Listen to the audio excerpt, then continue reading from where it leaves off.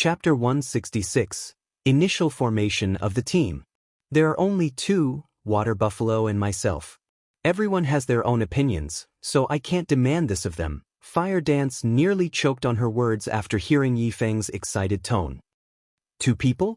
That's not too bad, Shifeng lightly laughed. Do you guys have anything you need to do right now? If not, you can join me.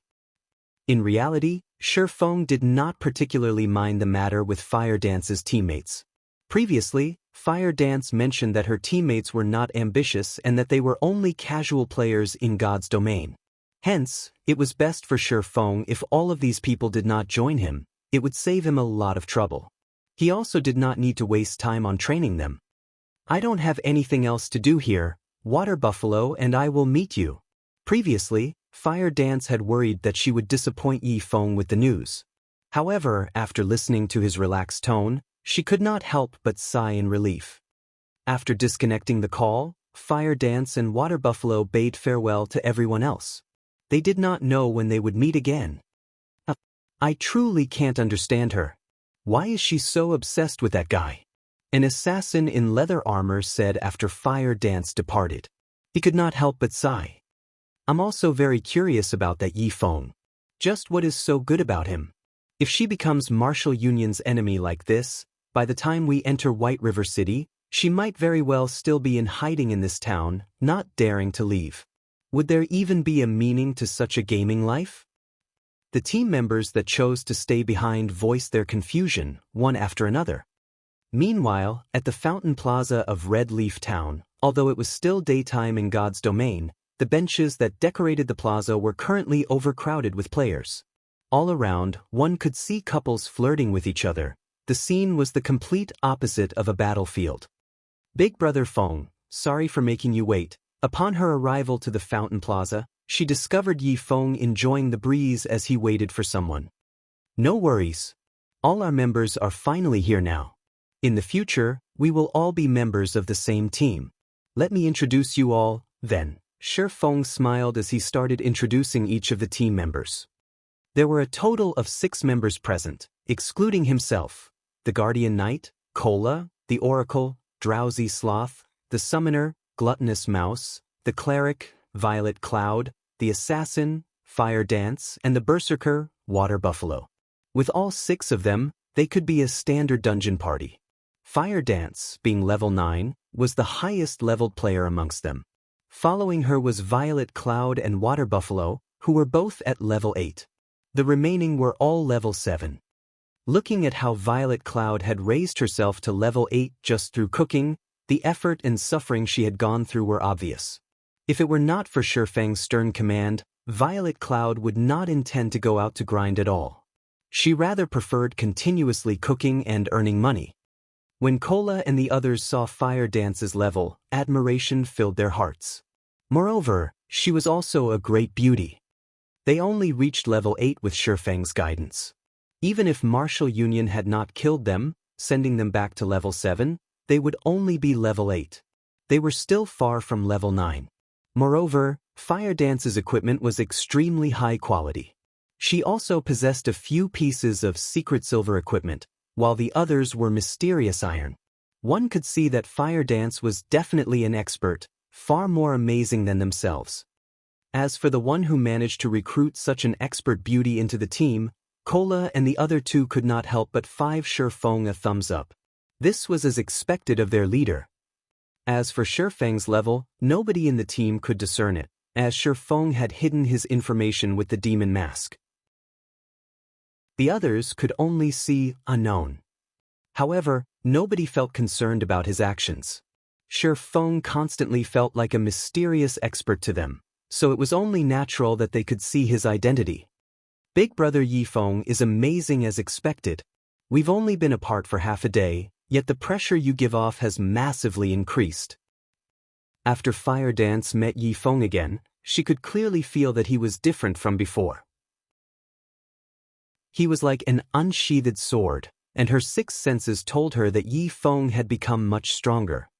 Since everyone is familiar with each other now, I'll tell you guys what you need to do next, Shifeng said formally. However, just as Shifeng was about to reveal their goal, a group of players suddenly appeared and surrounded the Fountain Plaza. Martial Union is dealing with an issue. All those uninvolved, leave immediately. Martial Union's members chased away the other players, taking complete control of the Fountain Plaza.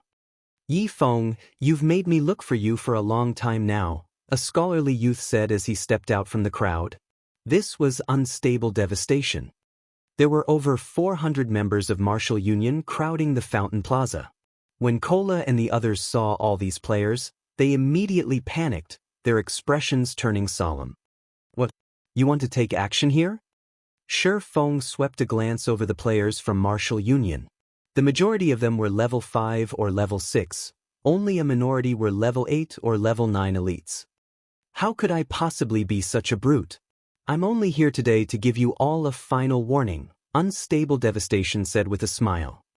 Last time, he had taken a huge loss because of Yi Feng. If he could, he really wished to kill Yi Feng now. However, they were right in the middle of town. If he killed Yi Feng here, he might implicate Martial Union as well.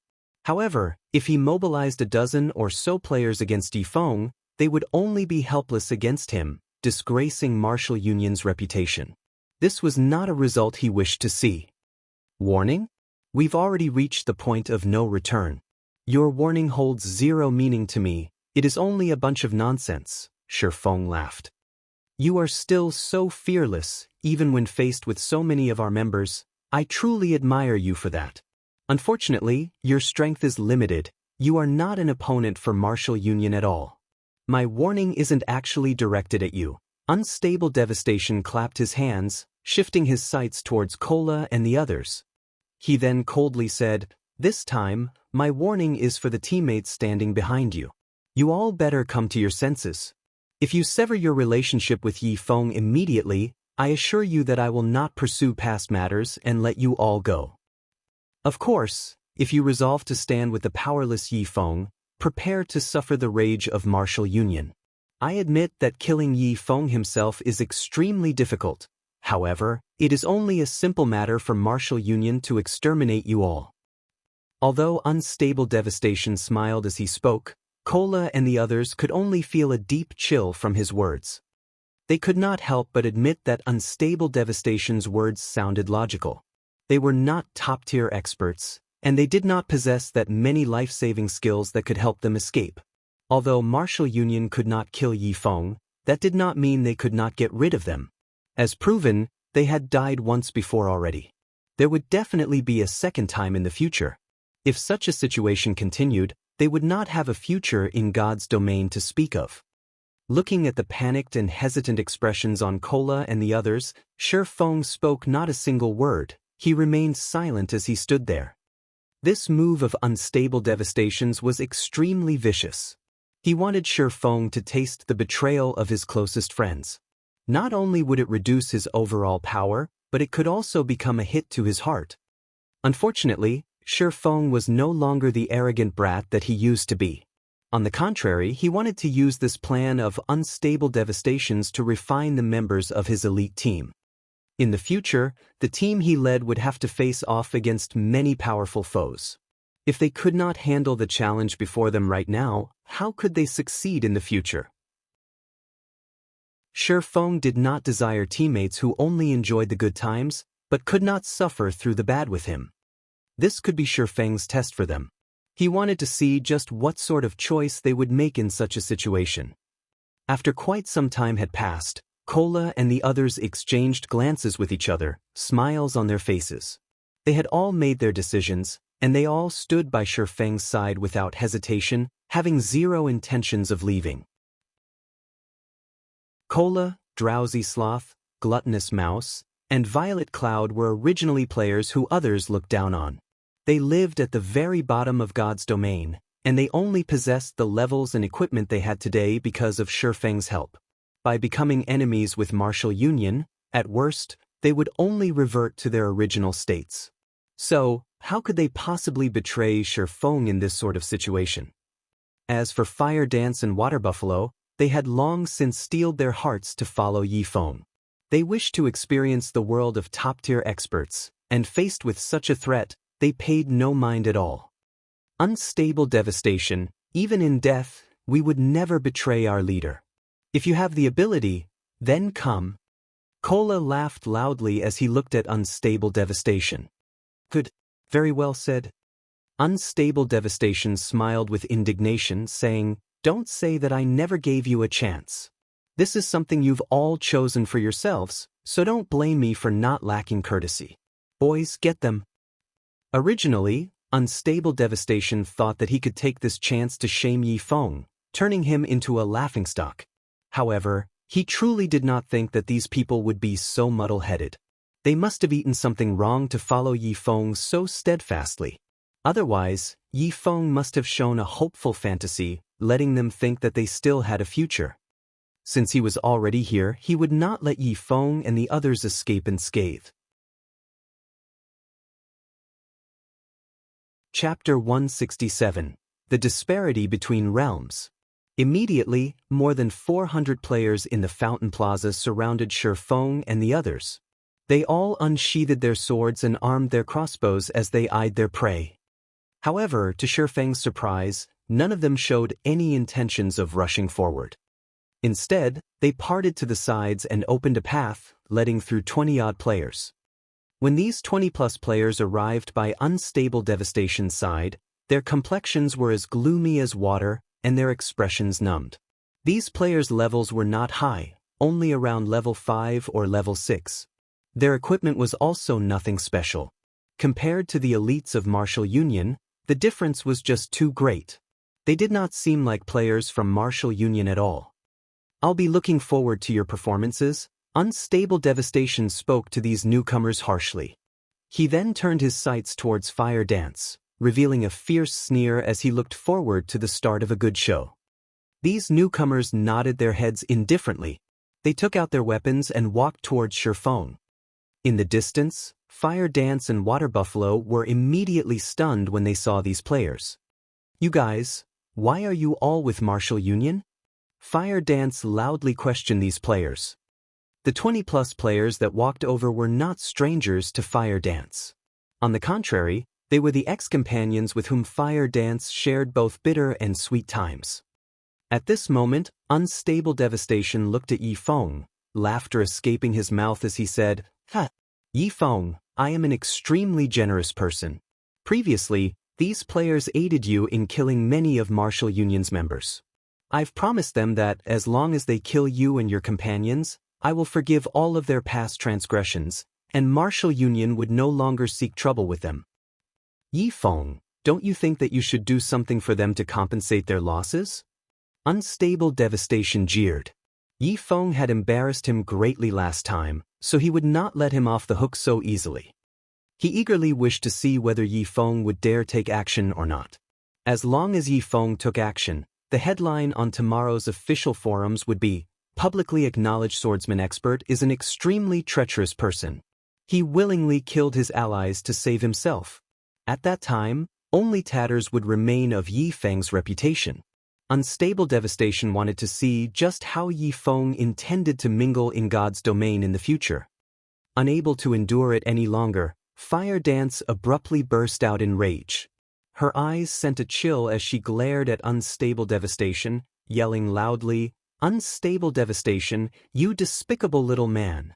These people have all killed your Martial Union members under my commands. If you have the guts, then come at me." Originally, Fire Dance felt extremely joy for being able to join Yi Feng's team. She did not think that she would cause Yi Feng such a mess. If Yi Feng killed all of these people right now, others would gossip and nasty rumors about him would spread. Yi Feng would be slandered as a merciless person, a person willing to kill even those who had helped him in the past. Although this matter was not of her doing, these people were still her past companions. She was responsible for leading them to kill the members of Martial Union. Now that these people had betrayed her and sided with Martial Union, bringing trouble to Yi Feng, she felt extremely apologetic towards Yi Feng. "Fire Dance, we have no choice in this matter. We have to do this if we wish to obtain Martial Union's forgiveness and continue playing in Red Leaf Town. Fire Dance, this is our only way out. We hope that you can understand." "That's right. They forced us, left us no way out. Let us kill you just this once. Fire Dance's companions closed the distance as they spoke. Some of the mage classes even started chanting their spells, prepared to launch their attacks. You guys, Fire Dance's complexion turned extremely ugly. She immediately turned towards Yifeng, apologetically saying, "I'm sorry, big brother Yifeng. I will definitely give you an account of this matter." Unstable devastation, you best listen up. I, Fire Dance, will immediately leave the team right now. I will no longer have any relations with big brother Yifeng, so let me shoulder this debt between us. Fire Dance immediately left the party. After her public declaration, she unsheathed her daggers as she walked forth, towards her companions. She intended to deal with these companions of hers personally. That way, Yifeng would not experience in any sort of slander. After seeing this, Unstable Devastation's complexion turned pale with anger. He did not think that this woman called Fire Dance would be so determined.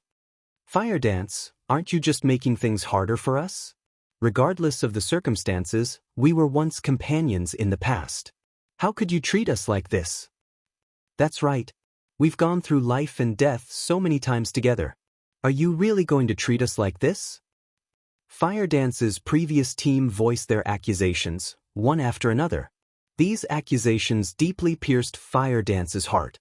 The laughs and suffering they went through together, all the bonds had simply turned to smoke.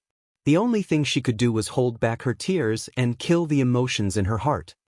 Fire Dance, are you going to be so heartless as to kill us? A middle-aged assassin wearing gray-colored leather armor asked resentfully. His words had immediately caused Fire Dance to pause. However, immediately after, this middle-aged assassin stabbed his dagger towards Fire Dance's heart. Dang! Before the gleaming dagger could reach its target, a pitch-black sword blocked the attack. Fire Dance, you're not taking me, the team leader, seriously, are you? Since you've already joined my team, you are still a member of our team until this leader decided to kick you out. I will not acknowledge your selfish retirement from the team. Now that you are a member of our team, this team leader has the responsibility of shouldering everything for you.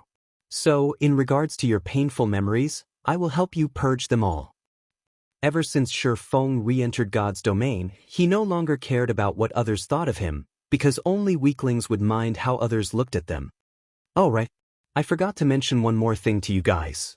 Anyone who joins my team has to keep in mind one important thing. If you constantly mind how others look at you, you will never truly improve your own strength and techniques. You don't have to care how others look at you. It is enough as long as you advance on the path that you wish to take. Only with that can you become a true expert.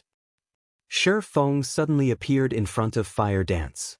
To Fire Dance, he towered like a mountain before her, blocking any and all dangers from reaching her. Big brother Yifeng. Tears inadvertently leaked out from Fire Dance's eyes. Yifeng's actions and words truly touched her heart. After listening to his words, it was as if the door to the realm of experts slowly opened for her. Maybe her hesitation held her back from becoming a true expert. So what if he killed them? Who cared about others' opinions? The strong would never pay attention to such small matters.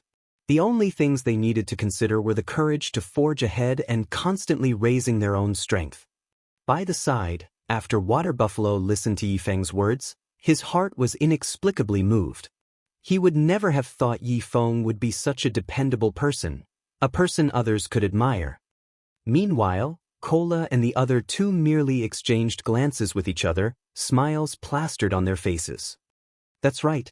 This was the leader that they respected and admired.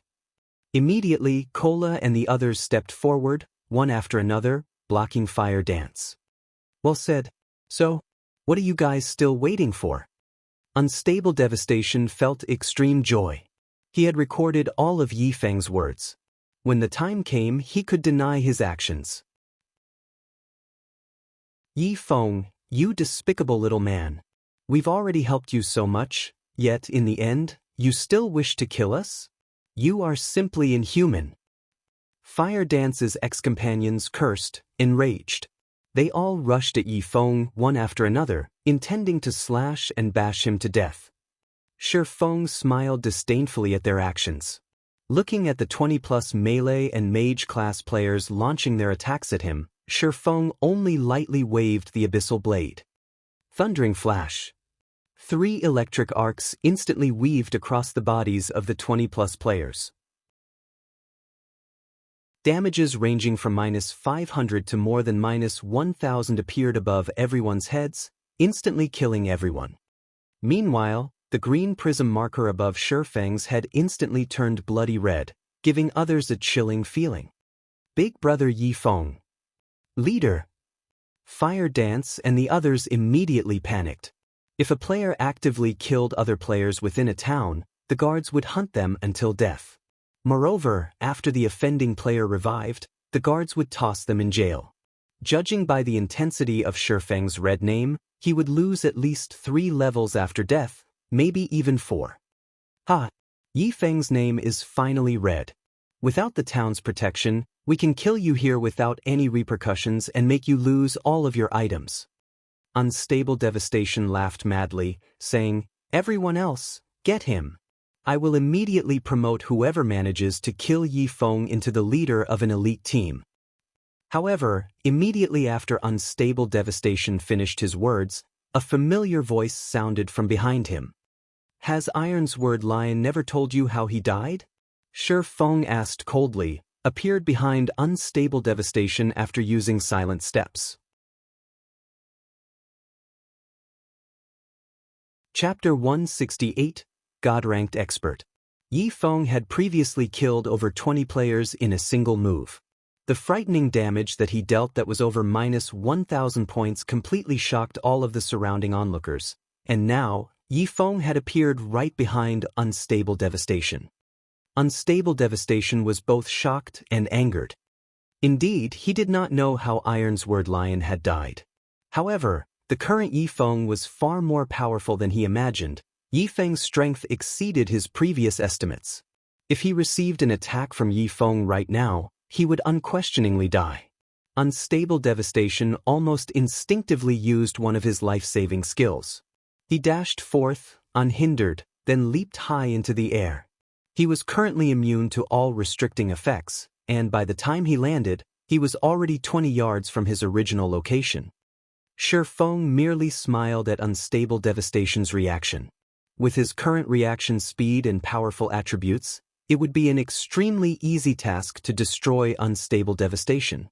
Or, speaking from another perspective, Unstable Devastation had 0 chances of retaliation.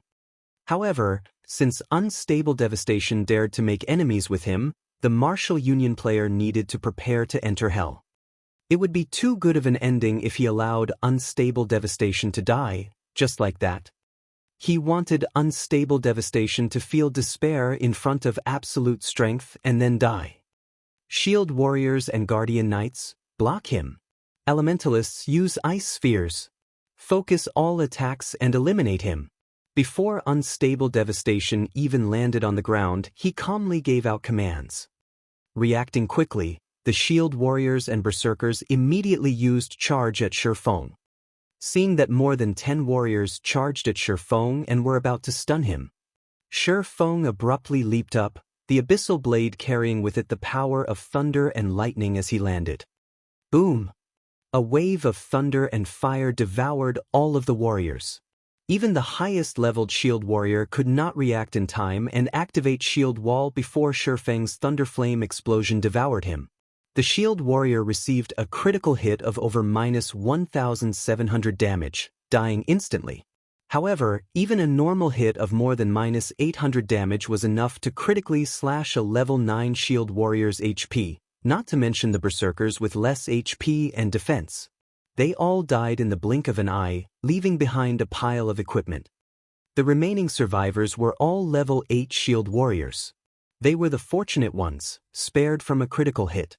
However, even though they were alive, they suffered a fainted state for 4 seconds. When the players from Martial Union witnessed this scene, they all stared in shock. Previously, it was no big deal when Shi Feng had instant-killed those crippled level 5 to level 6 players.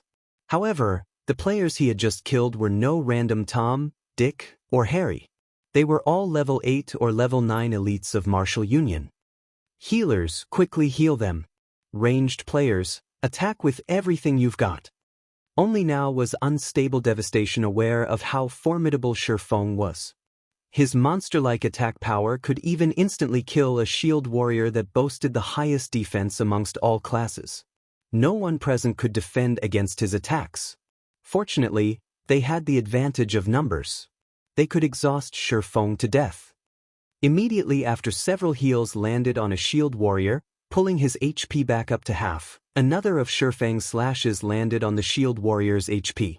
A huge damage of over -700 points appeared above the shield warrior's head, his HP plummeting to 0, his body fell to the ground. Following which, with every slash of his sword, Shifeng culled the lives of the surviving shield warriors. Even if the shield warriors possessed the defense of heavy armor and passive skills that reduced the damage they received, every one of Shifeng's casual attack caused around -300 damage. The healers could not maintain the shield warriors' HPs at all. As for the berserkers without heavy armor, a single sword strike dealt them over -400 damage. Very quickly, the remaining shield warriors lay flat on the ground. At this moment, the Guardian Knights all activated Protection Blessing as they rushed forward. Meanwhile, the mages behind them shot out streak after streak of magic. Fireballs and ice spheres flew at Shifeng, one after another. Shifeng activated wind steps, avoiding more than half of the ranged attacks. Immediately after, he rushed after unstable devastation.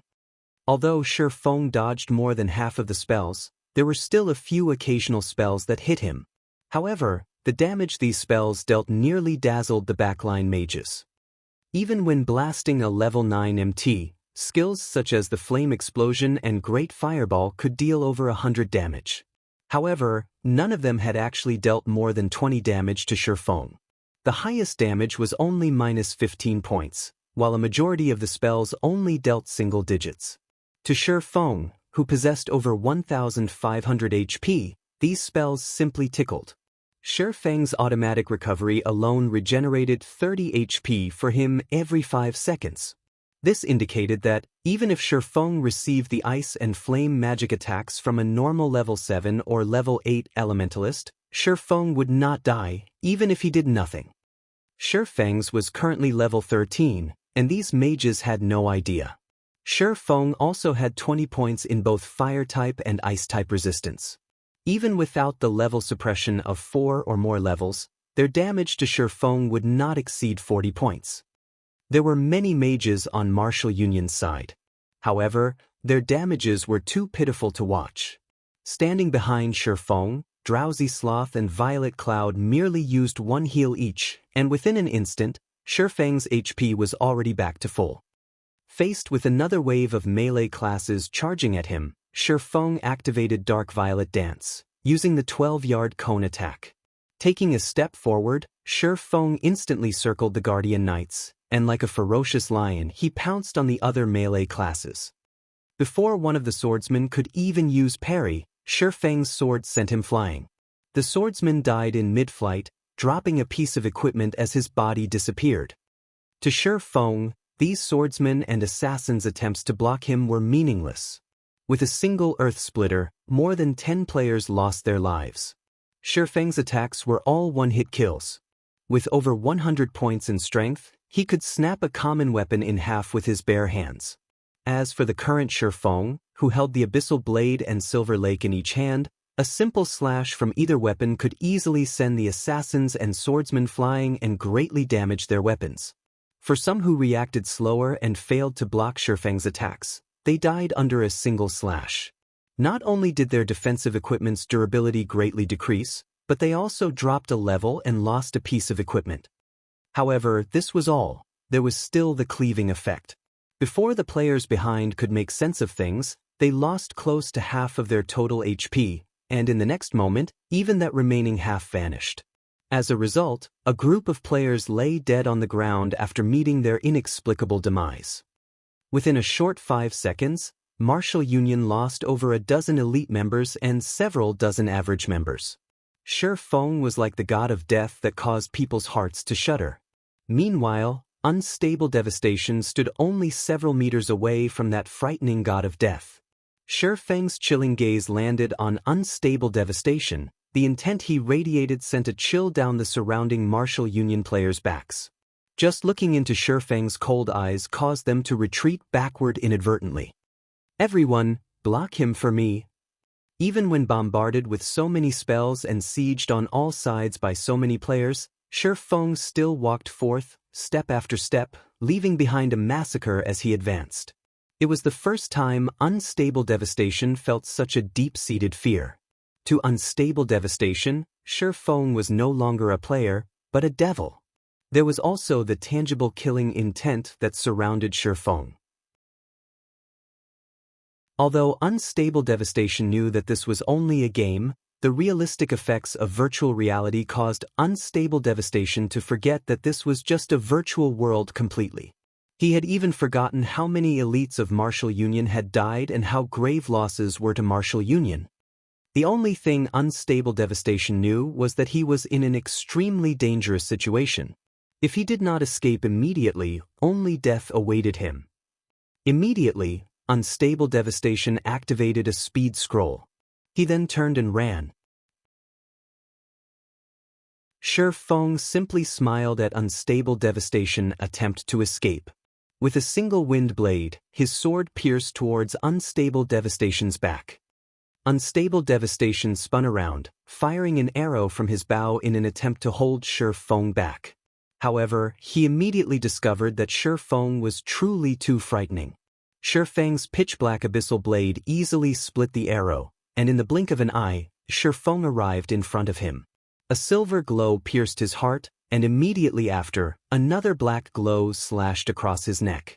Unable to stop his HP from madly decreasing, his HP reached 0 in an instant. Even until death, unstable devastation wore a stupefied expression.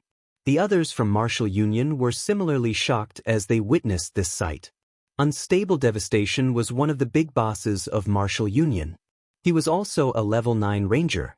Yet, when facing Yi Feng, he had no power to retaliate at all. Just how strong was this Yi Feng? Shi Feng noticed a secret silver-ranked longbow dropping after unstable devastation's death. He casually picked up the longbow and placed it in his bag. He then turned to look at the other members of Martial Union. Although Shi Feng did not take any action, only sending them a glance, his might had already deeply engraved into their minds. The members of Martial Union all halted their actions, inadvertently backing off. They all revealed fearful expressions as they looked at Shi Feng. Why hadn't the town guards arrived yet? This thought suddenly appeared in their minds. They felt that only the guards could protect them from Shi Feng's attacks. However, from the moment Shi Feng began his assault to the moment unstable devastation died, only a brief 8 or 9 seconds had passed. Even if the town guards hurried over, they would need at least 10 minutes before they arrived. Faced with the members of Martial Union who dared not move, Shi Feng only swept a glance at them. He did not rush up and kill them. The cooldown for most of his skills had almost finished. Although he could kill a sizable chunk of Martial Union if he continued his spree, he would run the risk of paying with his and his teammates' lives, and this was not an ending that he wished to see. Meanwhile, Shi Feng's actions had caused plenty of the surrounding onlookers to become tongue-tied. A single glance from Shi Feng was enough to petrify the hundreds of players from Martial Union. This power was just too frightening. Just who is this guy? Is he a god-ranked expert? The onlooking players were both curious and shocked as they watched Shi Feng. He had single-handedly faced off against several hundred players and even managed to kill tens of players without receiving any damage. Even a god-ranked expert was not capable of such a feat. After some time, the town guards finally arrived. The guards are here. We're saved. Seeing dozens of guards in silver heavy armor rushing over, the members of Martial Union sighed in relief.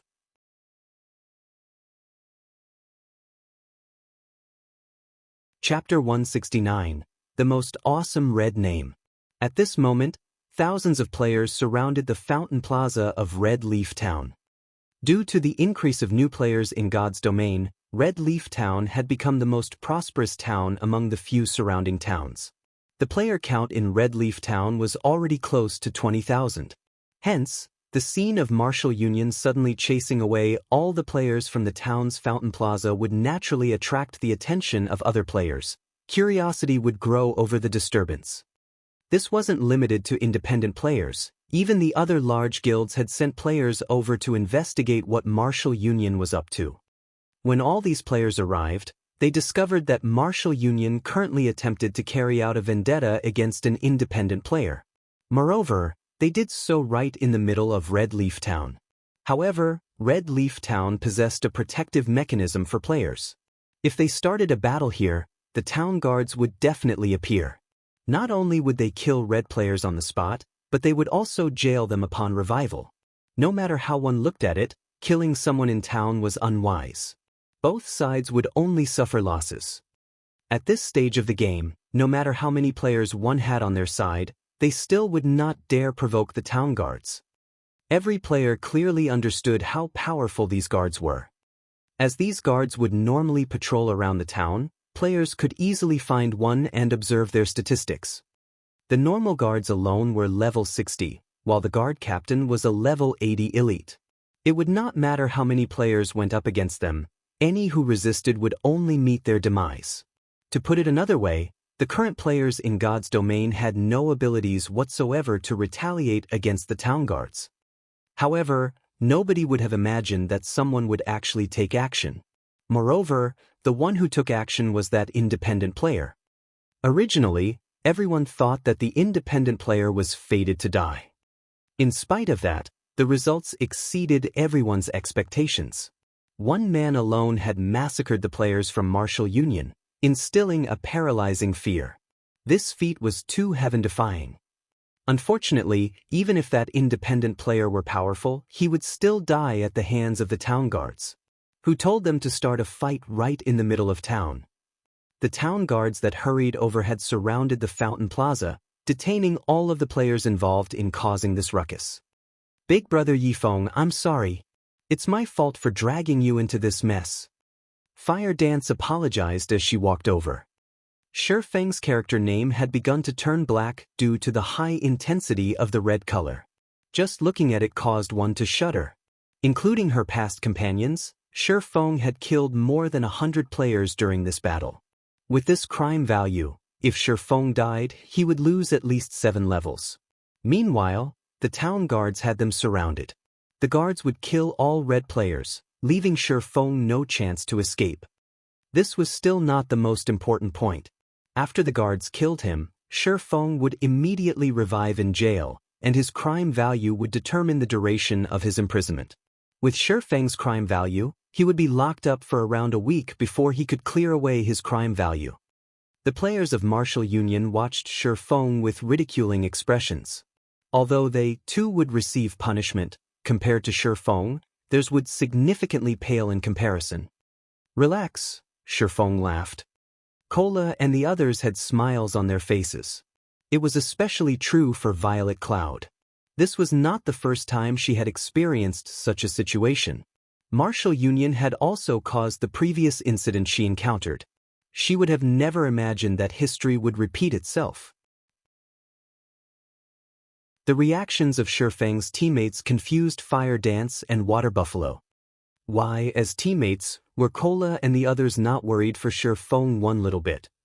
Big Sister Fire Dance, you should relax. Our leader isn't an ordinary person, Violet Cloud giggled as she spoke.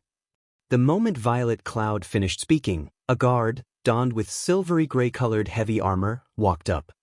Esteemed Lord Demon Hunter, we meet again. How may I be of service to you this time? The guard captain was all smiles as he greeted Shifeng respectfully. Compared to the last meeting, Shifeng's current reputation was much higher. Hence, the guard captain spoke to Shifeng with even more respect. Although Shifeng and his teammates felt that the guard captain's actions were only natural, this scene shocked the other onlookers. It was especially true for the members of Martial Union. Their eyes nearly popped out of their sockets in shock. Shifeng was clearly a devil of massacre, yet, instead of quickly killing him, the guard captain spoke to him with such regard? What was going on in this world? Isn't that person Yi Feng? I remember him. Last time, he killed the members of Martial Union right in front of the guards. In the end, he got away with simply paying a small sum of money. I was dumbfounded at that time, but later on, I found out that if a player became a noble, they gained special privileges. Even if he killed players right in front of the guards, he would not receive any sort of punishment. At worst, he would have to pay a small compensation fee. How could Martial Union be so forgetful this time? They still dare to take action against Yi Feng inside of Red Leaf Town. Don't they know that Yi Feng is a noble of Red Leaf Town? How foolish could they get? You might not know this, but the Martial Union in Red Leaf Town has already changed. The previous members have long since left the guild, and Unstable Devastation is the new leader. Right now, the members of Martial Union are all players called in from other towns. A large majority of them also consist of newcomers, so they have no idea about this matter at all. Some of the players aware of the previous incidents simply shook their heads while laughing. They felt that Martial Union, as a guild, was truly beyond salvation.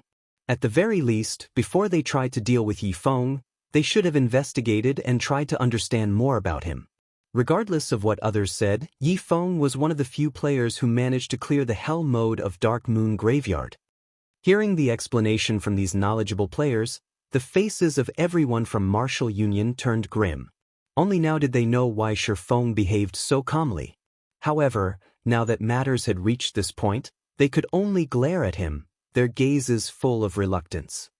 Esteemed Lord Guard Captain, this isn't the first time these people from Martial Union have provoked me in town.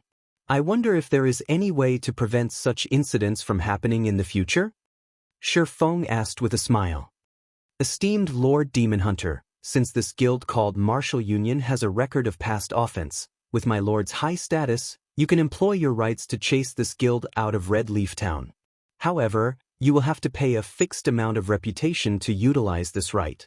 What will my lord decide? The guard captain stated. Originally, Shi Feng simply inquired. After all, without a definite degree of status, he could not employ such a right. However, he never imagined that a demon hunter would have such a high social status. Hence, he asked, how much do I have to pay? Since Martial Union does not possess any members of nobility in Red Leaf Town, my lord only needs to pay 100 Red Leaf Town reputation points, the guard captain said. I understand. Shi Feng only had 130 Red Leaf Town reputation points right now. However, spending 100 points as a precautionary measure was nothing of significance. He had the Demon Hunter title in any case. He would be a noble wherever he went, and he did not lack such a small amount of reputation points. I wish to employ this right. System, you have used your special privileges, reputation in Red Leaf Town reduced by 100 points. Red Leaf Town will deport all members of Martial Union. As you wish, esteemed Lord Demon Hunter. Immediately, the guard captain gave out the deportation order to his subordinates. However, all members of Martial Union currently in the Fountain Plaza would first sit in jail for 3 hours before their removal from Red Leaf Town. As for the other members of Martial Union, the guards would immediately exorcise them from town, and any who resist would be immediately killed. Simultaneously, all members of Martial Union within Red Leaf Town received the deportation notice. The notice stunned every one of them, and even Unstable Devastation, who just revived with a stomach full of anger, was dumbfounded. He had already given up on his plan to develop Martial Union in 5 different towns, and after much difficulty, he only just managed to solidify Martial Union's foundation in Red Leaf Town. Just as he was about to welcome a bright future, that future shattered. How could this be? Just what happened? Unstable Devastation's mental state was a mess right now. Everything had happened far too quickly for him to react. He had wasted so much manpower, resources, and a great amount of time, yet it all had gone to waste. Just who was this Yi Feng? Why did he possess such great authority? How could a red player have the authority to deport an entire guild from a town? For a time, countless questions darted through unstable Devastation's mind. However, regardless of how hard he racked his brain, he could not think of any way to deal with this matter. He also could not change the fact that they were being deported. He could only watch as guards walked up to him, intending to chase him out of Red Leaf Town. Everyone had sentimental attachments for their homeland. If they suddenly moved, within a short time, they could not adapt to the new location. It was even more so for average players. They would not suddenly accept having to leave the location with which they were most familiar. Thus, they all promptly chose to leave Martial Union instead. For a time, the member count of Martial Union frantically decreased. Only a few moments had passed since the deportation started, and the member count had already dropped below 500. The majority of the members who stayed mostly consisted of the members that unstable Devastation had originally brought over from other towns. Hence, they did not choose to leave the guild immediately. However, leaving for another town now would greatly impact their leveling speed. As a result, the guild's development would stagnate for a long period. The loss they incurred was simply immeasurable. Watching the town guards deport the members of Martial Union, the onlooking players were at a loss. They were shocked into speechlessness. Just what was happening here? Could that red player be the new mayor of Red Leaf Town? However, compared to Martial Union's exorcism, the members of other guilds concerned themselves with another matter. Boss, I've discovered big news here. Look at the recording I just sent to you. Vice Leader, I discovered another God-ranked expert. Big bro, something big happened in Red Leaf Town. Someone in the Fountain Plaza has flipped over Martial Union's several hundred players by himself, and even the guards could do nothing against him. The members of various large guilds started contacting the upper echelons of their guilds. They intended to report this unbelievable incident, letting the upper echelons determining their next move. Originally, these upper echelons refused to believe the reports. However, after watching the irrefutable evidence, they were all greatly shocked. Could a single player be so strong? Shi Feng had killed a level 9 shield warrior in a single hit. Moreover, they were very familiar with this shield warrior. He was Cold Mountain Fighting Spirit, the core MT of Martial Union's elite team, and he was fully geared with mysterious iron equipment. Yet he still died from a single hit. Xuanzi, listen up. You must keep an eye on him. I'll hurry over there now. For such a God-ranked expert to actually be an independent player, we must recruit him. Remember, you absolutely cannot provoke him. If any problems occur, it'll all be on your head. Undefeated Wolf, the vice leader of the third-rate guild, Heaven's Crown, said sternly. Boss, rest assured, I'll keep an eye on him. I will not let him out of my sight. At this moment, the upper echelons of the various large guilds had made a similar decision, to recruit Shi Feng into their guilds, no matter what it took. One could no longer use the normal standard to judge a great expert like Shi Feng. He was a tactical ranked expert that could single-handedly decide the results of a team battle. If they could recruit him, be it team dungeons or fighting field bosses, he would have a decisive role.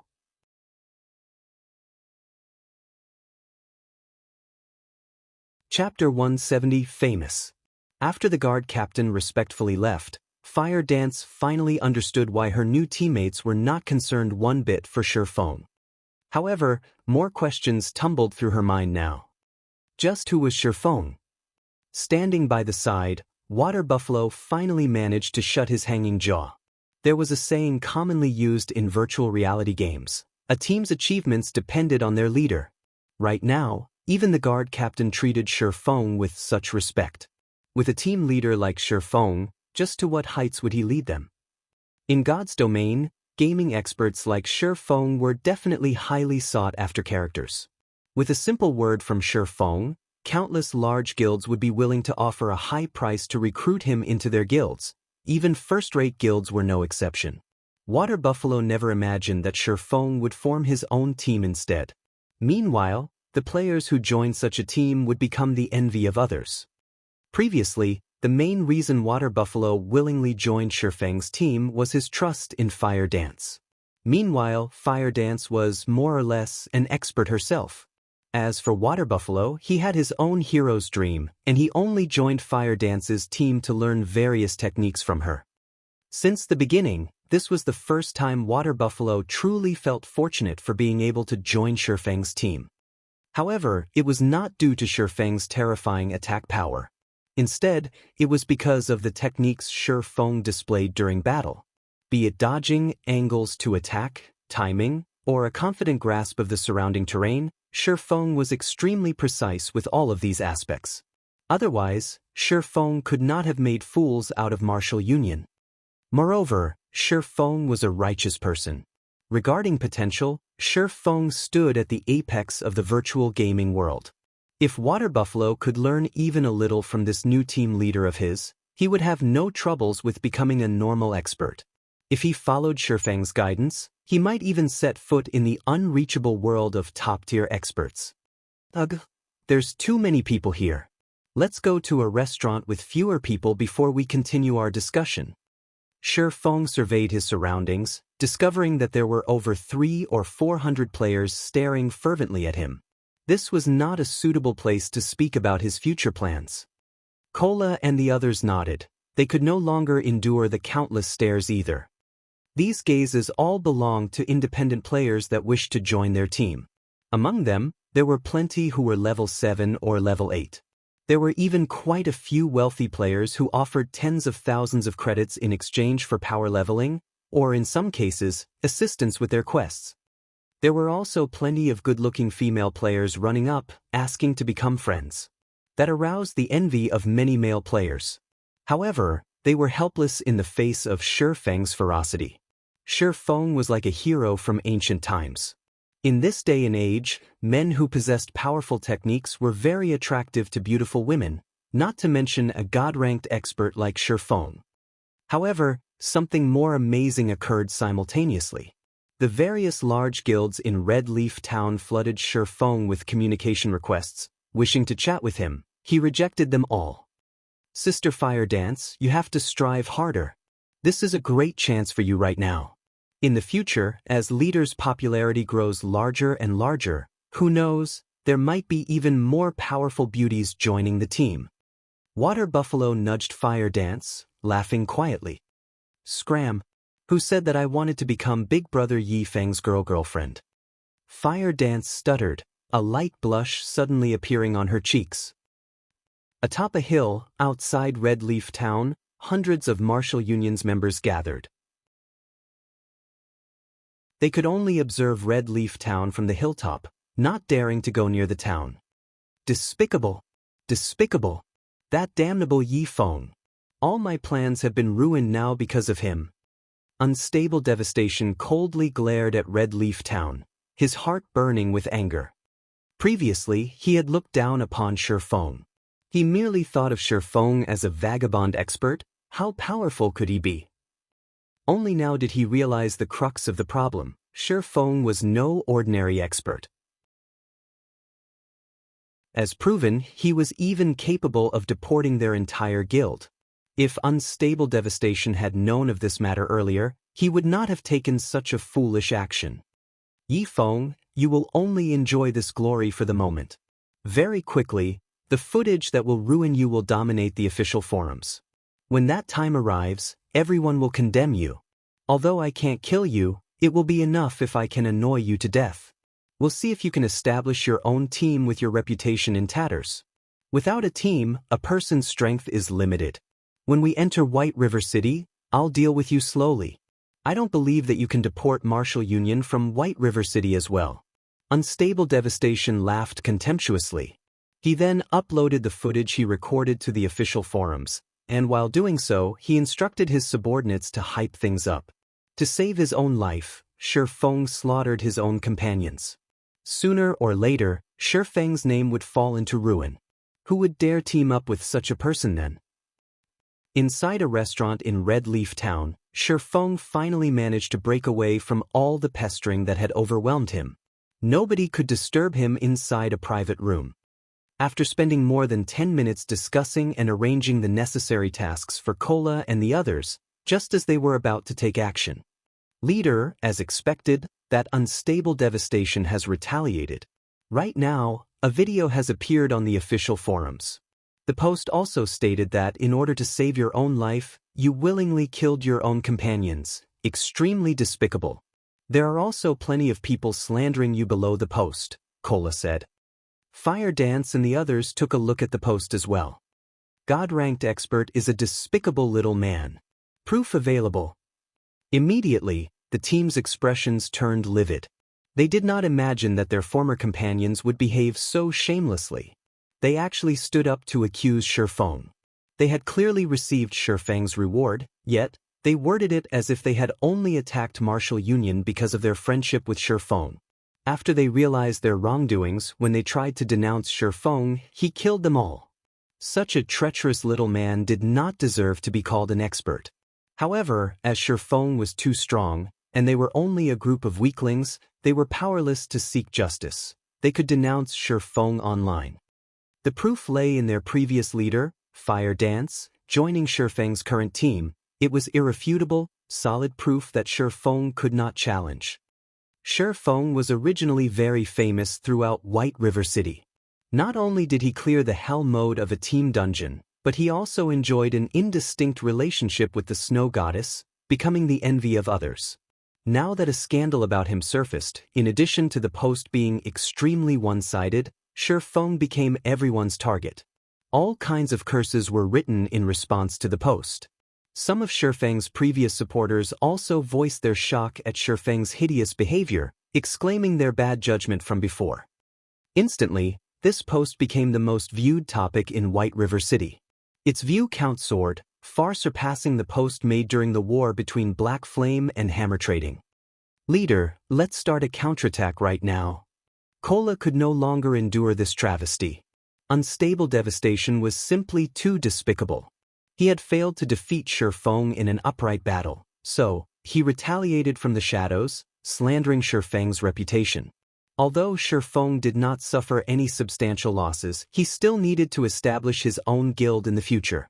Those players blinded by this matter would certainly not join a guild with such a leader. How were they supposed to develop their guild? How could they compete with those large guilds? Ha!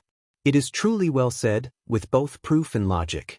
I'm so touched, I'm tearing up. Shifeng could not help but laugh after seeing the post. Shifeng had seen such tactics countless times in his past life. Among them, Unstable Devastation had used such tactics more than a dozen times to deal a hit to his enemies.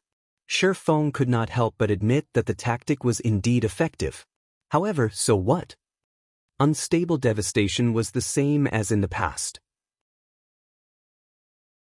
In the end, he could still not become the guild leader of Martial Union, and his strength in the later stages of the game was even weaker than Ironsword Lion by several stages. In front of absolute strength, all minor tricks were pointless. Alright, everyone's dismissed. Go to the Silent Swamp and meet up with Blackie and Lonely Snow. Also, take these 2 group isolation scrolls. Find a place inside of town to use these, then leave town and head for the Silent Swamp. Shifeng took out 2 Tier 1 group isolation magic scrolls, handing them to Fire Dance and Cola. The group isolation scroll allowed players to enter stealth mode and increased movement speed by 10%. It could only be used in a non-combative state, and it had a duration of half an hour. The stealth effect would break when players entered combat. With this item, Cola and the others could easily meet up with Blackie while avoiding surveillance. The group departed from the restaurant. Meanwhile, Shifeng headed towards Red Leaf Town's town hall by himself. Unstable Devastation, I'll teach you right now that no matter what tricks you have up your sleeves, in front of absolute strength, it is all meaningless. Shifeng smiled as he closed the official forums. He then entered the tightly guarded town hall.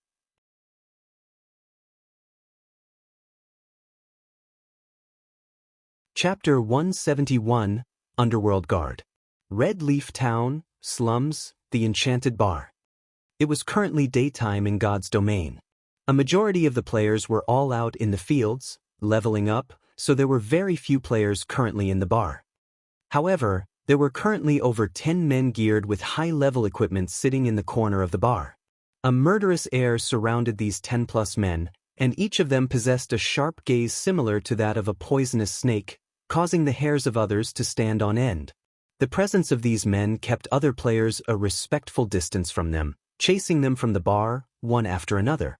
Hence, aside from the NPCs present, only these 10+ men remained within. There was a man with thick eyebrows who sat at the outermost edge of these players. He was a former captain of Martial Union, Ironsword Lion. At this moment, Ironsword Lion did not wear the guild emblem of Martial Union, signifying that he was no longer one of Martial Union's men.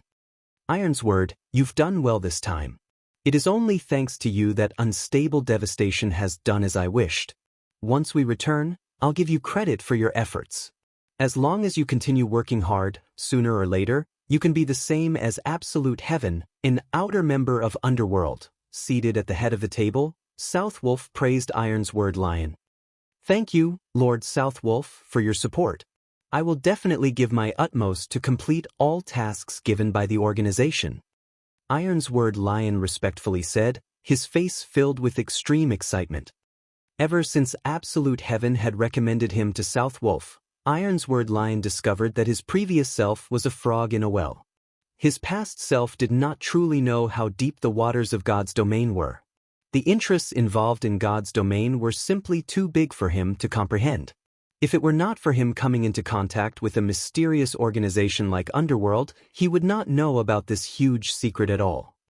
Ironsword Lion was immediately stunned when he found out about this secret. He even thought that he had heard wrong. It took him more than 10 minutes before he could accept this chilling secret. He celebrated the fact that he could gain the favor of Underworld, leaving behind the worthless Martial Union. God's domain was not a place in which unrated guilds like Martial Union could play around. Even third-rate guilds could be annihilated at any time. Only those second-rate guilds or above, which possessed a strong background, could qualify to compete for authority in God's domain. If Ironsword Lion could become an outer member of Underworld, he could live a carefree life in the future. At that time, having an annual salary would only be a small matter.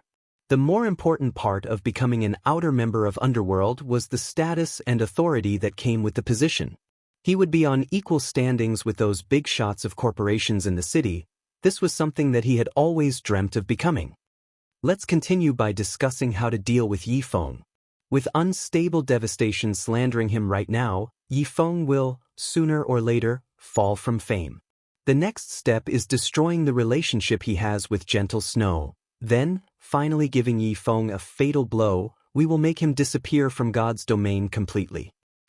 When Southwolf recalled Shifeng's arrogant words, he could not help but narrow his eyes, a cold glint shining in them.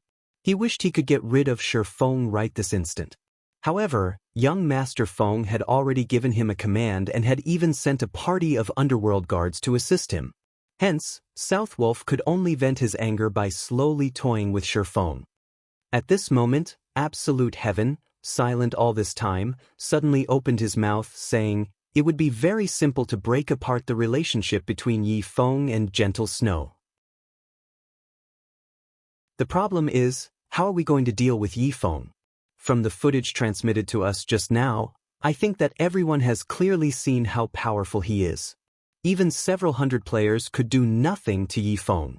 Who could block that frightening attack power of his? The last time I exchanged moves with him, I could withstand a few his blows. If I met him now, however, I probably wouldn't even have the chance to escape. As for a direct confrontation, he could most likely kill me in 2 to 3 moves. Dealing with Yifeng right now? We'd only have a chance if we had 10 or more top-tier experts to surround him. However, where can we find so many experts? Naturally, I realize this. This is also the reason why we need to deal with Yifeng. He possesses an epic-ranked item, so his strength is intense. However, you shouldn't downplay our strengths just because of this. He merely got rid of a group of trash like Martial Union. Although the Underworld guards are not as capable as Yifeng, we can do the same thing. The only thing we lack is attack power. Regarding pure technique, Underworld guard is much stronger than Yifeng. Moreover, young Master Feng has specifically sent us a full party of Underworld guards as assistants.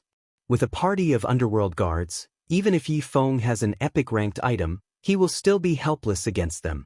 So, you don't have to worry about this, Southwolf said, smirking. He is simply a small character that got lucky. If it weren't for young Master Feng's command, I would be enough to deal with him. There would be no need for our entire party to take action, a level 9 assassin named Flying Rat said disdainfully as he toyed with his dagger. Flying Rat wore the level 8 mysterious iron set equipment, the Blood Dawn. That's enough, Flying Rat. That Yi Feng has some ability. Otherwise, young Master Feng would not have told all of us to come here. Southwolf, contact us if you have any matters that you need us to deal with. The underworld guards aren't free all day. The higher-ups have already given us a command to reach level 10 by tomorrow. Otherwise, they'll expel us from the underworld guards. So, we're off to level for now, Ming Sha, the party leader of this group of underworld guards, said. Ming Sha had a large body, and he was a stern-looking man over 40 years old. Killing intent radiated from his entire body, and even absolute heaven feared this man. That is only natural. How could I possibly waste Big Bro Ming Sha's valuable time? Southwolf said respectfully.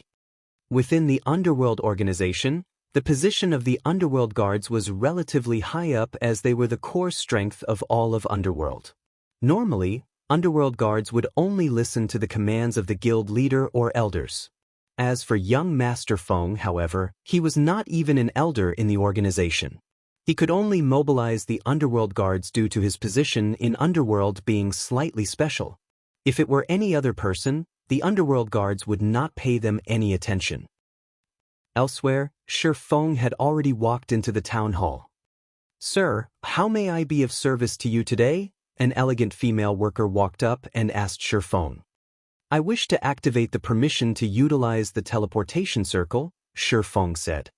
In God's domain, only when a player reached level 10 would they have the qualifications to come to the town hall and utilize the teleportation gates. After all, teleportation gates were extremely precious, and their maintenance required a lot of resources. Not just anybody could use them. I understand. Please follow me. Following which, Shi Feng arrived at the front desk of the town hall. After dealing with all the necessary procedures, he obtained a new identity card. With it, he could freely utilize the teleportation gate. However, he would have to pay a fee each time he used it. Normally, when one teleported from a town to a city, the fees were 1 silver coin. Meanwhile, teleportation between cities was slightly more expensive, and the fees would change depending on the distance. Teleporting to one of the closest cities from White River City cost at least 20 silver coins. Meanwhile, teleporting to the capital city, Star Moon City, from White River City, cost around 1 gold coin. As a result, average players had no way to utilize these teleportation gates to travel between cities. Thus, average players would normally stay within the surroundings of their own cities to level up. They would not go to other cities to grind or do quests. Of course, they could run to other cities by foot as well. Only, they would need to spend at least a few days running to cross such a distance. When Shi Feng arrived at the teleportation hall of Red Leaf Town, the place was void of players. There were only a few level 100 elite guards wandering about. In actuality, Shi Feng did not originally intend to go to White River City so early. However, after the ruckus unstable devastation caused, his troubles had grown larger and larger. In order to develop his guild in the future, he could only hasten his plans and take action now.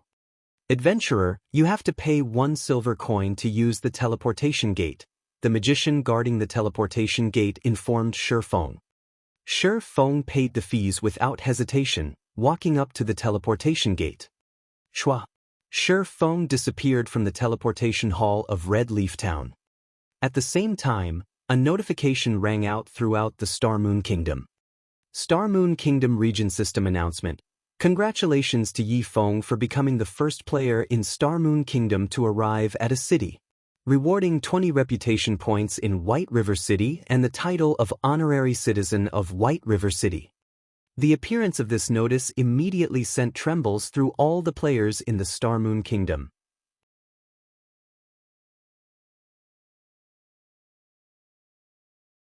Chapter 172, Shocking All Sides. Currently, the players of Martial Union hurried towards Clearwater Town. Clearwater Town was the nearest town to Red Leaf Town, and the player base there was around 5,000 to 6,000. Although we will incur a huge loss moving our base of operations, we can just start all over again. However, Yi Feng, your reputation is ruined. Everyone is denouncing you right now. I really want to see just how you are going to mingling in God's domain, and who else will dare join your team now. Unstable Devastation could not help but laugh as he read the forum post. Originally, the others from Martial Union felt depressed over having to move to another town. However, after watching Shifeng's fame fall into complete ruin, their moods greatly improved. Star Moon Kingdom Region System Announcement. Congratulations to Yi Feng for becoming the first player in Star Moon Kingdom to arrive at a city, rewarding 20 reputation points in White River City and the title of Honorary Citizen of White River City. What is this?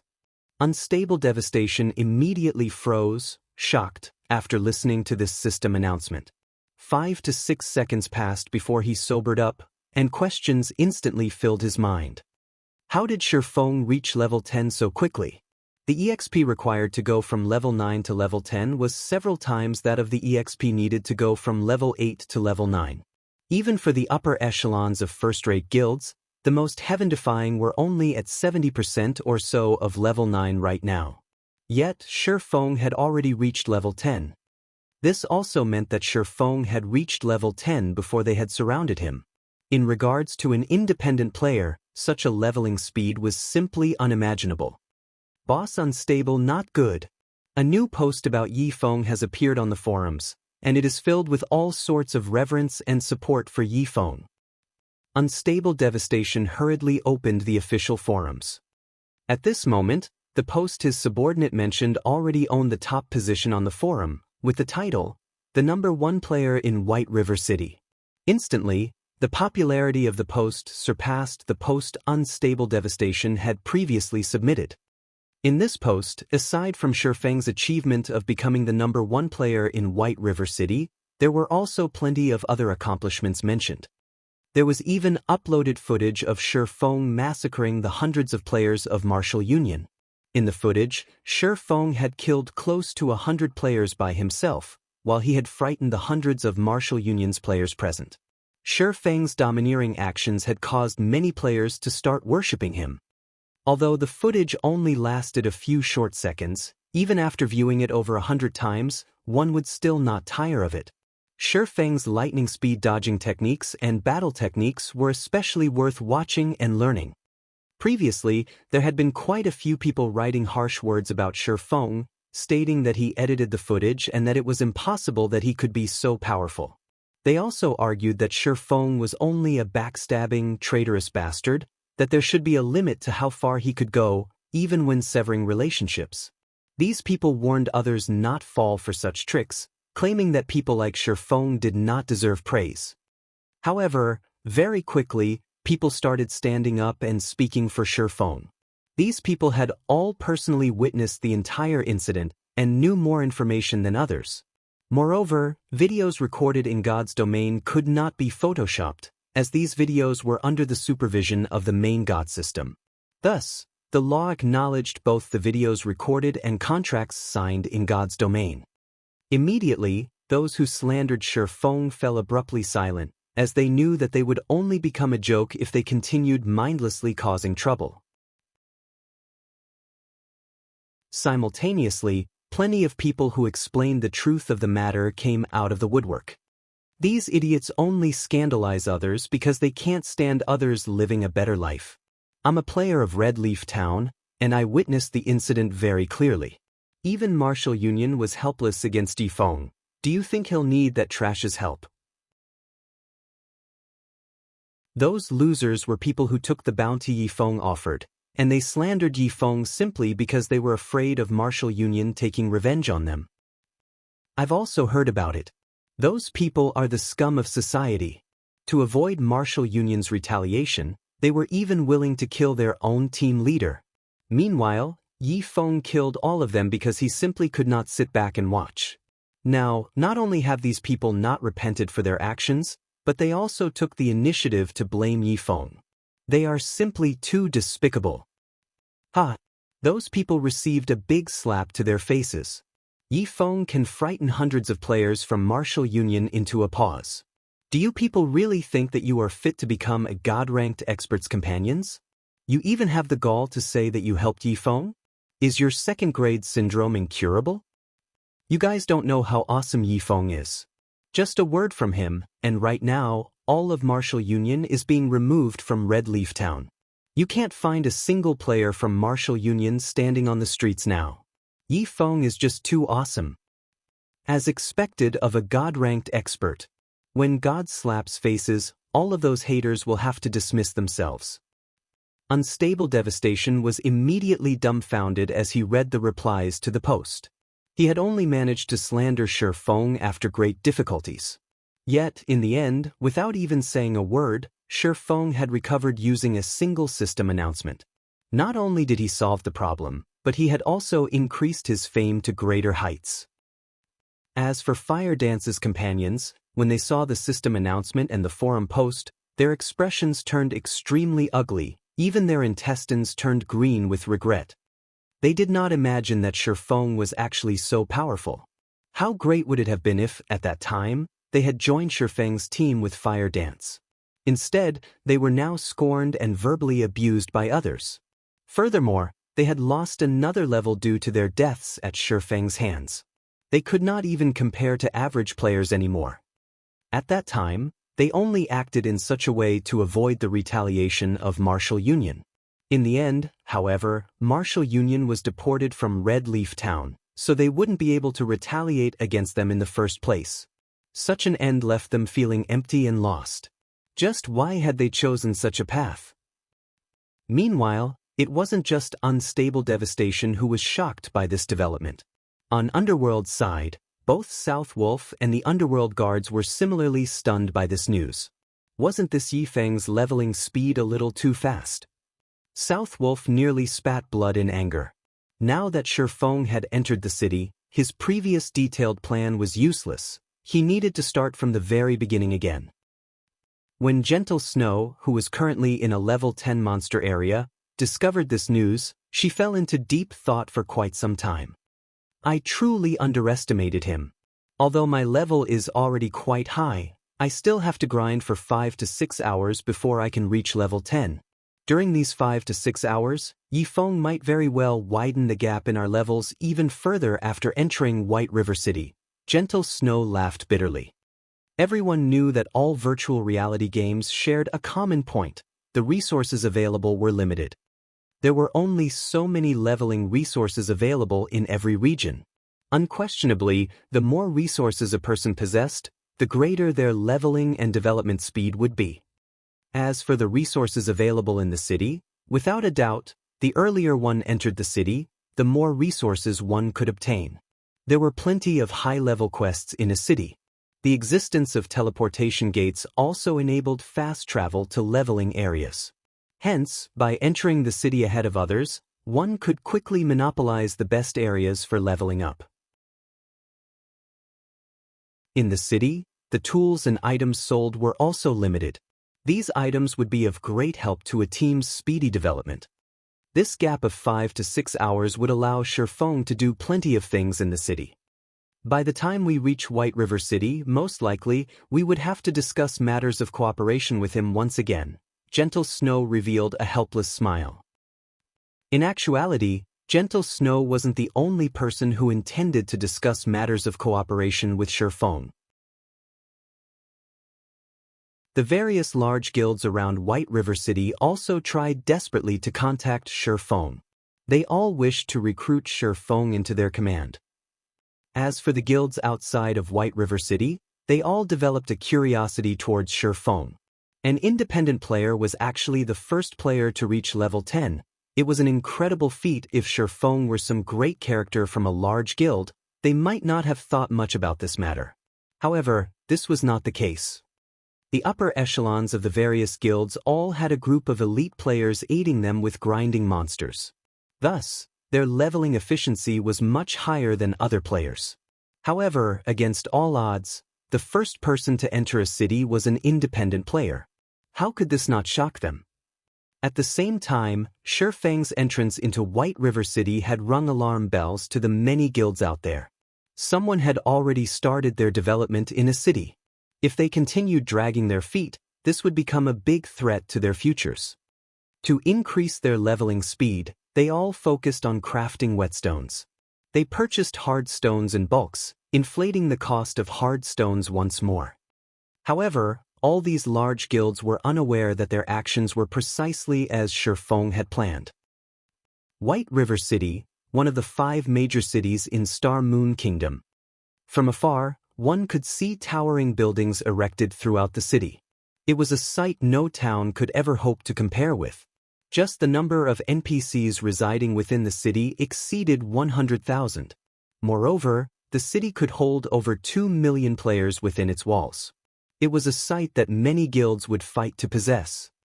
At this time, Shifeng walked down the main street of White River City. Before he had arrived in White River City, Shifeng had wiped clean his name using the demon mask, so he was not afraid of the city guards. In any case, he was a globally recognized noble. Even if he entered White River City with a red name, he would not face any major challenges. Only, there were some NPCs unwilling to deal with red players, preventing Shifeng from accepting any high-level quests. So, he chose to clear up his name. Let's have a look at the city hall for now. Shifeng revealed a faint smile. He took out the recommendation letter that he received from Blackbeard, the mayor of Stonehammer Town. This letter was one of the items he would use as capital to rise in White River City.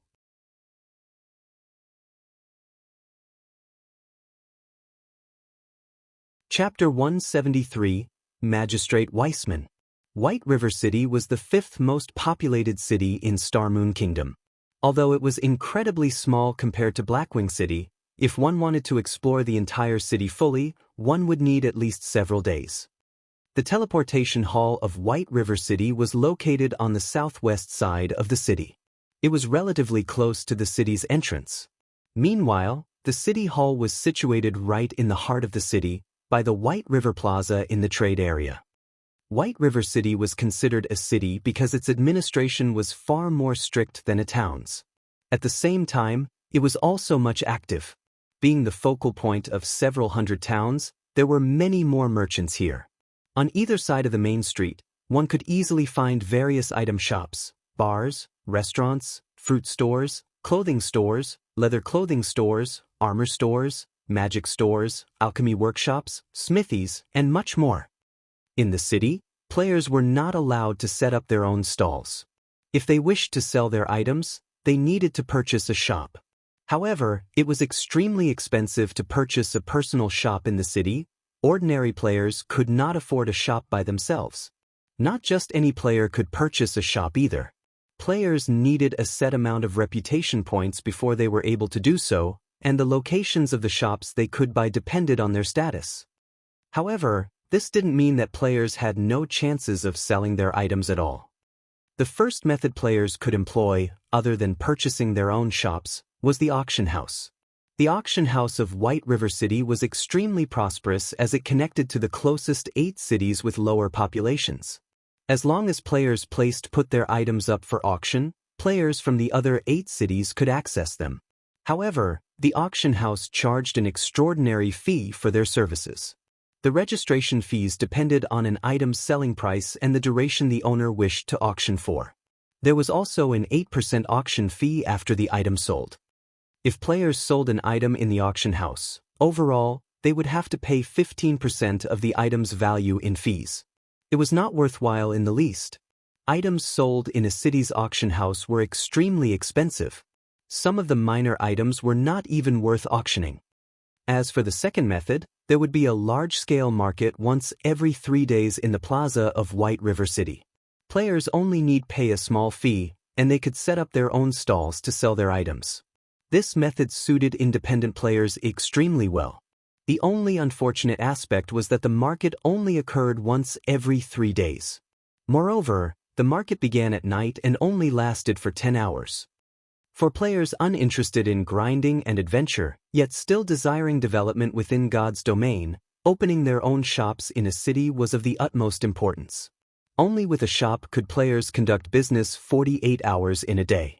Moreover, along with the development of God's domain, the money one could earn from opening a shop in White River City could rival the earnings of opening a shop in real life. In Shifeng's previous life, there were plenty of players who were unimpressed by grinding monsters and leveling. Instead, these players spent all their efforts to purchase a shop. Although the locations of their shops were very secluded, the amount of money they earned was enough to cover their living expenses in real life with a lot to spare as well. Shifeng rode a horse carriage towards the city hall.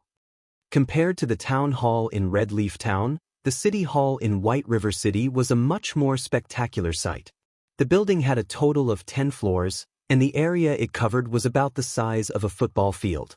At the entrance of the building, there were more than 20 garrison knights standing guard. These guards were all level 150 elites. The garrison captain was a level 160 tier 2 knight. With his strength, he could easily decimate an entire town. Moreover, for a large city like White River City, there would be 2 to 3 tier 4 class NPCs on guard. Powerful monsters and dark powers dared not come near it. Immediately after Shifeng stepped into the city hall, an elegant beauty walked towards him. "Esteemed sir, is there anything I can help you with?" The beautiful employee blinked her doll-like eyes as she asked. "I wish to see the magistrate, Lord Weissman." "I have with me Blackbeard's letter of introduction," Shifeng said, displaying his demon hunter title. Commoners had no right to meet the magistrate of White River City, Weissman, as one needed sufficient status to do so. After all, a magistrate was equivalent of a mayor, and Magistrate Weissman controlled all military and political power in White River City. If one wished to speak with him, at the barest minimum, one needed to be a noble of White River City. However, Shifeng's reputation in White River City was far from a noble. He could only reveal his identity as a demon hunter. "So it is Lord Demon Hunter. Magistrate Weissman is currently occupied with public affairs.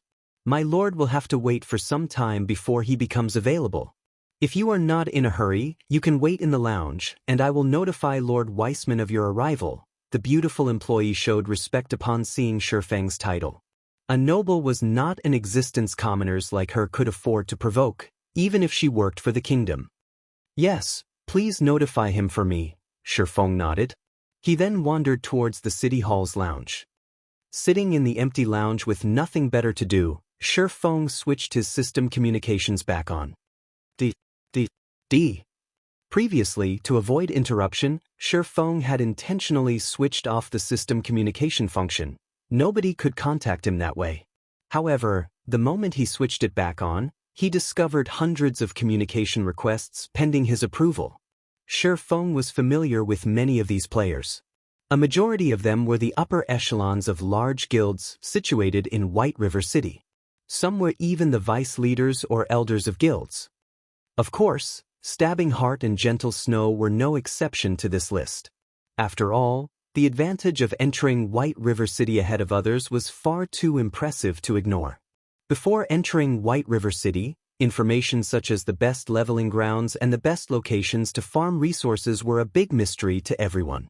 Without entering the city, one could not obtain any information about the quests available in the city and the city laws imposed on players.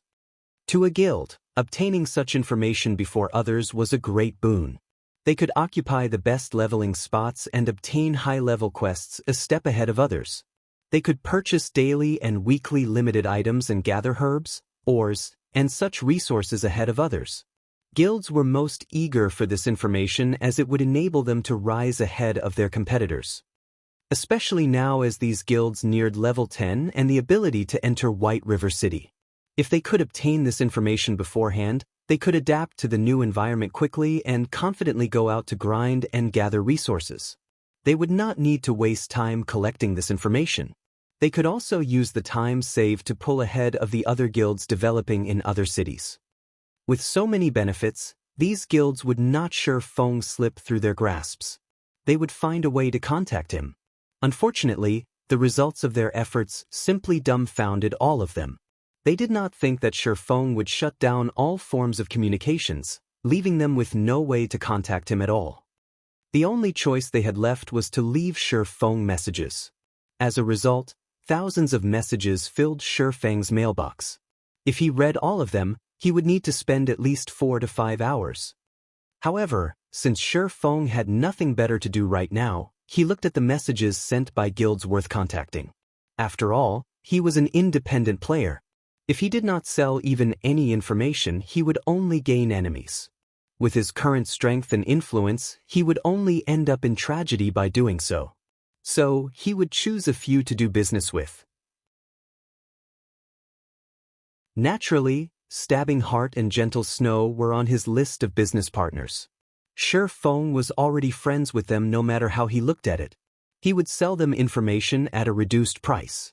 However, it was a different story for the other guilds. Feng also had to consider what information he would sell. After all, he knew White River City like his own backyard. However, there was no way he could sell all the information he knew. He needed to consider what information he could sell. This information should greatly interest these guilds. He could charge a high price while not giving these guilds too much advantage and hindering to his own future. Feng was gaining a migraine over this decision.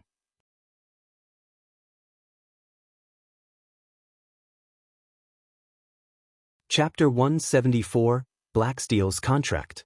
Shortly after Feng entered White River City, all the players within White River City region entered a crazed state. The various large guilds behaved in the same way. They all began forming teams to grind and level up, intending to enter White River City as soon as possible. However, the higher level the monster areas they grinded in were, the more problems they encountered. Not mentioning the fact that more players explored the high-level areas, nor the matter of the guilds competing and battling with each other, just the simple matter of weapon and equipment durability was already a huge headache to these various large guilds. Have they still not sent the whetstones yet? The entire team's weapon durability is almost at its limit, Stabbing Heart said in the team chat. They just informed me that the forgers have just finished a new batch and are sending it our way, a ranger replied. How many are they sending? Stabbing Heart asked. 5 stacks, a total of 100 whetstones, the ranger said in a soft and troubled tone. Why are there only 100?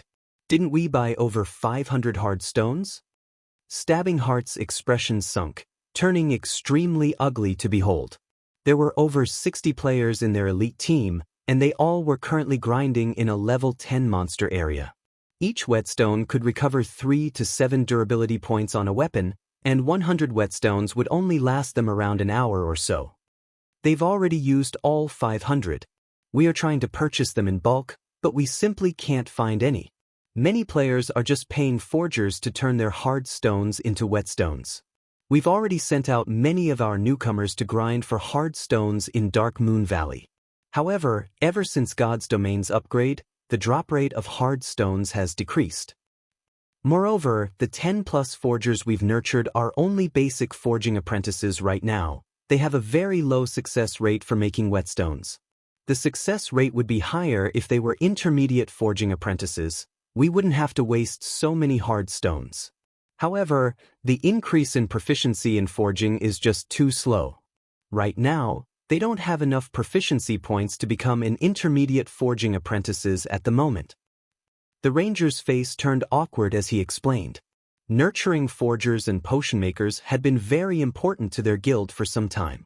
However, where would they find enough money and resources to invest in them? Until now, these lifestyle players had not supplied any advantages to the guild. Stabbing Heart let out a deep sigh. He grew worried as he listened to his subordinate's report. Only now did he truly realize the importance of forgers. Although their guild had started nurturing forgers from an early period, collecting plenty of resources and investing a great amount of money into their development, they never thought that it would be so hard to raise a forger. If the guild had an intermediate forging apprentice right now, they wouldn't have been so desperate for whetstones. I understand. Tell the elite team members to use them sparingly, then. Try to reduce the contact their weapons have with monsters. That way, they can slow down the damage to their weapons. Also, tell the outer members to put more effort into gathering hard stones, Stabbing Heart said helplessly. The lack of whetstones had left a second-rate apex guild like the Assassin's Alliance in such a poor state. Of course, this wasn't due to them not having money, but simply because they could not buy any hard stones, not to mention whetstones. Even if a stack of whetstones sold for 10 silver coins at the moment, Stabbing Heart would not hesitate to purchase it. Unfortunately, there were none to be found on the market. The Assassin's Alliance wasn't the only guild faced with such a predicament. All the guilds throughout the Star Moon Kingdom currently held an intense desire for whetstones. Only, they were not as tense as the guilds situated within the White River City region. Speaking of which, the guilds in the White River City region were currently in a desperate situation. The durability of their weapons fell too quickly, so they could not battle for long periods.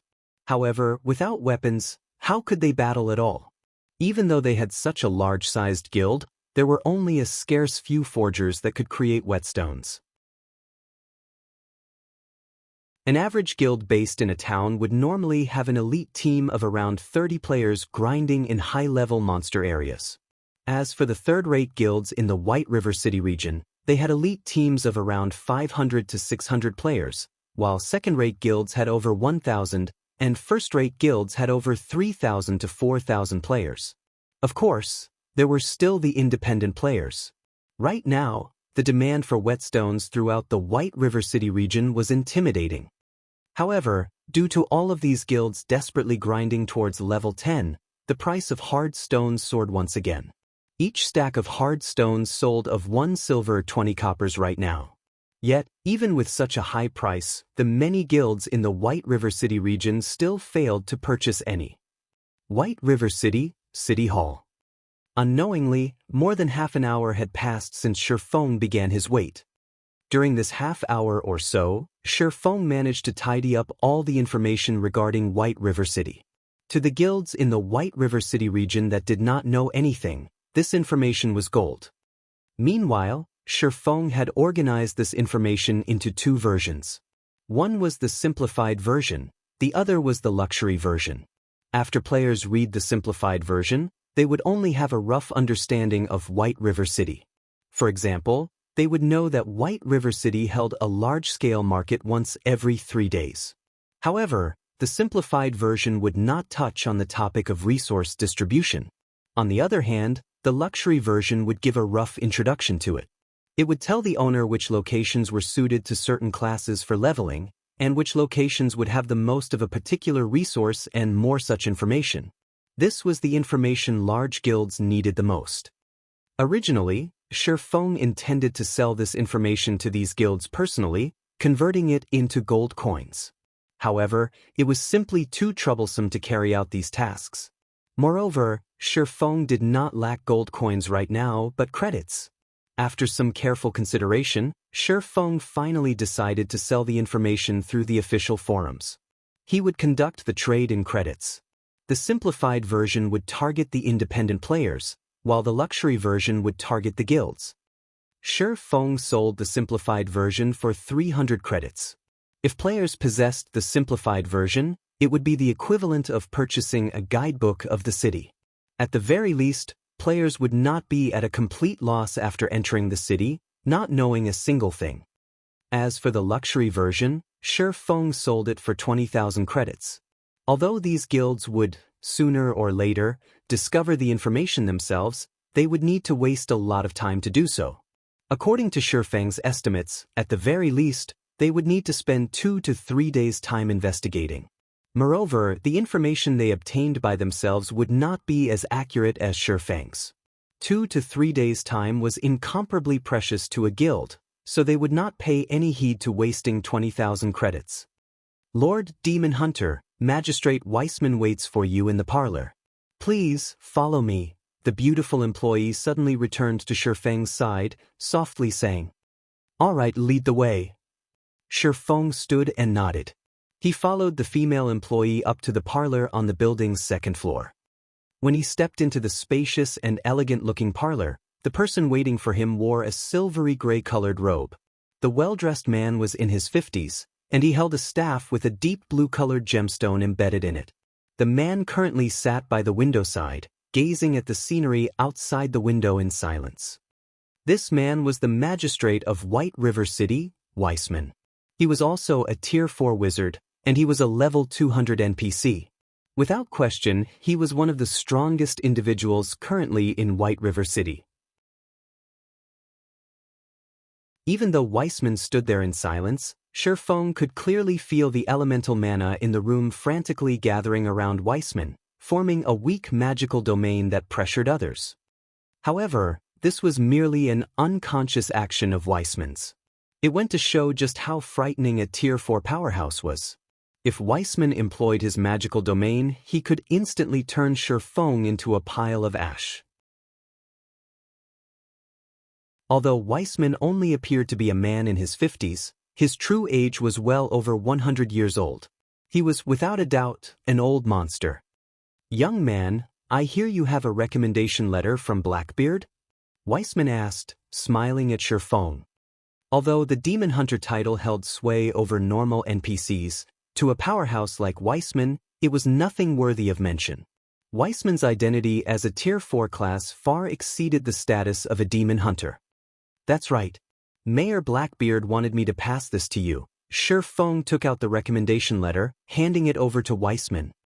After Weissman received the letter, he did not immediately open it. He simply let out a deep sigh as he looked at Shifeng, saying, "That which should have come has finally arrived. I've waited for this letter for 30 years. Only, I never imagined a young man like you would bring it to me. I guess it is now time for me to fulfill the contract made so long ago."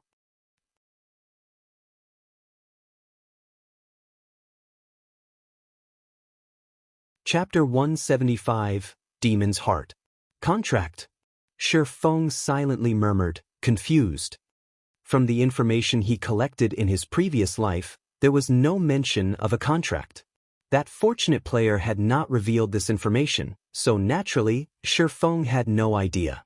However, since that fortunate player managed to complete the quest, Shifeng did not believe that he could not complete it himself. After all, he was much stronger than that fortunate player in his previous life, so there was no reason why he couldn't do it as well. As long as he completed this quest, he would have the capital to establish himself in White River City. As for what that capital was there even a need to mention it? To any players new to White River City, there was nothing better than to own their own real estate. Moreover, this real estate wasn't ordinary, it was one of the nobles' mansions, located in the heart of the trade area. Only with a mansion could one establish a guild residence. A guild residence was extremely important to a guild. It was a guild's most important benefit, second to none. Every guild residence acted as private territory. The greatest benefits it provided were an increase in leveling speed and unique resident quests. As long as a guild possessed a residence, all members that rested within could gain a double EXP buff. With this buff, whether grinding or questing, players could obtain double the original EXP. However, players needed to rest in the guild residence for a certain amount of time to gain the double EXP buff. Normally, resting for 48 hours would grant a player 20% double EXP, and players could gain up to an entire level's worth of double EXP. To guild members tired from battle, this feature was fatally tempting. There were also the special resident quests only available in the guild residence. The local NPCs commissioned these quests, and there would be some available every day. Moreover, the rewards for these quests were quite bountiful. There were even times that a quest would reward a dark gold ranked item. When these resident quests were completed, the guild would also receive guild reputation and guild funds, as 20% of the remuneration for these resident quests would belong to the guild. However, even though the guild members only received 80% of the reward money, it was still a great deal more than the reward money of the majority of high-level quests. Aside from all that, a guild residence had many more functions. Thus, a guild residence was the core of a guild. Unfortunately, it was extremely hard for guilds to obtain their own residence. First-rate guilds could usually not obtain a residence until more than a month had passed since God's Domain's release, not to mention the second-rate and third-rate guilds. Even after 4 months, there would still be plenty of third-rate guilds without guild residences. In Shifeng's previous life, Shadow only managed to obtain its first guild residence after 7 months in God's Domain. By that time, a majority of the players were already around level 50 or so. After much difficulty, Shadow only secured a guild residence in a relatively isolated city with only a population base of 200,000 to 300,000. From that moment onwards, Shadow had finally begun walking the path of a rated guild. In God's Domain, a guild would only be officially recognized when they possessed a guild residence. Also, the speed at which they procured a residence displayed the guild's strength. Shifeng's goal was to attain his own guild residence 15 days after he entered White River City, and Blackbeard's recommendation letter was the fastest way to achieve that goal. Right, however, Weissman measured up Shifeng in detail, shaking his head, saying, "Young man, you are still too weak right now. I'm afraid that you cannot fulfill this contract. Although I don't understand why Blackbeard places such trust in you, it is still too early for you right now." Lord Weissman, I believe that I am competent enough to complete this quest, Shifeng spoke with determination.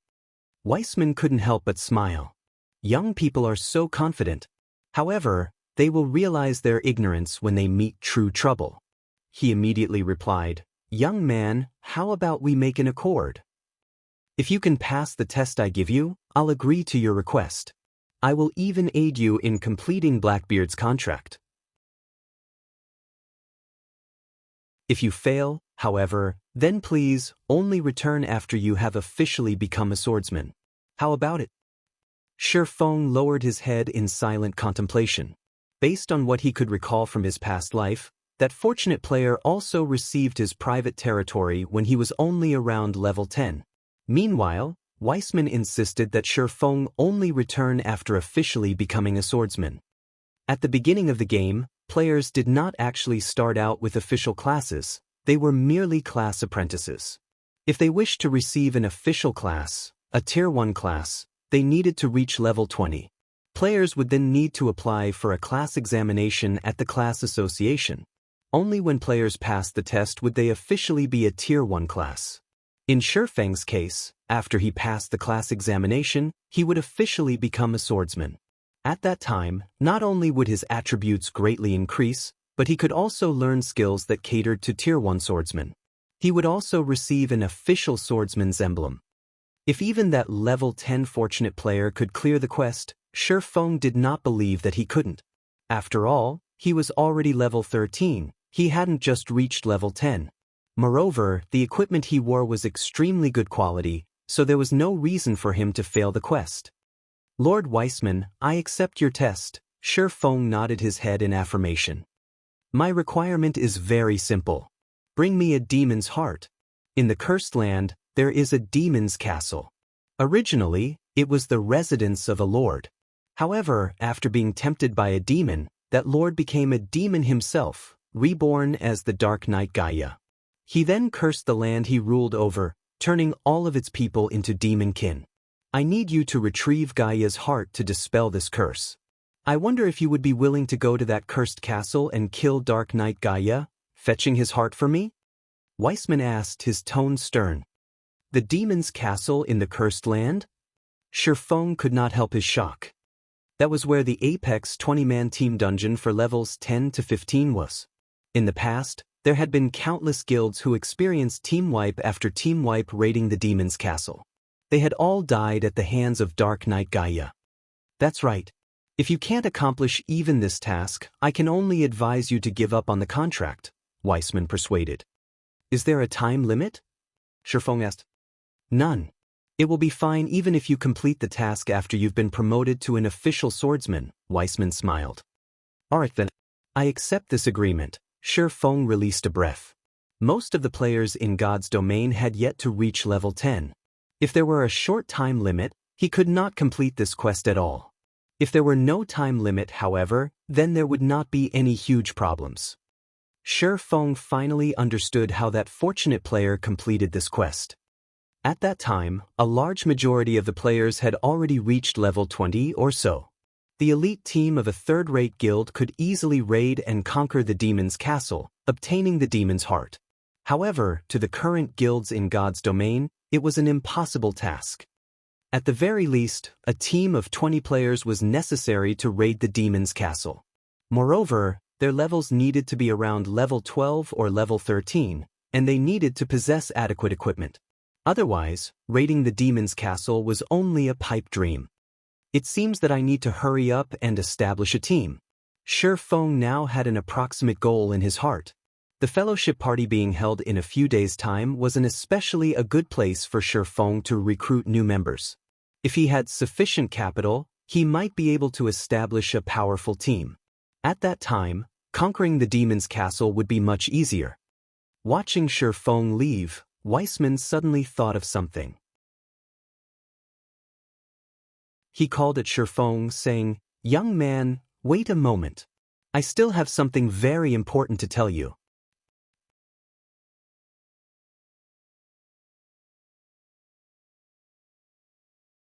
Chapter 176, Blazing Meteor. Shi Feng could not help but wonder when he was suddenly called. After all, Weissman was a Tier 4 wizard and the tyrant of White River City. Any item he gave would have unlimited uses to Shi Feng. "Regardless of the circumstances, my good friends still sent you. Take this item and this letter, hand them over to Master Xianxia. It may be of some help to you." Weissman took out a flame-red-colored crystal and a letter, handing them to Shi Feng. "Lord Weissman, thank you for your help. I will complete this agreement as soon as possible," Shi Feng said gratefully. System: Unique Quest, Demon's Heart, accepted. Quest details: Go to the demon's castle and obtain the demon's heart for Weissman. Quest rewards: Unknown. System: Hidden Quest, Search for Xianxia, accepted. Quest details: Look for Xianxia in White River City and pass her the items that Weissman has given you. Quest rewards: Unknown. Instantly, Shi Feng received 2 precious quests. They were both more amazing than any high-level quests, especially the unique quest. As long as Shi Feng completed it, he could earn shocking rewards. Since he had received the quests, Shi Feng would not continue to waste his time here. He departed from the city hall immediately, summoning a horse carriage and dashing towards the free zone of White River City. The person Weissman wanted him to look for, Xianxia, was a master forger. In White River City, very few players would know of Xianxia's fame. However, that did not mean that Xianxia was not amazing. On the contrary, Xianxia was known as a genius in the forging world. Xianxia had become a master forger at a very young age, and she was only a step away from becoming a grandmaster forger. However, Xianxia preferred to maintain a low profile, so not many people were aware of her existence. Shi Feng was one of the scant few players who knew about Xianxia. Moreover, Shi Feng even knew where Xianxia lived. The hidden quest Weissman gave might have troubled other players, but it was no trouble to Shi Feng at all. As for the unique quest, Demon's Heart, Shi Feng could only leave it alone for now. He also still had the epic quest, Darkness Descends. Although Charlene was also in White River City, Shi Feng was too poor right now. He could not afford the information fee of 10 gold coins. So, he could only leave it alone for now as well. Moreover, when compared to the Demon's Heart quest, an epic quest was most likely much harder to complete. Even if Shi Feng had the clue to complete the epic quest, he would still be powerless to complete it. So, he might as well set it aside for now. In any case, he had 30 days to complete it, and the time limit was still far away. It would not be too late for him to accomplish the quest after he further raised his strength. 20-something minutes later, Shi Feng finally arrived at a very small smithy located within the free zone. The wooden door to this smithy was still closed. If outsiders saw this, they would think that the smithy was either closed to the public or no longer in operation. So, naturally, nobody would visit this place. After paying the 60 copper carriage fee, Shi Feng walked towards the humble-looking smithy, knocking on the door gently. However, even after a long time, Shi Feng did not receive an answer. "Hello, Master Celiora.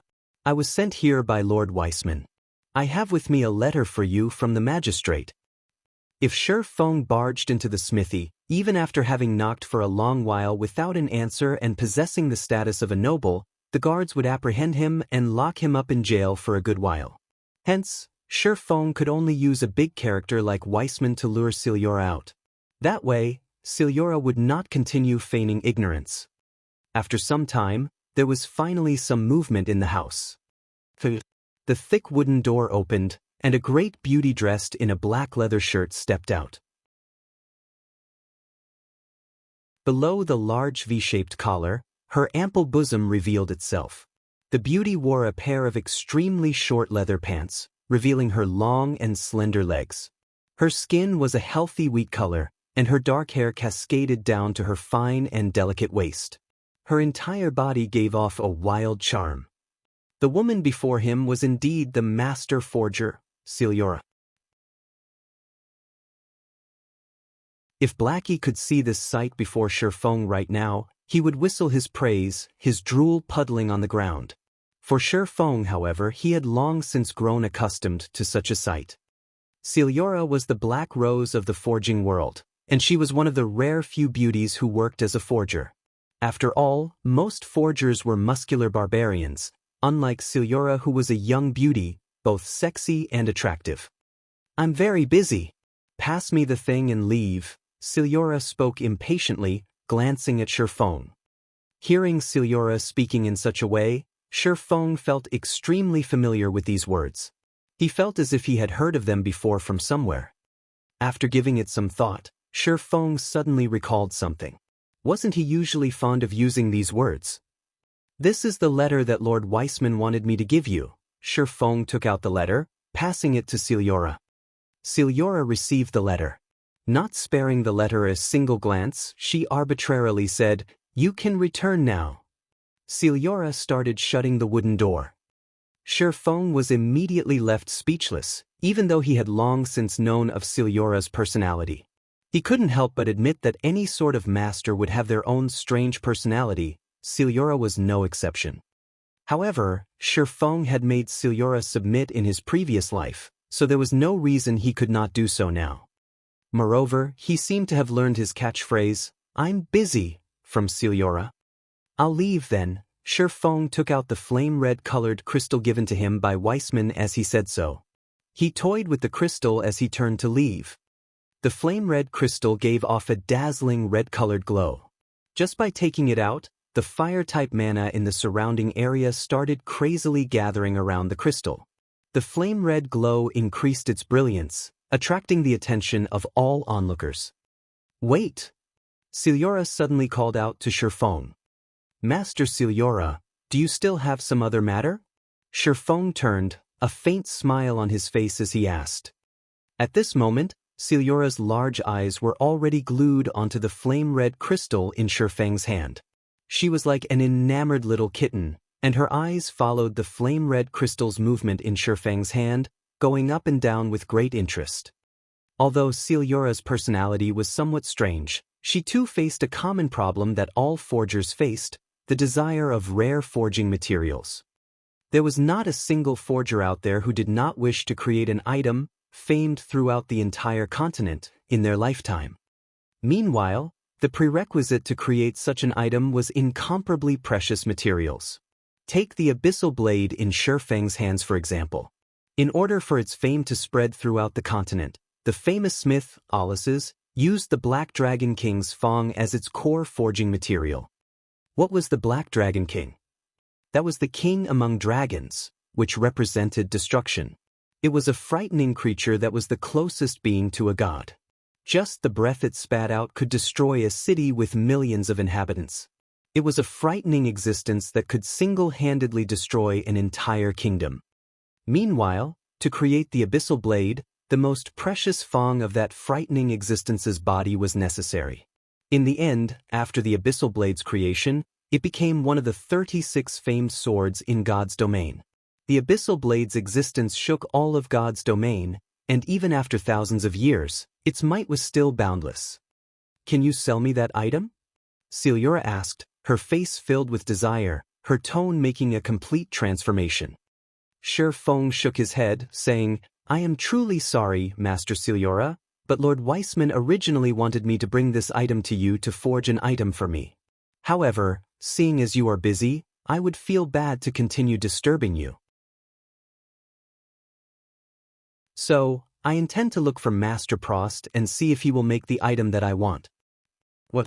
You are actually going to take this precious material to that old bastard, Prost? Do you know how wasteful you are being? If you want to forge an item, I can help you. Also, since you are a swordsman with this item, I would have no problems forging a blazing meteor of relatively high quality.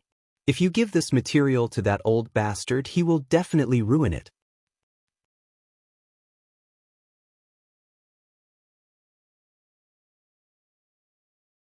Chapter 177, Celiora's Shock.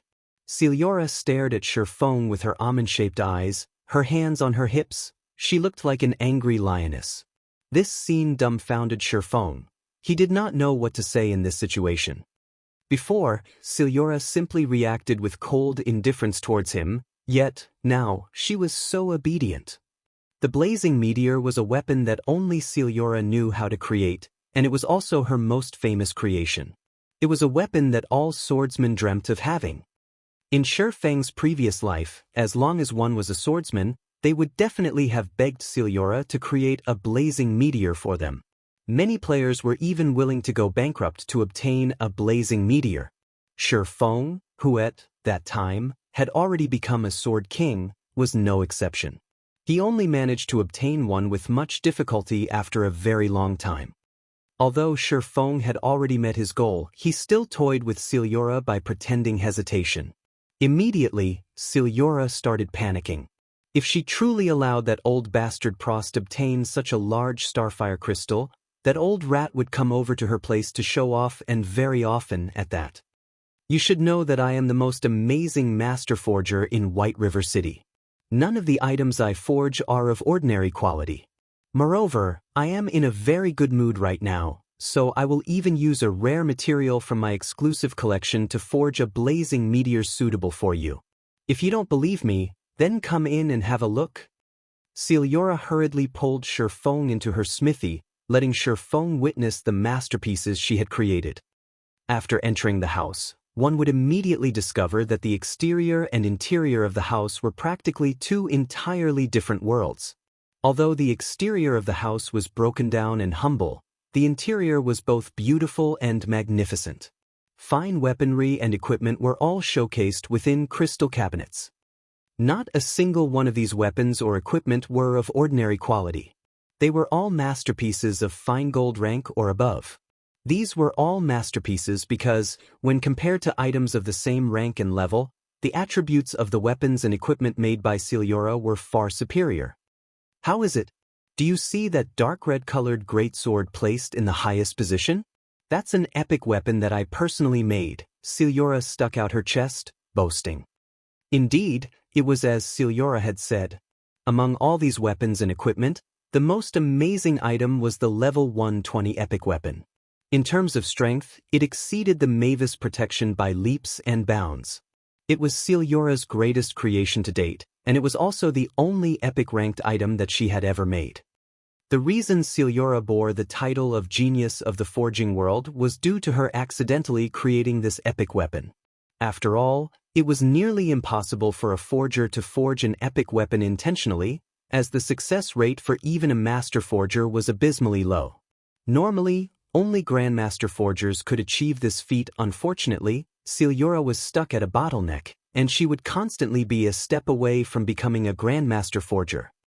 Hence, Celiora did not wish for anyone to disturb her as she stayed hidden in the free zone of White River City, continuously researching the art of forging. Now you know how amazing I am, right? Aside from those old hidden monsters, there has not been anybody else who can beat me regarding forging techniques. Celiora grinned. Her gaze shifted back to the starfire crystal in Shi Feng's hand. "With my techniques and the starfire crystal, I guarantee that I can create an exceptional blazing meteor. Moreover, since Lord Weissman sent you to me, I will naturally give it my all to help you." Shi Feng simply smiled at Celiora's words. He handed the starfire crystal over to Celiora, softly saying, "I'll be troubling you, then, Master Celiora." Celiora revealed a wide smile as she received the starfire crystal. Immediately, she ran towards her forging room, intending to create the blazing meteor straight away. "Master Celiora, please wait a moment," Shifeng hurriedly said. "What is it? Don't tell me that you're going back on your word?" Celiora's eyebrows slightly wrinkled. She was extremely reluctant to part with the starfire crystal in her hands. "You misunderstand me, Master Celiora. I think that this item should be of some help to you." Shifeng took out a piece of runic steel that he received as a system reward. This item could increase the forging success rate, and at the same time, it had a chance to increase the forged item's attributes. Celiora could not help her shock when she saw the runic steel. She instantly snatched it out of Shifeng's hands. She then started appraising Shifeng with her charming eyes, her delicate tongue sliding across her pouty lips. Giggling, she said, "Why, I didn't think you would have so many precious treasures on you. What else do you have? Just pull them all out." "Alright then. I still have an item that I can temporarily lend to you." Under Celiora's eager gaze, Shifeng could not help but smile bitterly. He then took out the Book of Forging. Suddenly, Celiora's eyes widened as they locked onto the Book of Forging in Shifeng's hands. She was under immense shock, unable to speak a single word. "This is the Book of Forging personally penned by the Forging God. Why do you have this item?" Celiora was incomparably shocked, and her voice trembled with excitement as she spoke. She could not help but immediately snatch the Book of Forging, delving in. "Master Celiora, I assume that you also know how precious this item is. I can loan it to you temporarily, so I hope you can use it properly and create a masterpiece." Shifeng held high expectations of the blazing meteor. So, naturally, he would not hold anything back in its creation. Moreover, NPCs could not steal items owned by players. "Really?" Celiora could not believe her own ears. She pounced Shifeng in excitement, planting a kiss on him. She then took the Book of Forging, rushing into her personal forging room. "Wait here for a while, I guarantee that you will not be disappointed." Shifeng was stunned. However, he recovered very quickly, revealing a bitter smile. Celiora needed a long time to forge a piece of equipment. Since Shifeng had nothing better to do, he continued enhancing the luxury version of the White River City Guidebook. After all, he had an expansive amount of information on White River City. Although he had already made plans for its revelation, he couldn't explain everything in a few sentences.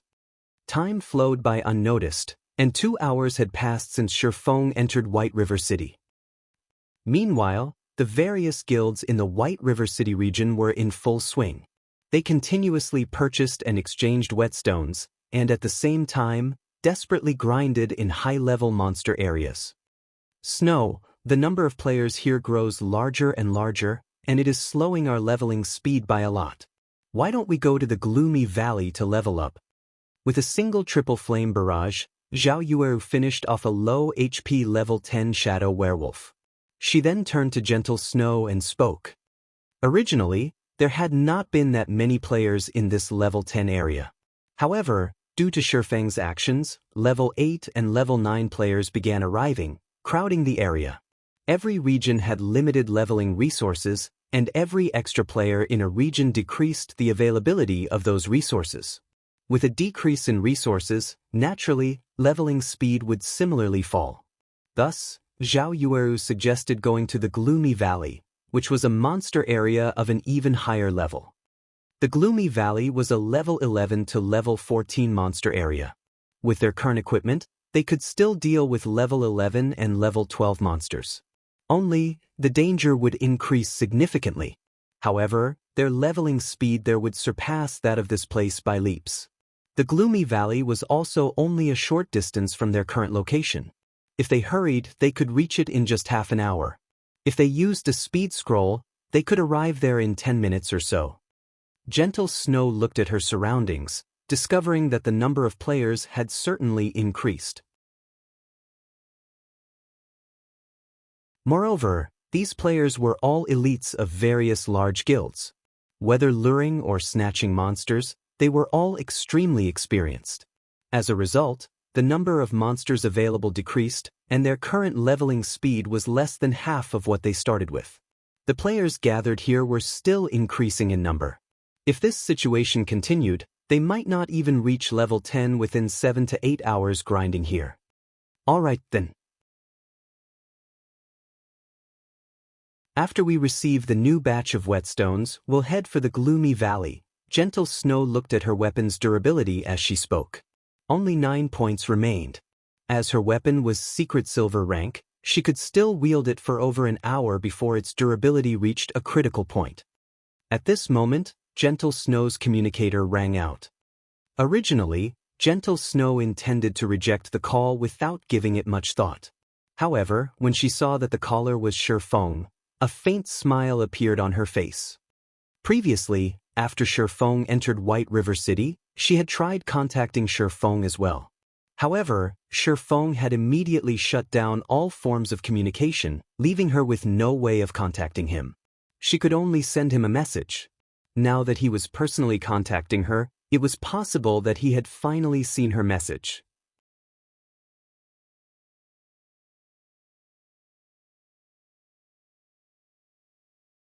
Chapter 178, Super Dark Gold Rank. Since Shifeng attempted to contact her, Gentle Snow would not reject the call. In any case, there was still some time before the new batch of whetstones would arrive. Busy man, you finally have the time to contact me? Gentle Snow laughed softly after the call connected. You jest, Miss Snow. I am helpless about this as well. I was worried that my communicator would ring endlessly and distract me, so I simply turned it off. Didn't I immediately contact Miss Snow after I finished with my matters? Shifeng smiled. From Gentle Snow's tone, Shifeng could somewhat discern her aggrieved feelings. However, he was simply helpless with this. He had spent quite a long time conquering White River City. Moreover, he needed to waste even more time. After all, if he published the White River City guidebook shortly after he entered White River City, others would become highly suspicious. Without spending some time, how could he conduct an investigation? If he made the guidebook without any prior investigation, it would be strange if nobody suspected him. Hence, Shifeng intentionally took such a long time before he initiated contact, letting others think that he used this time to inspect White River City. Since you've come looking for me, it means that you've seen my message regarding the information about White River City. What are your thoughts? Name a price, I'll buy it all, Gentle Snow said seriously. If she could obtain information about White River City, she could prepare ahead of time. This way, they could get a huge lead on the other guilds. As for the matter of money, she rarely paid any mind. Moreover, she believed that Shifeng would not just set a random price. I've already compiled a guidebook with information about White River City. The guidebooks are divided into 2 versions, a simplified version and a luxury version. I'm prepared to publish and sell them on the official forums after some time. Shifeng nodded as he spoke. Gentle Snow was at a loss when she heard Shifeng. She couldn't help but admit that Shifeng was too good at grasping business opportunities. If Shifeng truly did such a thing, in addition to his identity as the first player to enter White River City, the legitimacy of the White River City guidebooks were surely guaranteed. The various large guilds would all compete for them. She had to admit that even she admired Shifeng's business acumen. There were countless guilds, both large and small, within the White River City region. A rough estimate would put the number at over 1,000. Even if Shifeng earned only 1,000 credits from each of these guilds, he could still earn well over 1,000,000 credits. When she heard of him mention a simplified version, it was clearly meant for average players. There would definitely be countless players purchasing it, so Shifeng would earn quite a lot from them as well. Just by collecting information for a few hours, in addition to his title as the #1 of White River City, Shifeng had already made a net profit of several million in a single night. It was possible that only Shifeng was capable of such a feat. I can't help but praise your idea. However, I wish to obtain this information in advance. Of course, I will pay a higher price. To put it another way, I hope that you can delay the information's release for 3 or 4 hours. Not only will I purchase the information at a high price, but I am also willing to pay 1,000,000 credits as a postponement fee. I wonder if that would be possible? Gentle Snow inquired, smiling. A 1,000,000 credits postponement fee, is it? Shifeng was truly shocked. Originally, by contacting Gentle Snow, he merely intended to sell the White River City guidebook to her in advance. He didn't think that Gentle Snow would have a move like this. He could not help but appreciate her intelligence. In actuality, even if Gentle Snow did not pay any compensation, he would still delay the release of the guidebooks by 2 or 3 hours. That way, the credibility of the guidebooks would be even higher. At the same time, it would increase those guilds' urgency. After all, they were already close to reaching level 10, so they were in dire need of information about White River City. Is it not enough? Then 2,000,000 should be fine, right? Gentle Snow wrinkled her eyebrows slightly, feeling that Shifeng was somewhat too greedy for money. No, 1,000,000 is enough. It's just, I wonder if you want the simplified version or the luxury version. Shifeng teased with a laugh. Do you even need to ask? The more detailed, the better. Gentle Snow rolled her eyes at Shifeng. She was even willing to spend 1,000,000 credits as an extension fee, so would she even lack that kind of money? That would be the luxury version then. I'm selling it for 20,000 credits. As a matter of fact, I still have a super luxury version of the guidebook in my possession. I wonder if Miss Snow would be interested in it? Shifeng smiled as he asked. A super luxury version? How much do you want for it? Gentle Snow responded, slightly contemptuous. 1,000,000. Shifeng said earnestly.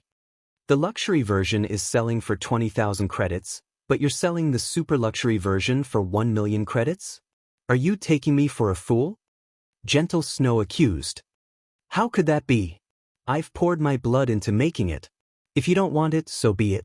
It is similarly sufficient to purchase just the luxury version. Shifeng was only filled with kind intentions. He would add some of the truly important information to the super luxury version. For example, information pertaining to the matter of how to quickly develop oneself and information about the various daily quests available in White River City that could quickly increase one's level and reputation. Although it was not a lot of information, the help it provided was still considerable. It was enough to allow Gentle Snow to pull ahead of the other guilds by a great distance. Originally, Shifeng did not intend to sell this information. However, Gentle Snow was a slightly special case. The main reason was that Ouroboros, the guild Gentle Snow belonged to, did not have any conflicts with him. After all, Ouroboros' main power was based in the capital city, Star Moon City. Gentle Snow would, sooner or later, have to head to the capital to continue her development. Right now, he simply offered Gentle Snow a favor. In the future, if he were to meet with trouble, he might even be able to get Gentle Snow to help him. After all, the competition in White River City was bound to be intense. If some large guild intentionally targeted his own while his tasks swamped him, he could ask Gentle Snow for assistance. With Gentle Snow's personality, she would definitely lend him a hand. Also, another reason Shifeng did such a thing was to disperse the attention from himself. Destruction always pursued the great. If there were another, more outstanding existence around, the various large guilds would shift their line of sight from Shifeng to that existence. Shifeng could kill 2 birds with 1 stone with his action, and only Gentle Snow's decision remained as the final hurdle. After a few seconds of silence, Gentle Snow let out a deep sigh as she said, "All right, then. I'll buy it. When can you give it to me?" "In half an hour," Shifeng affirmed. "Good then. I'll transfer the money to you at that time." Gentle Snow disconnected the call. Standing beside Gentle Snow, Zhao Yueru had heard every word of the conversation. Puzzled, she asked, "Snow, I'm not trying to reprimand you, but although that Yifeng is one of the rare top-tier experts, within only a short few hours, just how much information could he possibly have gathered? Not to mention, that information is even priced at 1,000,000 credits. He is clearly just trying to make a quick buck off of us. That Yi Feng is insincere. We have already helped him out so much and even dealt with the matter of Underworld targeting him. Let's have a look at it before we judge, Gentle Snow sighed. In reality, even she did not hold much hope about the information. If it truly contained some valuable information, she would not take too big of a loss, at the very least. Following which, Shi Feng also made a similar deal with Stabbing Heart of the Assassin's Alliance. However, he did not offer the super luxury version this time. After all, the Assassin's Alliance's main power was stationed in White River City. He only sold them the information in advance because of the friendship he had with Stabbing Heart. Stabbing Heart naturally knew this, so he was greatly touched by Shi Feng's actions. He immediately paid 50,000 credits as gratitude to Shi Feng. At the same time, with this information about White River City in hand, Stabbing Heart would also have the confidence to request the higher-ups to review the matter of suppressing Martial Union's development in White River City. That way, Martial Union would not even have the time to find trouble with Shi Feng. Soon, another half-hour passed by.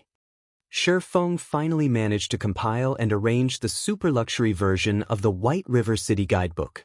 He then sent it to Gentle Snow, Blackie, and the other members of his team. With Blackie's power leveling speed, every member of the team would quickly rise to level 10.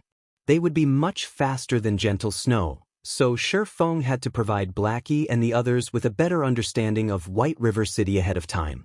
Otherwise, they would simply be lost after entering White River City. At this moment, the metal door of the forging room opened, and Celiora walked out. Compared to when she entered the forging room, Celiora clearly felt more fatigued now. Crystal clear sweat coated her healthy, wheat-colored skin, and she looked like she had just stepped out of a pool of water. Her appearance was utterly seductive. Here, this item's for you. Celiora took out the Book of Forging, handing it to Shi Feng with great reluctance. She then took out a flame-red flying dart. This flying dart radiated a brilliant red that intoxicated a person's heart. Aside from the epic-ranked greatsword, this item could be called my greatest masterpiece. Due to the quality of the materials being a limiting factor, this item could not achieve epic rank. However, it has still surpassed dark gold rank. You could call it a super dark gold ranked throwing weapon, so you have to cherish it properly. Super dark gold rank. What's that? Doubt filled Shi Feng. If it was dark gold, then it was dark gold. If it was epic, then it was epic. Why would there be a super dark gold rank? Looking at the meaning that Celiora tried to express, this item seemed to possess a special quality between the two ranks.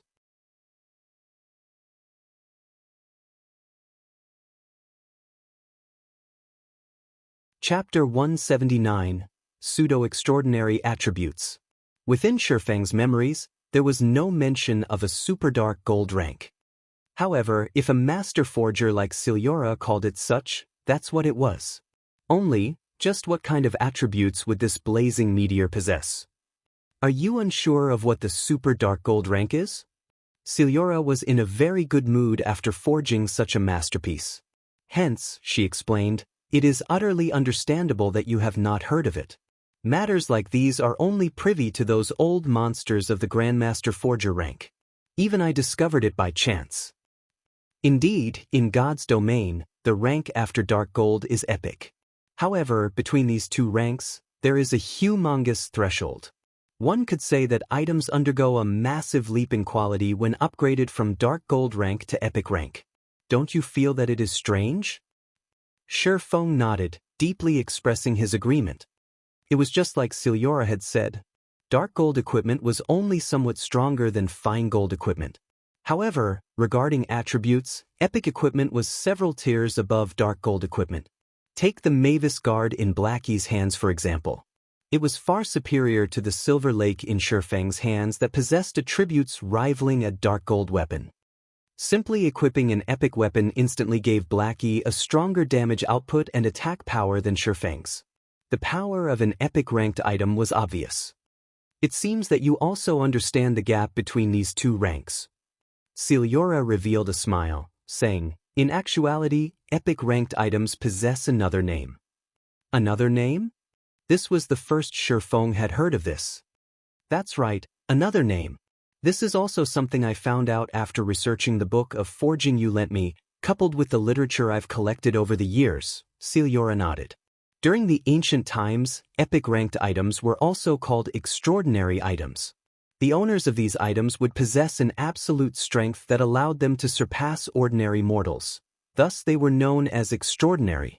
Meanwhile, I did not utilize any extraordinary materials in forging the blazing meteor, so it could not become an extraordinary item. However, it can still be considered a pseudo-extraordinary item. A pseudo-extraordinary item? Shi Feng started to understand a few points. He could not help but grow even more curious about the attributes of the blazing meteor, which caused Xianxia so much excitement. Have a look at it yourself, then.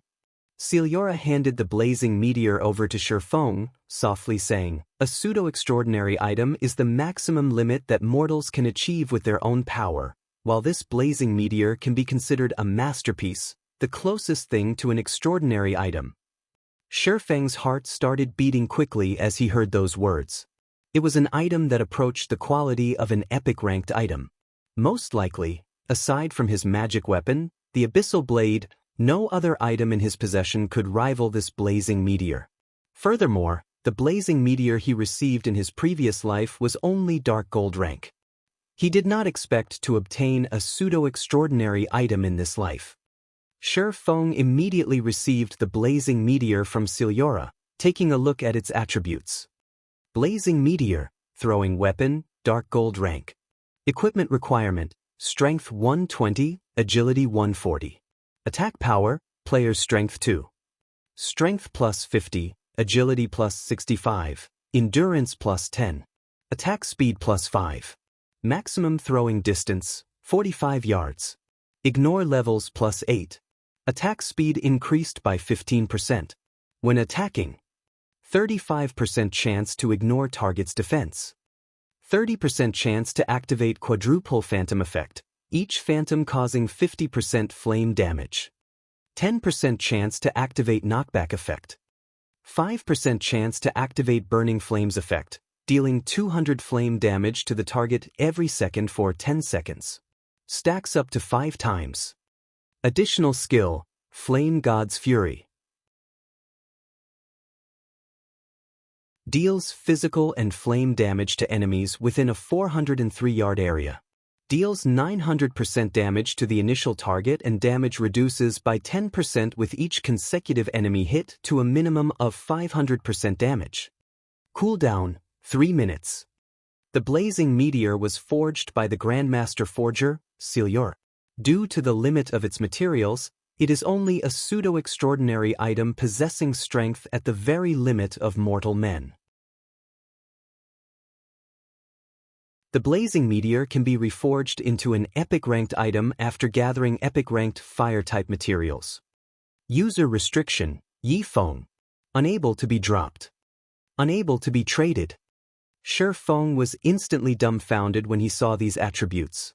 As expected of a pseudo-extraordinary item, it was far superior to ordinary dark gold ranked items. As long as Shi Feng's attributes reached the prerequisite and he equipped the blazing meteor, his strength would instantly soar by several tiers. After receiving the blazing meteor, Shi Feng finally felt that he was a true swordsman. There were 2 variations of the swordsman class, dual-wielding swordsman and two-handed swordsman. At the same time, a swordsman could also equip a long-range throwing weapon. However, a swordsman was still a melee class at its heart, so their ranged attacks were not particularly powerful. A majority of the swordsman players did not pay much attention to ranged throwing weapons. However, Shi Feng heavily relied on his ranged attacks. After all, there were many instances when facing monsters with melee combat was troublesome. If he could switch to ranged attacks, he would have a much easier time. Moreover, there were plenty of shared skills in God's domain. Among them, there were quite a few throwing skills. If Shi Feng could learn a few of them, he would not fall too far behind the other ranged classes. Now that he had the pseudo-extraordinary item, the blazing meteor, ranged attacks were no longer one of Shi Feng's weaknesses. Moreover, throwing weapons were not consumable items. Due to the magical ingredients involved in its forging, the blazing meteor number of uses were limitless. Whenever a throwing weapon hit an enemy, it would instantly vanish and reappear in the player's hands. It was an extremely convenient function. Unfortunately, Shi Feng's current attributes prevented him from equipping the blazing meteor. Only by replacing and upgrading the equipment he currently wore could he achieve the requirements of the blazing meteor. After Shi Feng finished reading the blazing meteor's introduction, he was suddenly shocked. Xianxia was originally a master forger, so why did the introduction describe her as a grandmaster forger? Master Xianxia, could it be that you're already a grandmaster forger? Shi Feng looked at Xianxia with doubtful eyes. The system introduction could not be faked. If the system displayed it, it must be true. However, that was inconceivable. Xianxia, who was not even 30 years of age, had actually become a grandmaster forger. There was not a single grandmaster forger throughout all of the Star Moon Kingdom. Grandmaster forgers were existences that stood at the pinnacle of forging in God's domain, and even Tier 5 apex powerhouses had to suck up to a grandmaster forger. Their statuses were no lower than the ruler of a country. Normally, one could only meet a grandmaster forger with luck in the capital city of an empire or places like Blackwing City. Meanwhile, the Xianxia before him was one such existence. I didn't expect your eyesight to be so sharp. I have indeed become a grandmaster forger. However, this is all thanks to you. If you did not lend me the Book of Forging, allowing me to unravel the mysteries that have troubled me for the past several years, it would still be impossible for me to become a grandmaster. As a thank you, here is my communication crystal. In the future, you can contact me at any time through this item. Xianxia nodded, smiling as she spoke. System: Hidden quest, search for Xianxia, completed, exceeded by aiding Xianxia in becoming a grandmaster forger. Rewarding player with the pseudo-extraordinary item, the blazing meteor. Rewarding Xianxia's communication crystal. Xianxia's favorability increased by 200 points. Reputation in Star Moon Kingdom plus 50. Reputation in White River City plus 300. Obtained the title, Grandmaster's Friend. Forging proficiency increased by 500 points. Rewarding 200,000 EXP. Instantly, Shi Feng rose to level 14. Shi Feng was stunned for a long time when he saw this series of rewards. Ignoring the fact that, with Xianxia's communication crystal, he could often request Xianxia to handle certain affairs for him, just the 300 reputation points in White River City would make the purchase of a real estate in White River City much easier. As long as he became a baron, he could purchase private territory in White River City, establishing a guild residence. However, a baron could only purchase the outermost land of White River City.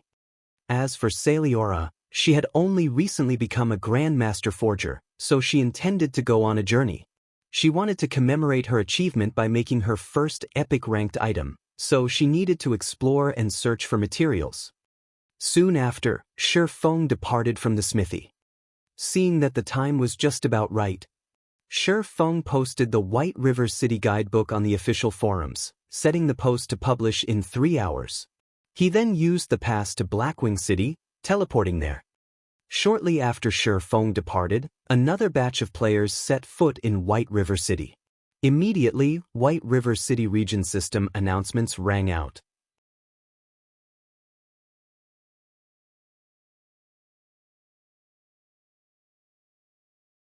Chapter 180, Anonymous Sensation.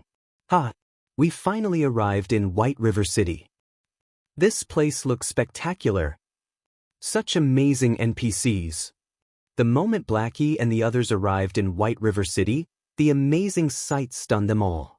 Their feelings alternated between joy, excitement, and an indescribable sense of pride. Everyone had suddenly arrived in White River City. Aside from Blackie and Lonely Snow, who both remained relatively calm, Cola and the others were in a daze.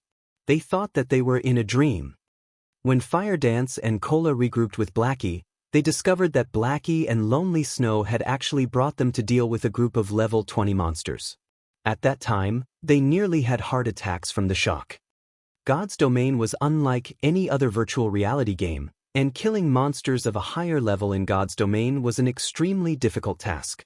Moreover, their average levels did not even reach level 8. It was simply suicidal for them to challenge a level 20 swamp rhino. Yet, Blackie and Lonely Snow immediately dragged their group and charged towards the swamp rhinos. The two acted as if the swamp rhinos were not level 20 monsters, but level 0 green gnomes awaiting death. However, Fire Dance and Cola could not have imagined what had actually occurred. Blackie instantly roasted the level 20 rhinos Lonely Snow had lured with a single hell flame. It was like the rhinos suffered from some weakening aura.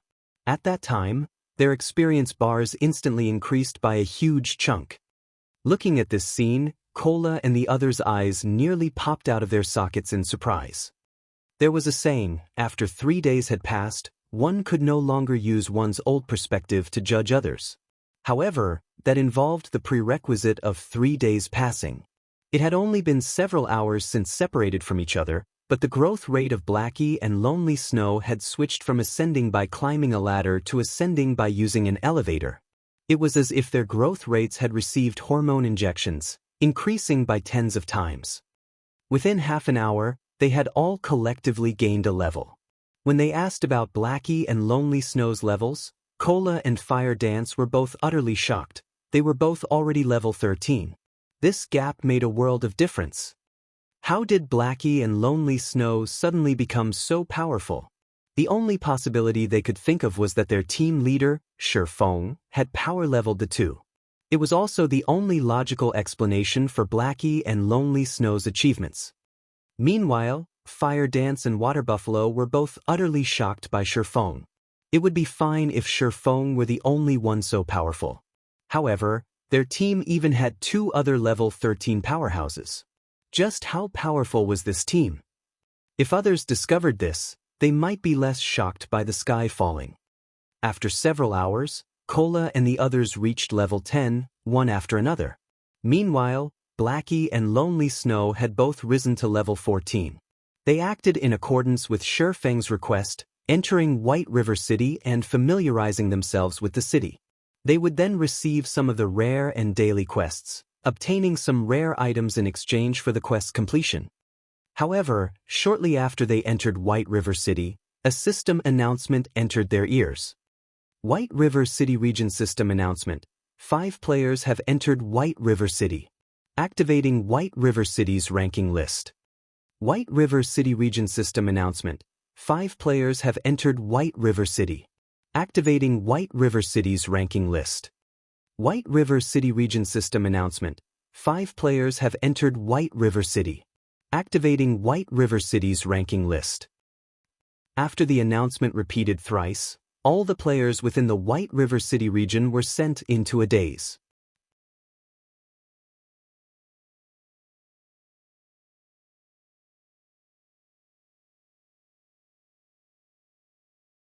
Yifeng, just who are you? Gentle Snow could not help but inwardly wonder. Leading a group of noobs into becoming the focal point of the entire White River City, just how did Shifeng do it? Also, Shifeng, his good friend Blackie, and Lonely Snow had actually refrained from displaying their names on the ranking list. Gentle Snow could not understand this action. After all, the noobs that Shifeng had personally led had all risen to level 10. She did not believe that his good friend, Blackie, and Lonely Snow had not become level 10. The only possibility was that they hid their levels. But why would they want to hide their levels? Wasn't this a good chance to increase their reputation? Why would they hide them? What was there to gain? Suddenly, Gentle Snow thought of a possibility, or better yet, the only possibility. After she thought of this possibility, Gentle Snow involuntarily shuddered.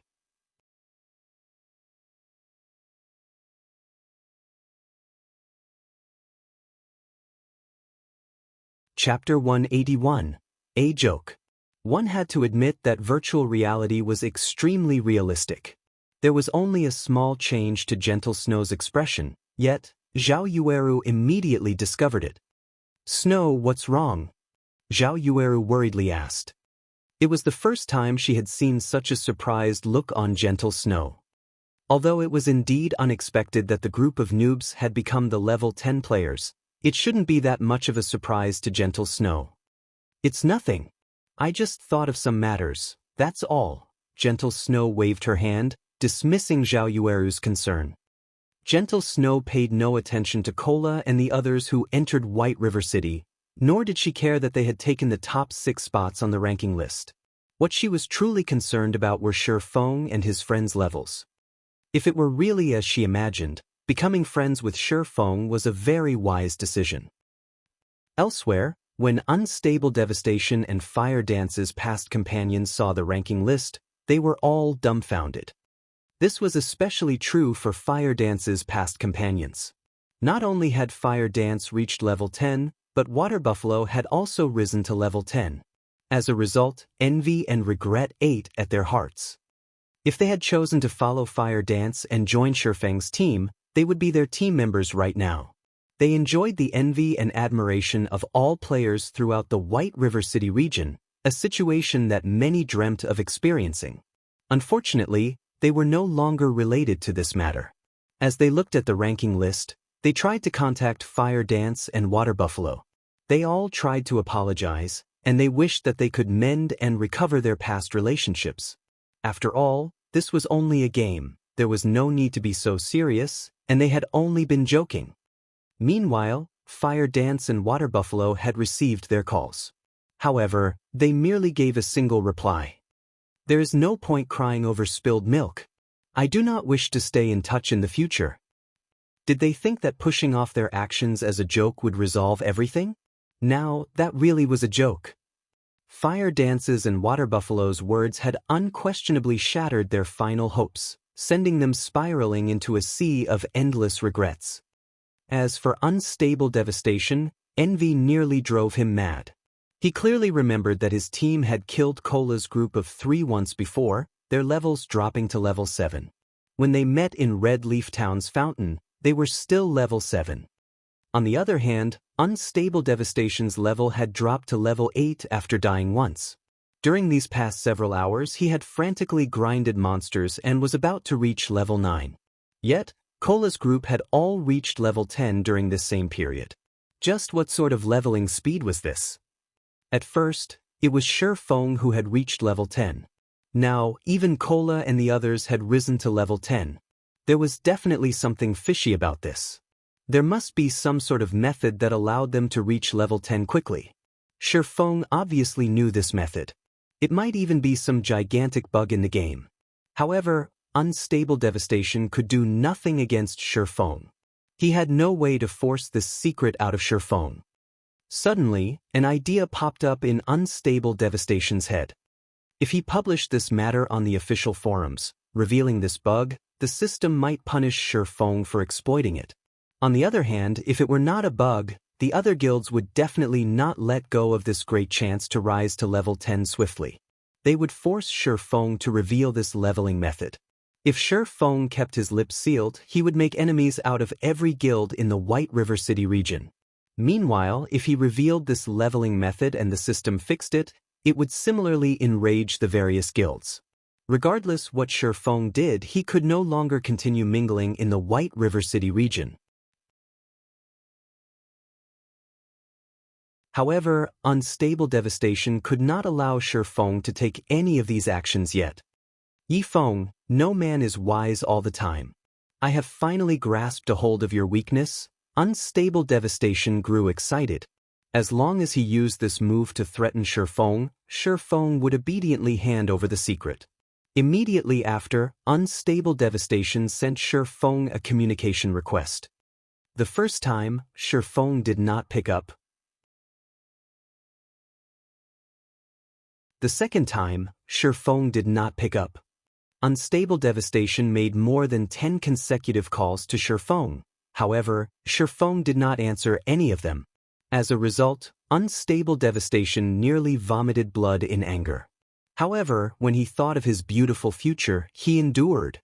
Finally, after sending over 40 communication requests, the call finally connected. You're annoying. Can't you learn your lesson after so many rejections? Are you a pig? Must I give you a scolding before you are satisfied? I don't have anything to say to you. Go, play around wherever you want, and don't come bothering me. Shifeng immediately started cursing the moment he picked up the call. Originally, he had been conducting business with Aqua Rose, in a good mood. However, one after another, unstable devastations calls endlessly pestered him, interrupting Shifeng's good mood. At first, Shifeng thought that unstable devastation would give up after a few rejections. However, Shifeng never thought that there would be no end to the disturbances.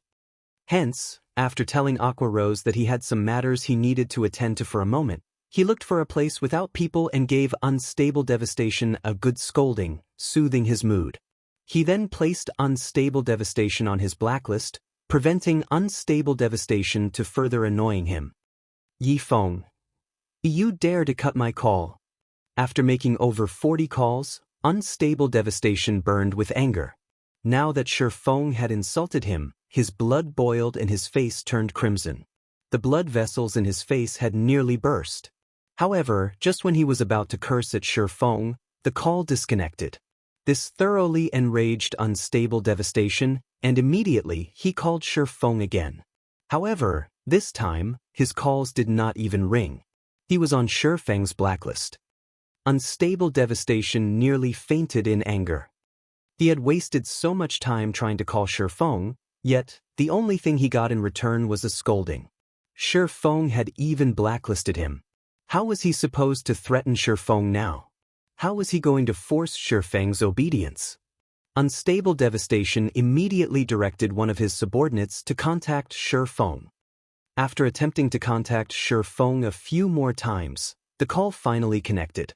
Unstable devastation's subordinate then pressed the multi-party button that allowed others to participate in the conversation. Who are you? Shifeng asked. Yifeng, you finally picked up?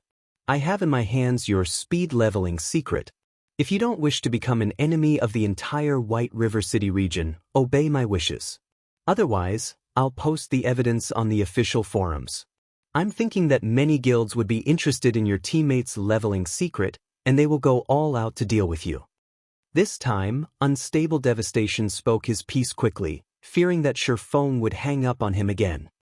I asked, who are you? What's the point of all this nonsense? Are you a pig?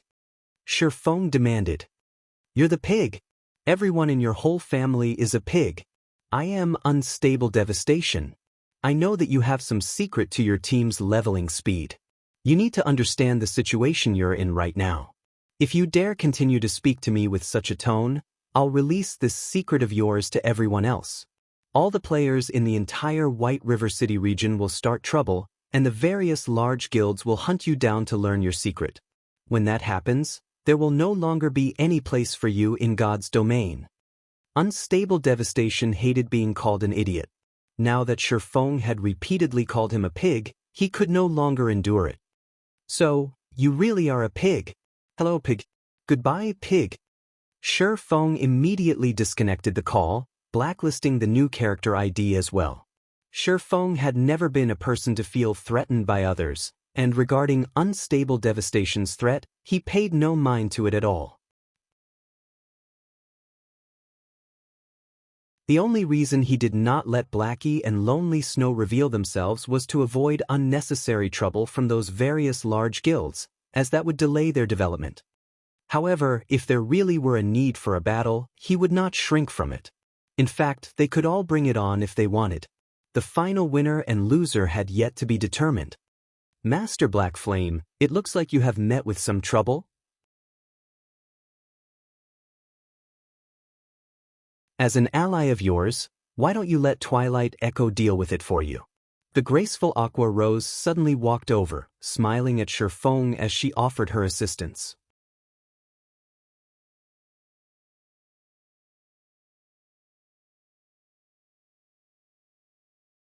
Chapter 182, Clue about the Godslayer. As Shifeng's call had been set to private, outsiders could not listen in on his conversation with unstable devastation. However, Although Aqua Rose could not hear what Shifeng said, she could clearly feel the killing intent radiating off of his body. To become friends with Shifeng, deepening their relationship, Aqua Rose would not let this chance pass her by. Thus, she made her offer. Shifeng understood Aqua Rose's intentions. He simply smiled at her and said, "Thank you for your concern, Miss Aqua. It isn't anything big, only an annoying fly that I can kill with a slap at any time. We should continue with our business talks." At Shifeng's immediate rejection, Aqua Rose could do nothing but relent. After which, the two returned to their private room in the restaurant. At this moment, however, another male youth had appeared in the private room. This person was a knight geared with heavy armor. Based on his appearance, this man was obviously a shield warrior. A bone shield hung at his back, coupled with an exquisite, black-colored battle axe. These two pieces of equipment looked extraordinary, and one could easily tell that they were secret silver rank. Moreover, this man was similar to Aqua Rose, in which they were both level 9. "Why are you here, Brilliant?" Aqua Rose asked, surprised at his sudden appearance. "I only worry that others will try to scam you, so I came to check up on you. Last time, you spent tens of millions of credits and returned with only a pile of worthless scrap paper. This incident invoked many elders' dissatisfaction. This time, you spent another large sum of money and manpower to purchase various ores and materials. Moreover, you didn't even notify the elders about any of your actions. They are furious right now. I'm here to tell you that, at the very least, you need their approvals in the future before you take action. Come back with me and offer them an explanation for now. Otherwise, those elders will make your life difficult in the future." The man named Brilliant War God shot Shifeng a glare. He had always treated Aqua Rose as his own woman. Meanwhile, the black-hooded Shifeng before him was a small character, beneath his notice. Yet, this small character actually dared to have a tryst with Aqua Rose. Immediately, Brilliant War God tugged on Aqua Rose's hand, intending to take her from this place. Shifeng merely shrugged at Brilliant War God's provocation. He did not mind this man with the IQ of a monkey in the least. He simply took it as watching a monkey show. Aqua Rose slapped away Brilliant War God's hand, her crescent eyebrows wrinkling slightly. She had only managed to secure her relationship with Shifeng after much difficulty and was just about to enter a proper business discussion. She did not expect Brilliant War God to find out about it, and actually came running to interrupt her. If it weren't for her and Brilliant War God's families having friendly ties, she would not pay him any attention. "Brilliant, I have important matters to discuss. Return by yourself for now. As for the matter of the guild elders, I'll give them an explanation when I return," Aqua Rose said impatiently. For her trades with Shifeng, she always used her own money and people. The guild elders had no right to interfere, nor did they have the ability. Not to mention, she was an honorary elder of the guild, so her station was similar to theirs. They had no right to involve themselves in her matters. They were merely envious that she had earned a lot of money, and they all wanted a share of the pie. Seeing Aqua Rose's attitude, Brilliant War God could only give up his efforts. "Since you don't wish to go, I'll stay by your side to protect you. It'll destroy others' ideas of taking advantage of you." Brilliant War God glanced at Shifeng, his tone filled with ill intent as he spoke. Aqua Rose became furious at his words. She and Shifeng were going to discuss extremely confidential trade secrets. How could she allow Brilliant War God to listen in? "No, you should return," Aqua Rose spoke, her tone frosty. Hearing Aqua Rose, Brilliant War God grew even more indignant. He sent a wrathful glare at Shifeng, sending a message to Shifeng secretly. "I am an elder of Twilight Echo. Brat, you better know your place and scram. Aqua is my plaything, so you are not allowed to contact her again. You should know the consequences if I discover that you've done otherwise." Brilliant War God was usually a tyrant of a man, and nobody dared defy him due to his identity. Whenever he met with a situation, he simply needed to announce his identity, and others would immediately flee with their tails between their legs. Now that he had spoken, Shifeng would be no exception to this. After Shi Feng saw this message, he involuntarily laughed. It seemed that this brilliant war god had arrived to cause trouble without understanding the situation, saying that he had the IQ of a monkey gave him too much credit. His actual IQ might not even equal a dog's. With such a wealthy prince in the guild, it was no wonder Twilight Echo could not develop itself in the early stages of the game. It was actually due to the presence of this fool. Miss Aqua, I have something that I'd like you to see, Shi Feng smiled. Aqua Rose grew very curious. Just what did Shi Feng have to show her this time? Since brilliant war god dared threaten Shi Feng in such a way, Shi Feng would act in kind. He forwarded brilliant wargod's message to Aqua Rose. Shi Feng wanted this fool to know that one should be careful with their words and messages. Otherwise, accidents could occur. Brilliant war god. Get out of my sight immediately. I don't wish to see you ever again. I will definitely tell uncle and auntie about this matter. Regarding the marriage affairs between our two families, don't even think about it from this moment onwards. Aqua Rose's complexion was instantly livid the moment she read the message. She already disliked brilliant war god. Now, not to mention publicly trying to drive Shi Feng away, he even dared call her his plaything. Brilliant war god was confused.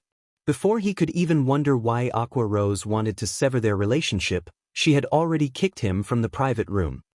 I'm sorry that you had to see such a joke, Aqua Rose apologized. It's nothing. I'm used to such matters. Not minding matters at all, Shi Feng said, let's continue discussing about our trade then. At this moment, brilliant war god started loudly cursing outside the door, saying, Black Flame, you despicable little man. You actually dare frame me. Get out here right now if you have the ability. I challenge you to a duel. The loser clears their level back to 0. Do you dare accept it? What? You can frame me, but can't accept my challenge? Just as Shi Feng and Aqua Rose were about to resume their business talks, brilliant war god finally came to a realization. It turned out that Shi Feng had forwarded his message to Aqua Rose. He really did not think that such an incident would occur. His past actions, which had never failed him, were actually useless against Shi Feng. However, to redeem himself, he could only insist that Shi Feng had framed him. Master Black Flame, I am truly sorry about this. I'll chase him away immediately. This was the first time Aqua Rose had realized that brilliant war god was so obnoxious. His IQ was even in the negatives. With the existence of the main god system, how could players possibly modify others' messages and IDs? No need. I have my own faults in this matter, so let me deal with it. Shi Feng rose from his seat, walking out of the private room. Black Flame, you despicable little man, you finally dare to show yourself. If you are a man, accept my challenge. If you lose, you will explain to Aqua Rose that you framed me. Do you dare accept? Brilliant war god jeered. What if you lose? Shi Feng laughed. Ha! Can I even lose? Brilliant war god was incomparably arrogant. He took out a map, saying disdainfully, if you really are lucky enough to win, this item will be yours to keep. I only obtained this map after I organized a team of hundreds of elites to kill a wild level 10 Lord ranked boss. This was the only item it dropped. Initially, Shi Feng had little to no interest in the map brilliant war god held. After all, he had a clear understanding of God's domain. If it were a map obtained in some other country, it held no meaning to him at all. However, the moment Shi Feng spotted the symbol of an ash blade on the back of the map, it instantly roused his interest. The ash blade was the mark of the God Slayer. Normally, only items related to the God Slayer bear such mark. Master Black Flame, you can't agree to him.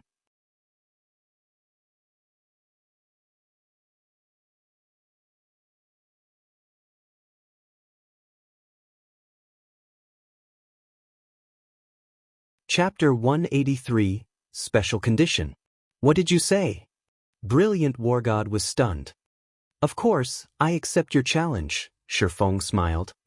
After Shi Feng's reaffirmation, Brilliant War God knew that he did not hear wrong. Originally, he had thought that Shi Feng would immediately reject his challenge after learning how fearsome he was. He had even been in the midst of thinking of a way to provoke or anger Shifeng into accepting his challenge. However, it would seem that he had simply been wasting his time. He had actually met a fool with mental issues. Aqua Rose had explained to Shifeng how amazing he was, yet this person still happily agreed. However, this situation was fine as well. It would save him plenty of trouble. I didn't think that you would have the guts. Since you've accepted, let's take this outside. Rest assured, I'll give you a quick and painless death, and I won't embarrass you too much. Ha! Saying so, Brilliant War God laughed as he headed towards the restaurant's exit. Master Black Flame, you really shouldn't agree to him. Although he usually bullies others with his authority, his strength ranks within the top 5 amongst all the shield warriors in Echo Twilight. Moreover, the Diamond Guard set equipment he just obtained is Mysterious Iron rank, while his Giant Bear War Axe is Secret Silver rank. On the other hand, you are a swordsman. You also focus on your subclass as a forger. Dueling him would only be a farce, Aqua Rose said worriedly as she walked over to Shifeng. Aqua Rose had a clear understanding of Brilliant Wargod's strength. If he had the chance, he would humiliate Shifeng in every way possible to take revenge for the previous incident. If Shifeng were humiliated, how could she continue her cooperation with Shifeng? She had already spent so much effort and purchased so many forging materials. Originally, she could have earned a big sum of money by cooperating with Shifeng. Now, however, Brilliant Wargod ruined it all. She wished that she could chop Brilliant Wargod into pieces right this instant. Miss Aqua, thank you for informing me of this. I already understand the situation, Shifeng thanked. It's good that you understand, Aqua Rose sighed in relief when she heard Shifeng. Now, everything would be fine as long as she drove Brilliant Wargod away. Originally, Aqua Rose wanted to say, let me deal with this matter, then. However, Shifeng interrupted her, saying, you can rest assured that I will settle this battle very quickly. Finished speaking, Shifeng exited the restaurant as well, leaving behind a dazed Aqua Rose. After wasting her breath for so long, it turned out that Shifeng did not understand her at all. On the contrary, he even headed to the duel with confidence. Aqua Rose started to suspect that she had misspoken, causing Shifeng to think that Brilliant Wargod was extremely weak. In a city, duels could normally be conducted on the streets. However, both parties must agree to the rules and conditions before the duel could occur. Otherwise, it was only an attack, and the guards would personally kill and jail the player initiating the attack. The moment Shifeng set foot out of the restaurant, Brilliant Wargod sent the duel challenge. Moreover, the rewards and punishments were already set, and only Shifeng's agreement was necessary to start the duel officially. As the rules were absolute, once both sides agreed to them, there was no escaping the rewards or punishments. Even if players were unwilling to hand over the items gambled, the system would still automatically transfer the items to the winner. The loser would similarly receive the punishment agreed upon before the duel. Shifeng couldn't help but admit that Brilliant Wargod had a truly cruel heart. The condition set for the loser was an immediate drop to level 0, destroying their leveling efforts over the past several days. The loser would also have a huge level gap with the majority of the current players. It would be extremely difficult for the loser to catch up. If there are no problems, click the agree button, Brilliant Wargod smiled coldly. Shifeng gave the conditions a general glance. After confirming that there were no problems, he clicked agree. Let's start this meaningless battle, then. Immediately after Shifeng clicked agree, gigantic numbers appeared floating in midair. It was the 10-second countdown timer for the start of the duel, and players were given this time to prepare for the upcoming battle. Ha! Little brat, although this duel will be extremely boring, since you've dared slander me in front of Aqua Rose, this young master will make things a little more fun. I'll let you know what the difference in strength truly is and how it feels to painfully struggle. Brilliant Wargod retrieved his shield and one-handed axe from his back, his face revealing a sinister smile. He looked just like a hungry wolf hunting its prey, and a red glint flashed in his eyes as he glared at Shifeng. Only at this moment did Aqua Rose exit the restaurant. Looking at Brilliant Wargood's appearance, her expression immediately sank. "I'm finished," Aqua Rose already despaired. Not mentioning the fact that Shifeng would definitely lose, Brilliant Wargood's current condition was extremely dangerous. There might even be the possibility that he would drive Shifeng insane, trapping Shifeng in fear for a long time. Brilliant Wargod would very rarely display such an ability. The last time Aqua Rose saw Brilliant Wargod in such a condition, countless corpses littered around his feet. He had massacred a small guild with several hundreds of players. She did not think that Brilliant Wargod would fall into this madness today. Brilliant Wargod was extremely arrogant in his usual battles, and he would laugh madly as he fought. Only when he entered an extremely incited condition would he occasionally reveal such a sinister and cruel appearance. During such times, Brilliant Wargod was a lunatic, filled with unruliness. His battle prowess would also increase by several folds. In such a state, Brilliant Wargod was a truly bloodthirsty berserker. If even the normal Brilliant Wargod ranked within the top 5 shield warriors in Twilight Echo, it was uncertain where the current Brilliant Wargod might rank. It was possible that even the number 1 ranking shield warrior in Twilight Echo, Lonely Leaf, might not be a match for him. Very quickly, the 10-second preparation time ended. "Little brat, I'll first cripple all 4 of your limbs. I'll turn you into a crawling worm, then toy with you slowly." Brilliant Wargod lifted his bone shield while his other hand wielded the giant bear war axe. His face revealed a sinister smile as he charged at Shifeng. Brilliant Wargood's current appearance did not resemble anything human. Instead, he looked more like a lunatic possessed by a demon. After entering this crazed state, Brilliant Wargod became extraordinarily fast and nimble. He charged Shifeng head-on. However, when Shifeng sent a sword stabbing at him, Shifeng's sword merely penetrated the afterimage left behind by Brilliant Wargod. "I'll first cripple your right arm." Brilliant Wargod suddenly appeared at Shifeng's right, his giant bear war axe abruptly descending and slashing at Shifeng's right arm. By the side, Aqua Rose's complexion turned terrifyingly pale. After seeing Shifeng taking action, she immediately knew that Shifeng was not strong at all, just as she had expected. However, it was an ordinary situation after all. To become Star Moon Kingdom's number 1 forger, Shifeng must have spent a lot of his effort on forging. Where would he find the time to increase his battle techniques? Even if Shifeng were an expert in some other virtual reality game, it would not be the same in God's domain.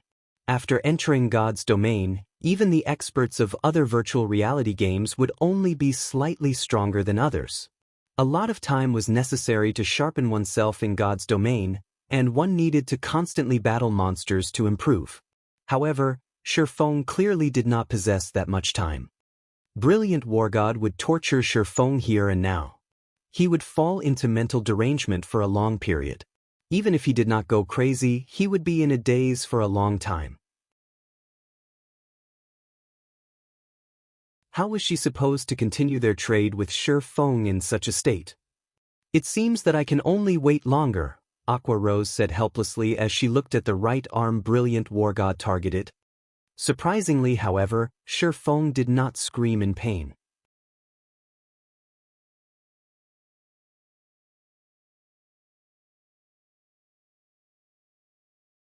Chapter 184, Absolute Suppression. At this moment, Brilliant Wargood's giant bear war axe left a deep red streak across Shifeng's arm. In God's domain, although players would not receive high damages when their limbs were attacked, they would feel a faint numbing feeling in their limbs. Moreover, the numbing effect lasted for quite some time. During this time, players' reactions would slow down, affecting their battle conditions and slightly reducing their battle prowess. However, players would rarely attack limbs when they piked others, as there was no meaning to such an action.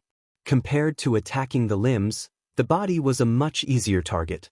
After all, it was much easier to defend against an attack aimed at the limbs. Moreover, the limbs were much more nimble than the body, making them harder to hit. Most importantly, however, attacking vital points on the body would cause much more damage. Normally, only when experts piked new players, Would experts use such an attack method to toy with the new players? Right now, Brilliant War God clearly intended to toy with Shifeng. However, although Shifeng had been hurt, he did not scream in pain as expected. This utterly surprised Aqua Rose. Shifeng was, after all, only a forger. In God's domain, he would be the equivalent of a civilian worker, and his pain tolerance would be very low.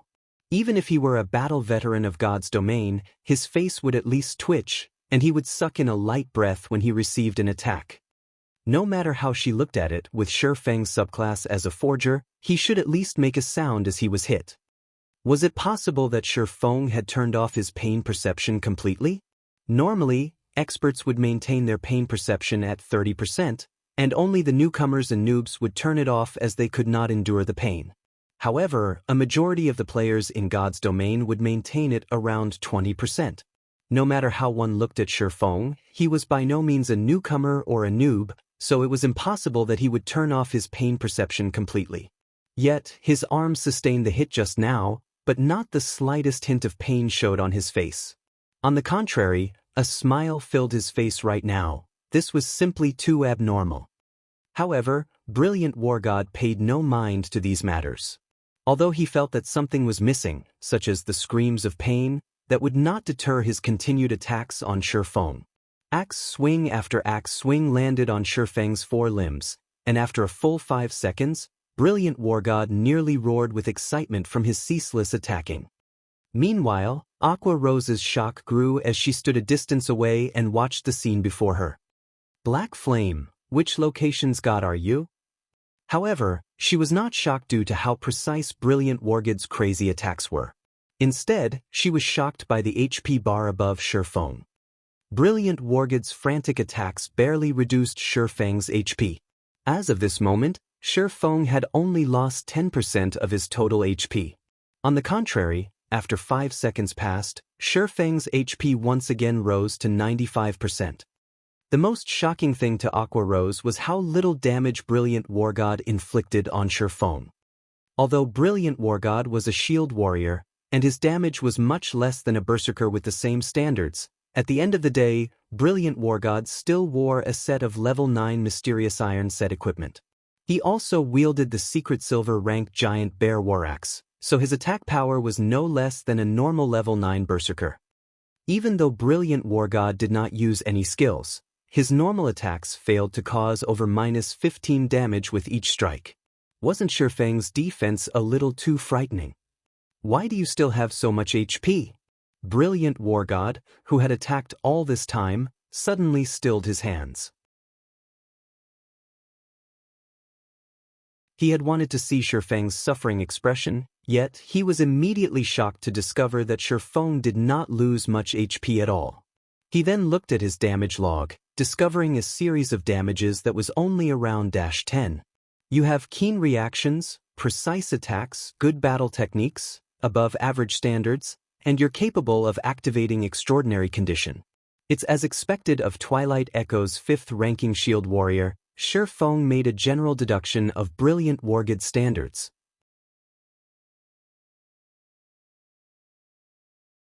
He then said with a smile, "Since you're done attacking, it should be my turn now." Shifeng was currently level 14 while Brilliant War God was only level 9. In God's domain, if players and monsters had a level gap of 3 levels, then due to the level suppression, players would have their damage reduced by around 50%. Meanwhile, in a situation where both sides consisted of players, the party with the lower level would have their damage reduced by 65%. If the gap grew to 5 levels, then there would be an 80% damage reduction. For 10 levels and above, the damage reduction was 95% and above. In addition, Shifeng currently wore the Silver Moon set equipment, so his defense was very high, to begin with. After he had risen to level 14, his endurance attribute increased just beyond 80 points, activating the hidden passive skill for endurance, basic body strengthening. With this passive skill, all attacks causing less than 50 damage were greatly weakened, his battle recovery rate would slightly increase, and his stamina recovery would slightly improve as well. Due to the damage Brilliant War God caused him being extremely low, his battle recovery could replenish most of his lost HP in one shot. This was the specialty of virtual reality games. Due to the gap in levels and attributes, the disparity in strength was worlds apart. Brilliant War God was obviously unaware of this. Stop bluffing. You're merely a blockhead with high defense. Watch how I'll get rid of you and send you back to level 0. Regret becoming my enemy. Brilliant War God did not and would not believe that Shifeng could retaliate. He raised his giant bear war axe, sending a fierce slash towards Shifeng's chest. Brilliant War God no longer fooled around. He wanted to get rid of Shifeng instantly like a fierce gale, so he coupled his attack with a skill. However, standing at a distance, Aqua Rose did not think that Shifeng bluffed at all. Since the start of the battle, Shifeng had waved his sword only once, then stood without moving, allowing Brilliant War God to attack him for an entire 5 seconds continuously. 5 seconds? Even the weakest players could attack or defend many times within this amount of time. Yet, Shifeng chose to do nothing at all. The moment Brilliant War God's giant bear axe passed through Shifeng's body, Brilliant War God involuntarily revealed a cold smile. His belief that Shifeng only bluffed was reaffirmed. After image. Brilliant War God immediately noticed that sensation of his axe passing through Shifeng felt odd. At this moment, he realized that the Shifeng before him was simply an afterimage. He then spun, searching for Shifeng's position. At this moment, Shifeng had already arrived at Brilliant War God's back. His movements were silent as if he did not exist at all. Shifeng's right hand twitched, and the abyssal blade lightly pierced through Brilliant War God's back. A hole appeared in the hard armor that Brilliant War God wore, and the shield warrior instantly felt his heart cool to freezing temperatures. Brilliant War God felt an immense pain in his chest. Since when had a young master like himself experienced such a degree of pain? Immediately, he released an agonizing scream as a damage of over -300 appeared above his head. With a single hit, Brilliant War God lost over a fifth of his total HP. Such speed and attack power. Aqua Rose had distinctly witnessed it from a distance, and her shock-filled eyes involuntarily blinked as a result. She did not think that Shifeng, as a forger, would actually be so amazing in battle. His attack power was simply inhumane. Because of the equipment he possessed, Brilliant War God's defense was frightening. Yet, Shifeng's normal attack dealt over -300 damage to the warrior. Between the two of them, be it defense or attack power, Brilliant War God was far from Shifeng's equal. The disparity in strength was clear for all to behold. The two of them were on completely different levels. It was simply unbelievable. Even with Brilliant War God standards, there was still an evident gap in strength between him and Shifeng. This fight had completely renewed Aqua Rose's recognition of God's domain. After stabbing Brilliant War God once, Shifeng did not give Brilliant War God any chances. He once again waved the abyssal blade, sending a chop at Brilliant War God's body. Shifeng landed a triple damage critical attack, causing over -2,400 damage and instantly killing Brilliant War God.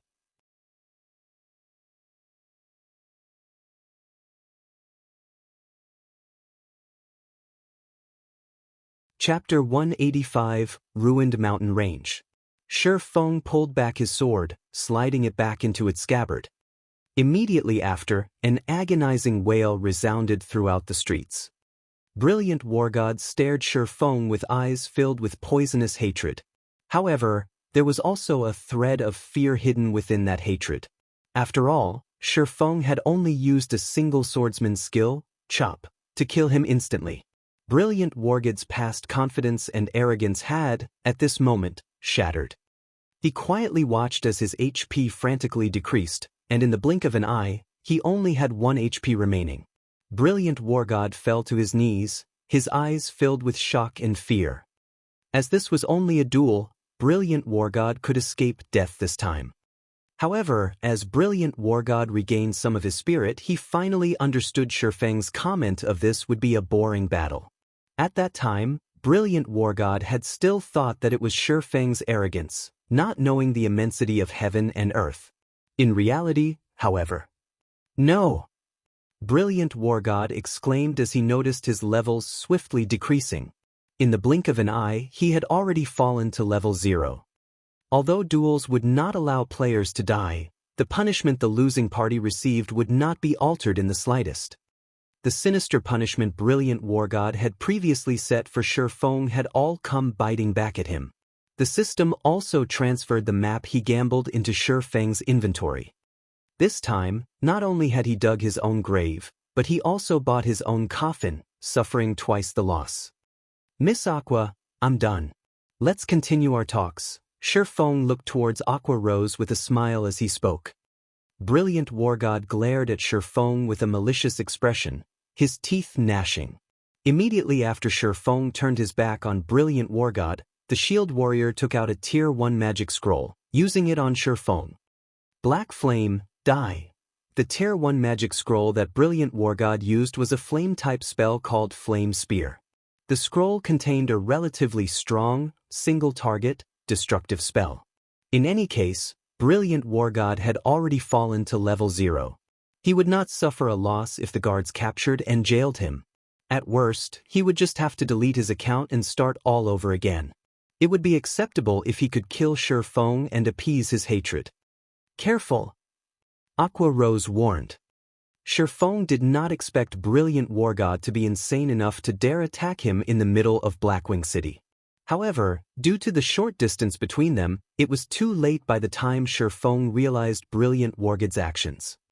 The flame spear instantly struck Shifeng's back, and Brilliant War God revealed a sinister smile as his attack landed. This flame spear was Brilliant War God's trump card. It was capable of causing up to 2,000 flame damage to a single target. Even if Shifeng were amazing, he was a single swordsman.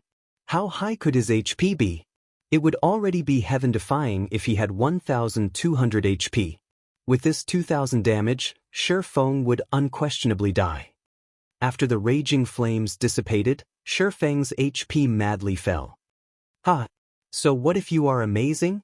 Since you dared provoke this young master, only death awaits you. Brilliant War God laughed loudly as he watched Shifeng's full HP trickle to 0. Brilliant War God, you are too despicable. With this action, Aqua Rose finally saw through to Brilliant War God's true self. She did not think that he would be such despicable filth without even the most basic self-respect. Despicable? The victor becomes king, whereas the loser becomes a bandit. He can only blame himself for his own lack of skills. Brilliant War God sneered as he spoke. However, Brilliant War God's smile quickly faded the moment he discovered that Shifeng's HP had stopped decreasing after reaching 20%. But why aren't you dead? Looking at Shifeng standing there, Brilliant War God retreated several steps. His trembling finger pointed at Shifeng as he panicked. This you don't need to know. However, since you've dared take action here, I'm guessing that you're prepared to receive your punishment, Shifeng softly said. He chuckled as he clapped at the flames remaining on his body, extinguishing them. The damage caused by the flame spear could indeed kill a level 14 player with one hit. However, Shifeng was different. He possessed 20 points of fire resistance. He also had the basic body strengthening passive skill activated, which would somewhat increase some of the hidden magic resistance. In addition, Shifeng currently had a maximum HP of 1,840 points, so a single flame spear was not enough to kill him. To put it another way, Tier 1 magic had no possibility of killing him with a single hit. At most, it would gravely injure him. Impossible! Brilliant War God was completely dumbfounded by this scene. After all, that was the most powerful Tier 1 magic scroll he had in his possession. It can't be, right? Aqua Rose was similarly shocked. Fire-type magic possessed the highest destructive force of all elemental magic. Yet, Shifeng had survived after taking a direct hit from a Tier 1 fire-type spell. Just what kind of defense did he possess? Aqua Rose even started to suspect that Shifeng was a shield warrior or a guardian knight in disguise. However, even guardian knights possessing the highest magic resistance could not forcefully survive this move. While the two suffered their shock, the Black Knights of Blackwing City had arrived. Compared to other towns and normal cities, Blackwing City's management was far more strict. The penalties it administered were even more unbearable. Hence, in Shifeng's previous life, no players dared cause a scene while in Blackwing City. Any who did simply sought their own deaths. Not to mention, Brilliant War God had actually dared attack Shifeng, who possessed the status of a demon hunter. Hence, Shifeng did not immediately take action against Brilliant War God. In reality, he simply waited for the punishment Blackwing City would provide to Brilliant War God. Brilliant War God, you have committed an offense against Blackwing City's laws. Moreover, you attacked the Lord Demon Hunter. From now on, you will remain in jail in Blackwing City for 15 days. After your release, all your attributes would be decreased by 10% for a duration of 10 days, and the EXP you gain will decrease by 20%. The Black Knight captain walked up to Brilliant War God, stating his verdict. Hearing such a penalty, Aqua Rose sucked in a cold breath. This penalty was simply too heavy. Even if they locked Brilliant War God up for 15 days, as an Elder of Twilight Echo, there were other people available to help him level back up. However, now that he was level 0 with the 15-day gap and 20% EXP gain reduction, Brilliant War God would need to grind ceaselessly for over a month to catch up with the level of the majority of the players, not to mention catching up to the top-ranking players. Ha! Black Flame, I admit that you are amazing. However, from the moment I took action, I had already decided to delete my account and start all over again. Did you really think I would fear the system punishment? Although Brilliant War God trembled slightly when he heard the penalty he was to receive, giving it another thought, he planned to delete and rebuild his account. What should he be afraid of? Is that so? Then, I look forward to you deleting and rebuilding your account. Shifeng smiled faintly, not bothering to explain. Seeing Brilliant War God's confident smile, Shifeng could not bear to shatter his fantasies. Brilliant War God thought too lightly of God's domain. If a pig-brained person like Brilliant War God could think of such a method to escape punishment, the main god system would certainly have a solution. In Shifeng's previous life, plenty of players had thought of God's domain as only a virtual reality game. They thought they could do whatever they wanted. There were even some players who had done unscrupulous and condemnable things towards female NPCs. After all, these players all thought they could simply avoid punishment by deleting and rebuilding their accounts from scratch. However, the outcome spoke differently. Unless one no longer wanted to play God's domain, otherwise, any and all punishments would be meted out. No matter how many times one deleted their accounts or changed their gaming helmets, the consequences were inescapable. Although God's domain was a virtual reality game, it had its own bottom line as well. The rules of God's domain were the final bottom line. Any and all who dared go past this bottom line would do well to prepare themselves for their punishments, no exceptions. When Brilliant War God saw Shifeng smile, he suddenly felt uncertain about his decision.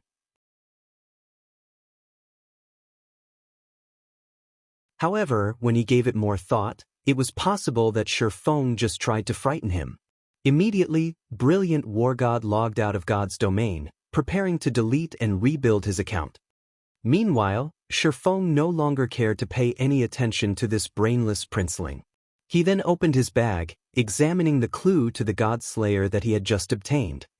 There was no marked location on this map. There were also no written words to give an explanation. If any other players were to obtain this map, they would have no clue of what to do with it. After all, they would not know the location displayed on the map, nor would they know how to look for it. Moreover, the official site did not publish a world map for God's domain. That explained Brilliant War God's ignorant generosity of wagering this map. Fortunately, Shifeng was extremely familiar with God's domain.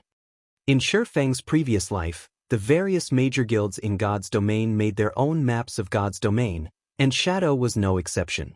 10 years after God's domain started its operation, the world map that Shadow possessed was very thorough.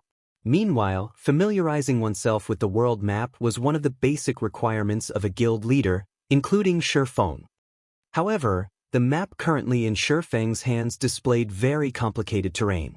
Only after racking his brain for some time did Shifeng manage to recall a place with a similar terrain as shown on this map. It was the forbidden territory for humans, the ruined mountain range.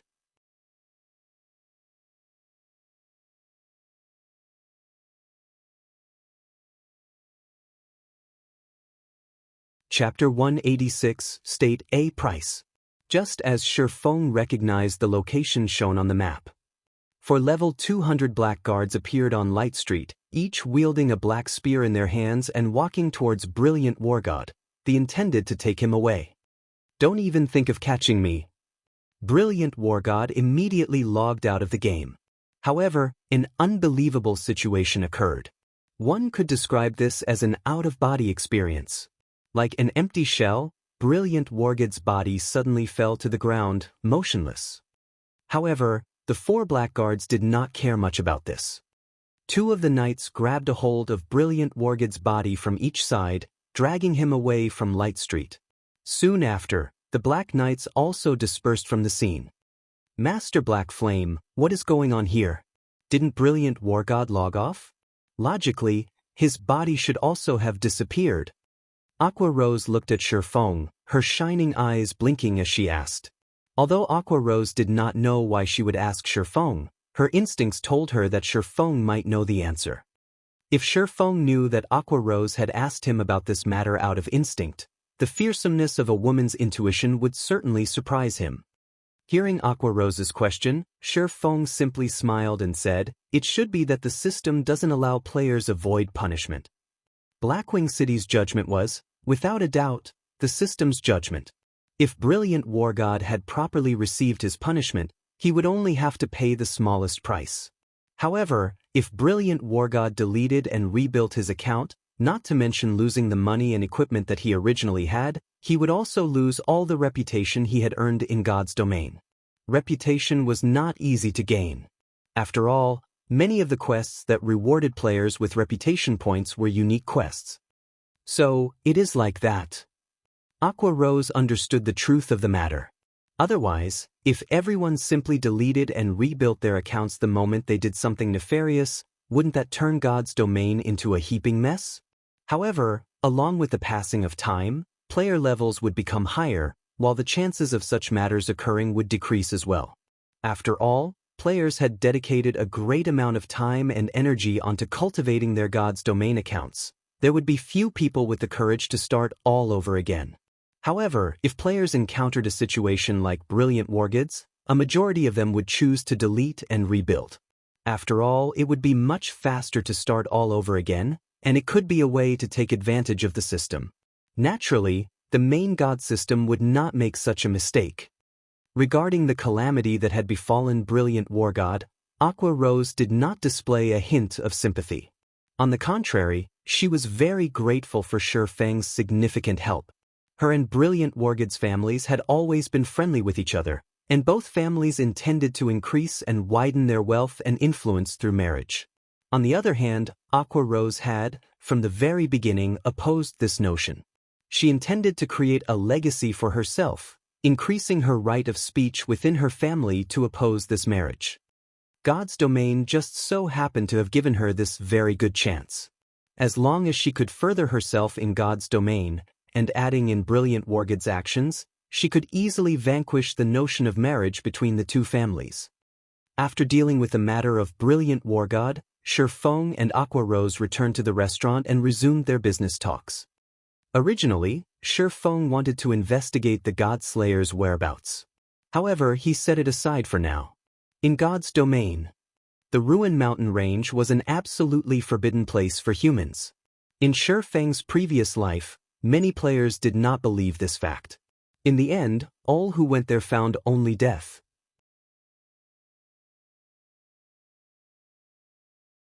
From then on, nobody dared casually enter the ruined mountain range. With Shifeng's current strength, not to mention entering the ruined mountain range, even the path leading to the ruined mountain range presented an impossible challenge for Shifeng. How would he reach the location marked on the map? The only choice he had right now was to increase his strength. When he had sufficient strength, he could then think of a way to go there.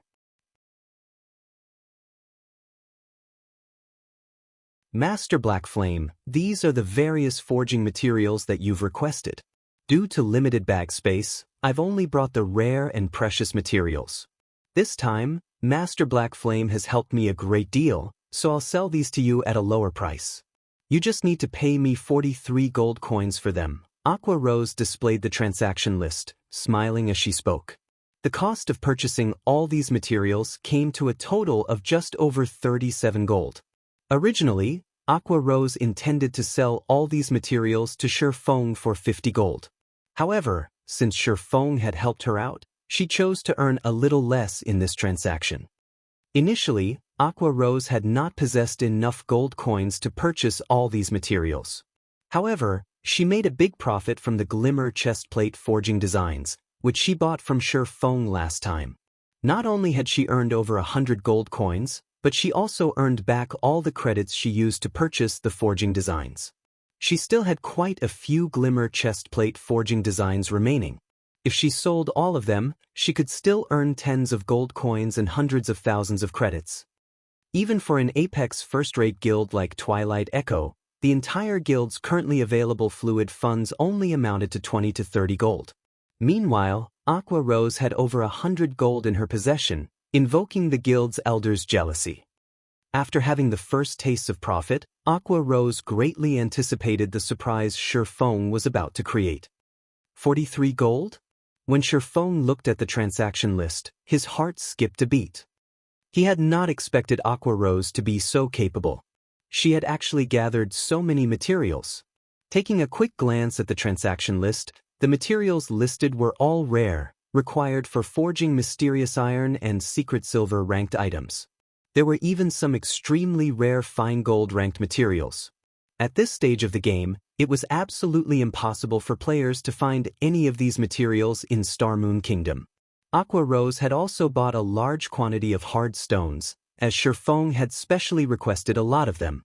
Now, Aqua Rose had close to 1,000 stacks of hard stones for Shi Feng, completely filling up her ore bags. Shi Feng could not help but admit that the ore country was aptly named. Ore bags were different from normal bags. They were specifically made for storing forging materials. Hence, these bags had extremely large storage spaces, and each one was several times, some even several tens of times, larger than a normal bag. In Aqua Rose's case, aside from her main bag having 100 slots, her remaining 6 bags were all ore bags. Every one of her ore bags had 350 slots for items, and all 6 ore bags were currently filled to the brim. The country Aqua Rose came from did not lack ores. Hence, Aqua Rose only sold each stack of hard stones to Shi Feng at a price of 80 copper coins. Aqua Rose had probably purchased all of these hard stones at an even lower price. Compared to these sold in Star Moon Kingdom, the price of these hard stones was simply too cheap. Right now, each stack of hard stones sold for 3 silver coins. Just by selling these hard stones to other players, Shi Feng could make a profit of several times his cost. Moreover, those players would fight over these hard stones. However, even Shi Feng could not afford 43 gold in a single transaction. Fortunately, Shi Feng came prepared. He removed a pile of level 8 and level 9 bronze equipment and quite a lot of mysterious iron equipment from his bag. He had personally forged a majority of the equipment, while he had obtained the remainder from the Moonlight Forest. However, the most eye-catching equipment among was the level 10 secret silver ranked one-handed swords, the Silver Dawns, that Shi Feng had crafted. Secret silver weapons, even to a first-rate guild, they were extremely rare. Normally, only the core upper echelons of the guild would possess 2 to 3 secret silver ranked items, while the elites of the guild could not even dream of possessing one. In the blink of an eye, Shi Feng had filled the private room with equipment, dazzling the sight of all beholders. Making a general count, Shi Feng had over 500 pieces of equipment. Aqua Rose was instantly dumbfounded by this sight. Only after tens of seconds had passed did she gradually recover her spirit, and shock filled her eyes as she looked at Shi Feng.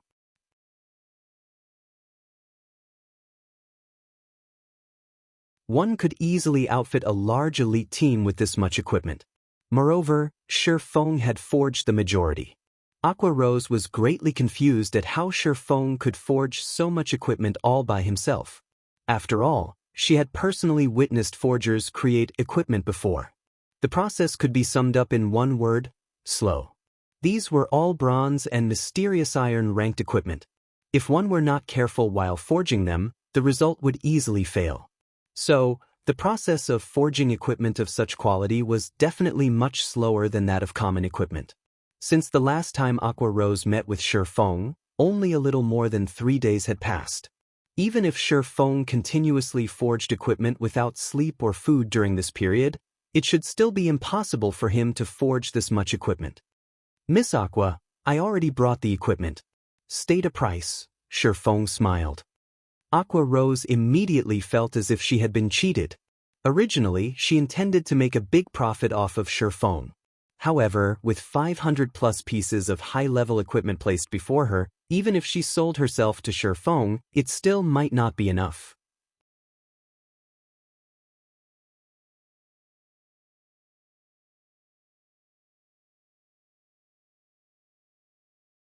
Chapter 187, Frightening Forger.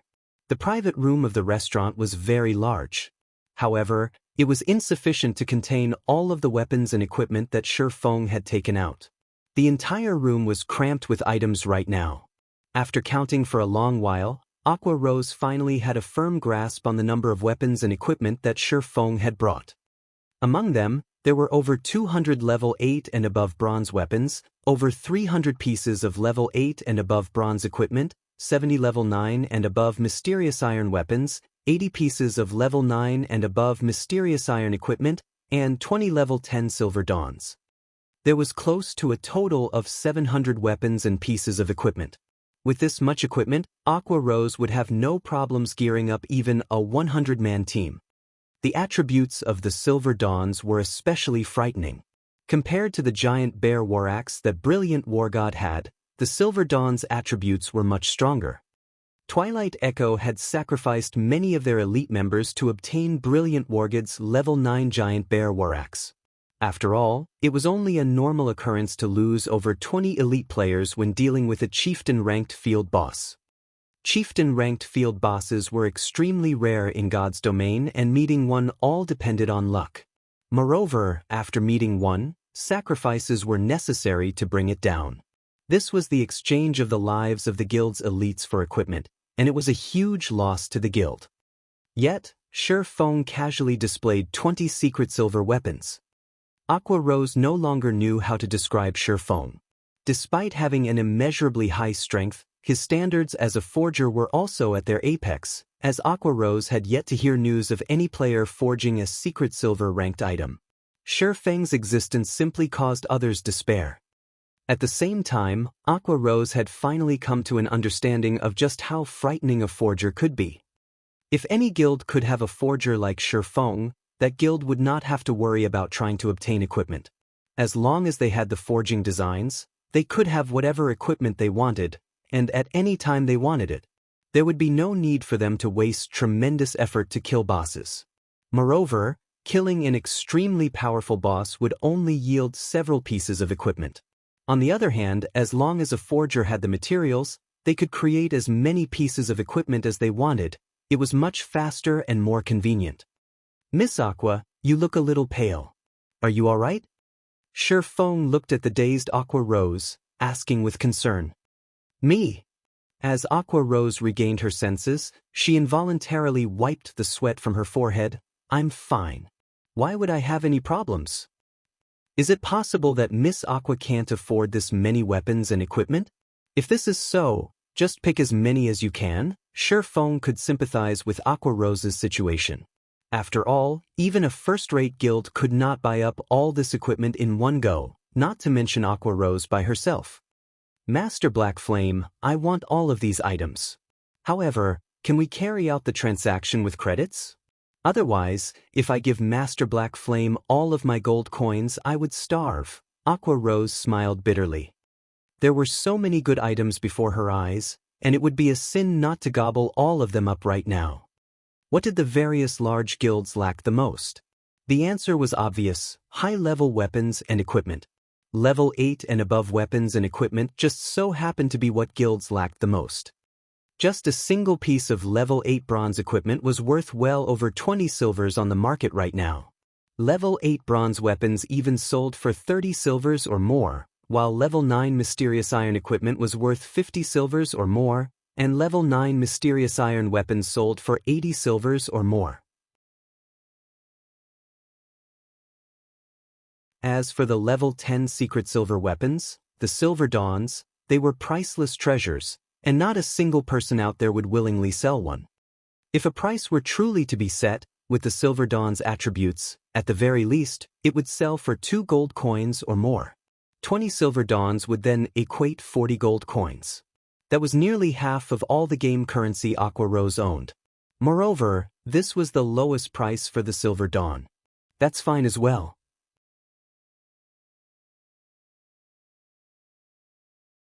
I'll just take these forging materials, in addition to 50 gold, to cover for a portion of the bill.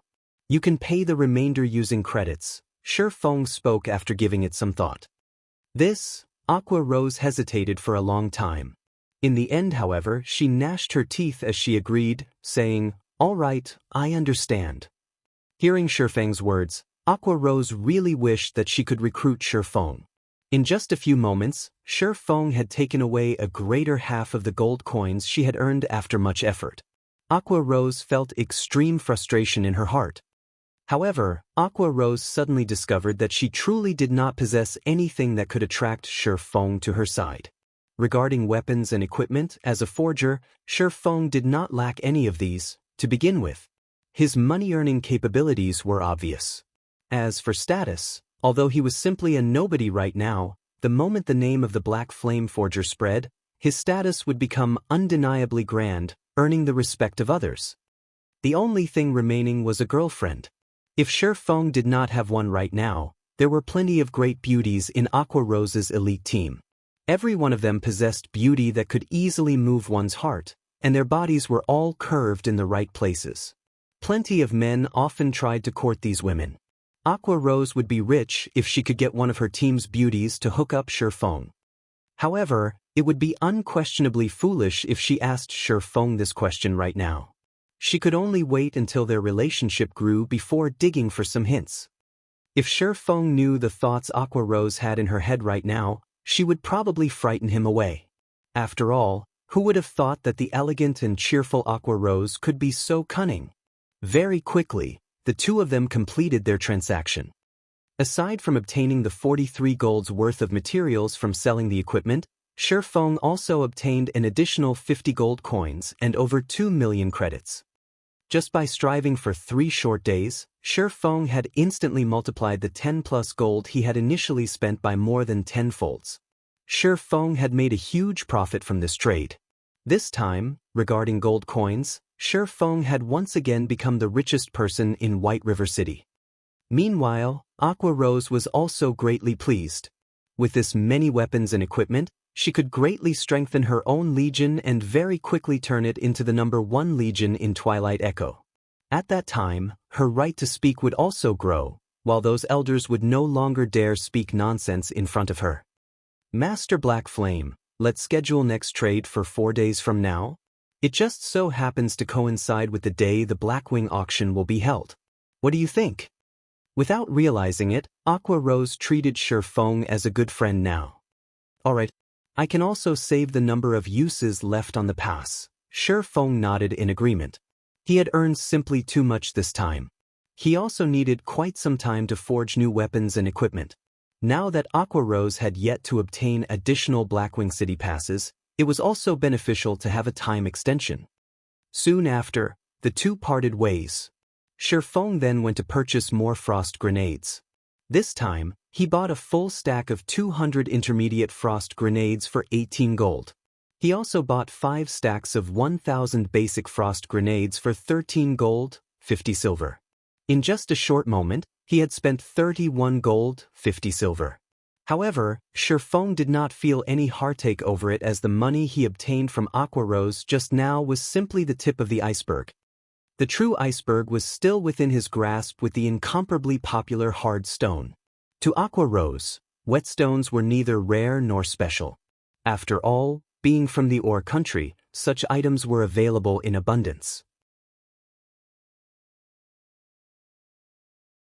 The number of forgers there was as plentiful as the hairs on an ox, so they were not particularly desperate for such items. However, it was a different story for the Star Moon Kingdom with the various guilds in the White River City region who were desperately trying to level up. These guilds were in desperate need of hard stones. Yet, it was just too difficult to obtain any. They might even go bald from over-worrying right now. As for after these guilds entered White River City, Shifeng did not need to worry that these guilds would suddenly halt their need for whetstones.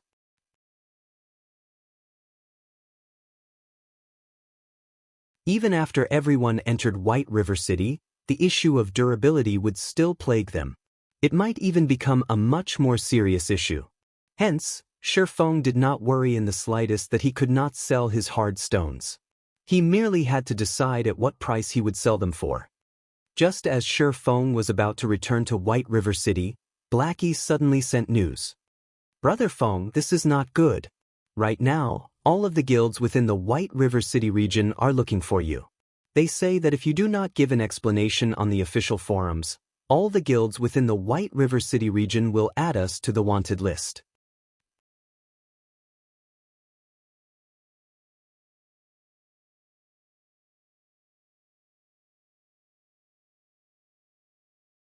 Chapter 188. You are digging your own grave.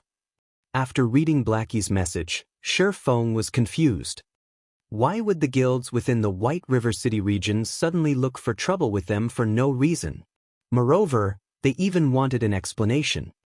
What did they want him to explain? However, Shifeng did not pay further attention to this matter. It would be better for him to get the details after he returned to White River City. Hence, he took out the 7 Luminaries crystal, teleporting to White River City. Level 10 Monster Area, White Sand Ruins. A 40-man elite team was currently clearing Level 10 desert twin-headed snakes.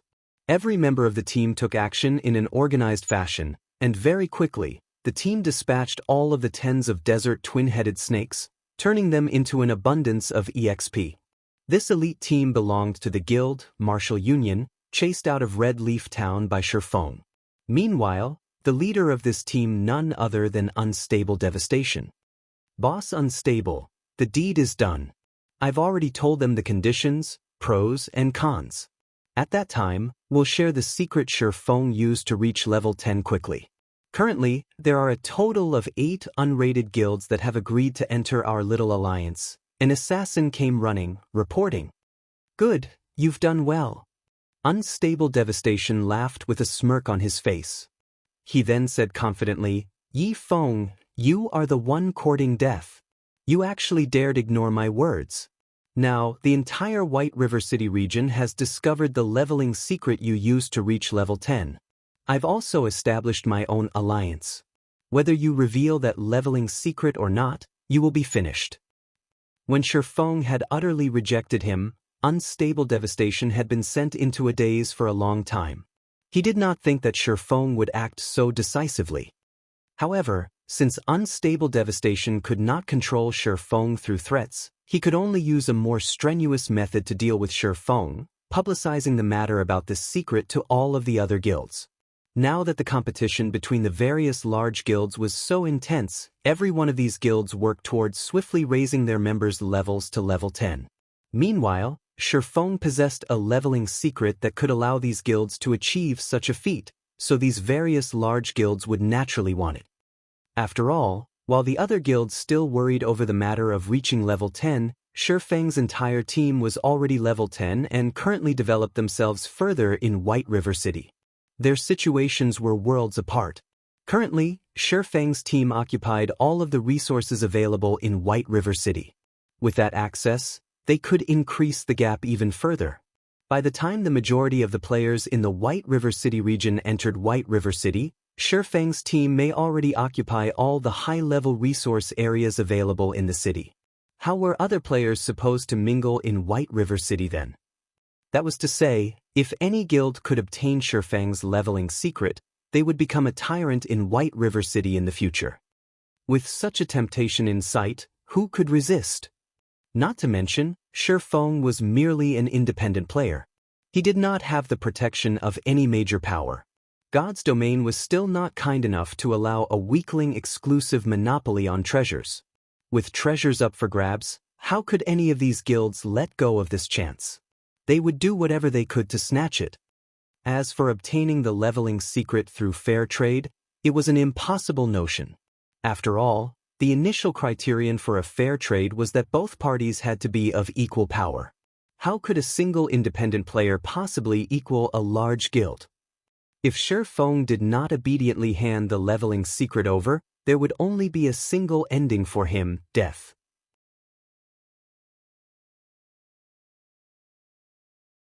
However, even if he handed it over, death would still be the only thing awaiting him. This was the sorrow of weaklings. At this moment, even unstable devastation pitted Shifeng. However, who told this fool to refuse his kind suggestion? White River City, Trade Area, Bank. The moment Shifeng returned to White River City, he immediately emptied all of the forging materials he had on him into the bank.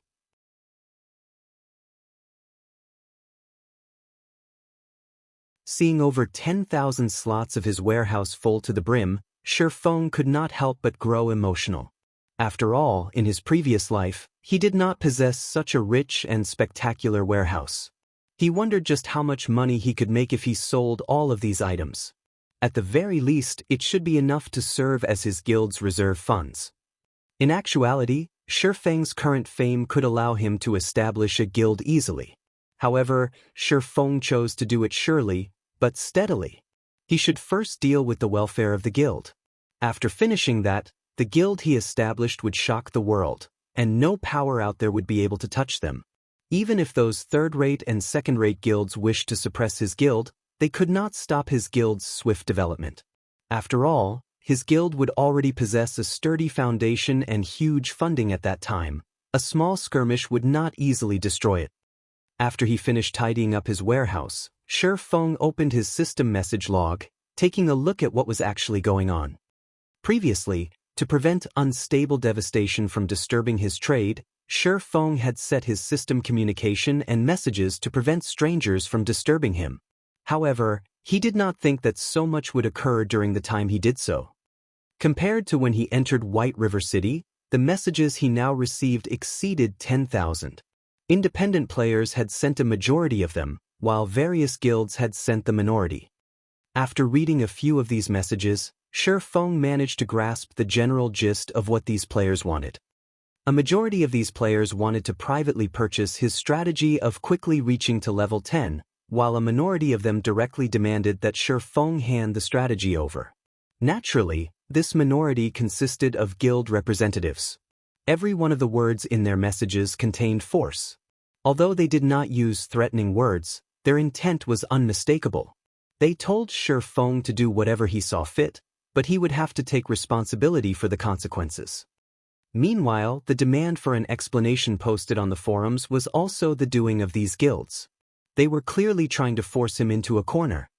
Fortunately, however, the guilds that had directly suggested that Shifeng hand over the leveling strategy were all unrated, without a single rated guild among them. Unstable devastation. Shifeng's brows wrinkled, a chilling battle intent shone in his eyes. This was a scheme concocted by unstable devastation in order to push him down to a hell beyond salvation. From the experiences in his past life, Shifeng clearly understood a single matter. A hungry ghost could never devour enough. Even Shadow is trying to have a part in this? Shifeng found a new post on the forums. It was a declaration of alliance made by Unstable Devastation and several other guilds. They requested Shifeng to hand over his leveling strategy to satisfy everyone. Otherwise, they would impose a sanction on him. Meanwhile, Shadow was among the several guilds that had joined this alliance. Immediately, plenty of people showed their support for Unstable Devastation. They all wanted Shifeng to hand over his leveling strategy, benefiting everyone. Shifeng simply smiled. Did they really take him for someone who could be easily bullied, someone they could mold in the palm of their hands? If Gentle Snow possessed this leveling secret, these guilds and players would have long since shut their mouths. Rather, they would cheer and sing her praises. Immediately after, Shifeng created a post on the forums, selling the leveling strategy to reach level 10 quickly for 10 billion credits. All insincere buyers will be ignored. Shifeng then set aside the official forums, looking at the time. It was nearing dawn in the real world, so Shifeng promptly logged off to rest. However, Shifeng's post had instantly become popular. Almost everybody paid attention to it when they saw Shifeng's asking price of 10 billion. Those who had previously wanted Shifeng to publicly disclose the strategy for free now cursed even more fervently. 10 billion credits? Why don't you die instead?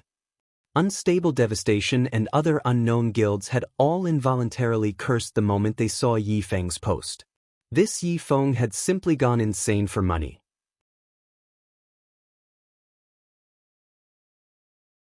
Which fool out there would spend 10 billion credits to buy a garbage strategy? However, anyone smart enough could easily discern Shifeng's true intentions. Naturally, these guilds also understood what Shifeng tried to say. This was Shifeng's way of indirectly sending them a message, saying, "Want this secret for free? Dream on." Without a doubt, Shifeng declared war with these guilds. "Yifeng, you are digging your own grave." Unstable Devastation spoke in rage, though his tone carried with it a hint of gloating.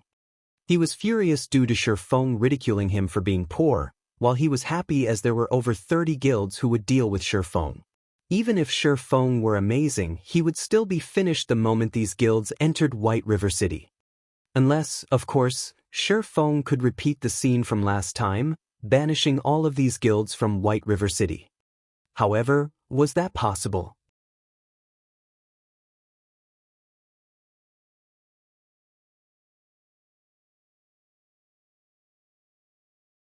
Chapter 189, Berserked Market. Shortly after Shifeng logged off, the post Shifeng had left on the forums became instantly popular. One view became 10, 10 became 100. Players had strong gossiping hearts, so they would not miss out on this good show. Within a short 20 minutes, almost all players within the White River City region had discovered this matter. The guilds that had demanded the leveling strategy from Shifeng were all enraged. "Crap. Find all of the information about that little bastard for me. Not only am I going to kill him back to level 0, but I'm also going to kill all his friends back to level 0. Since he dares humiliate Ghost Wheel, he can forget thinking of mingling in God's domain any longer." Sleeping Bones, the guild leader of Ghost Wheel, was furious after listening to his subordinate's report. Although Ghost Wheel was an unrated guild, they were still a large guild with over 5,000 members. Yet, a lone, independent player looked down on them. How were they supposed to show their faces in public in the future if they took this lying down? "Leader, I've already investigated him," an elementalist said. "Speak. Since he dares look down on Ghost Wheel, I can't retain the name Sleeping Bones if I don't kill all of his friends back to level 0. Sleeping Bones bellowed. "That Yifeng is an independent player, and I've confirmed that he has 8 team members. Aside from them, Yifeng also has a good relationship with Stabbing Heart, the vice leader of the Assassin's Alliance. Rumor also has it that he has a very close relationship with the Snow Goddess, Gentle Snow, as well," that elementalist answered. Sleeping Bones suddenly fell silent. Was this a joke? If they dared to actually kill Stabbing Heart of Assassin's Alliance and Gentle Snow of Ouroboros, then the day they entered White River City would be the day Ghost Wheel disbanded. "Forget it. I, Sleeping Bones, am a magnanimous person. We'll just stick to killing Yifeng and his teammates, lest we want other people to start gossiping about us." "Roger. Guild leader is the wisest." At the same time, the other guilds that did not have a clear understanding of Shifeng began their investigations about him. They were prepared to properly deal with him the moment they entered White River City. Meanwhile, on the forums, players were currently discussing this incident. They all felt that White River City's battle of the century was about to begin. This fellow brother Yi Feng's simply too awesome. Isn't he trying to oppose those various guilds? He is just overestimating himself. Who does he think he is? When these guilds enter White River City, it will take no effort for them to destroy him. What do you know? Yi Feng is a God-ranked expert. Previously, he turned Martial Union upside down, while Martial Union could do nothing against him.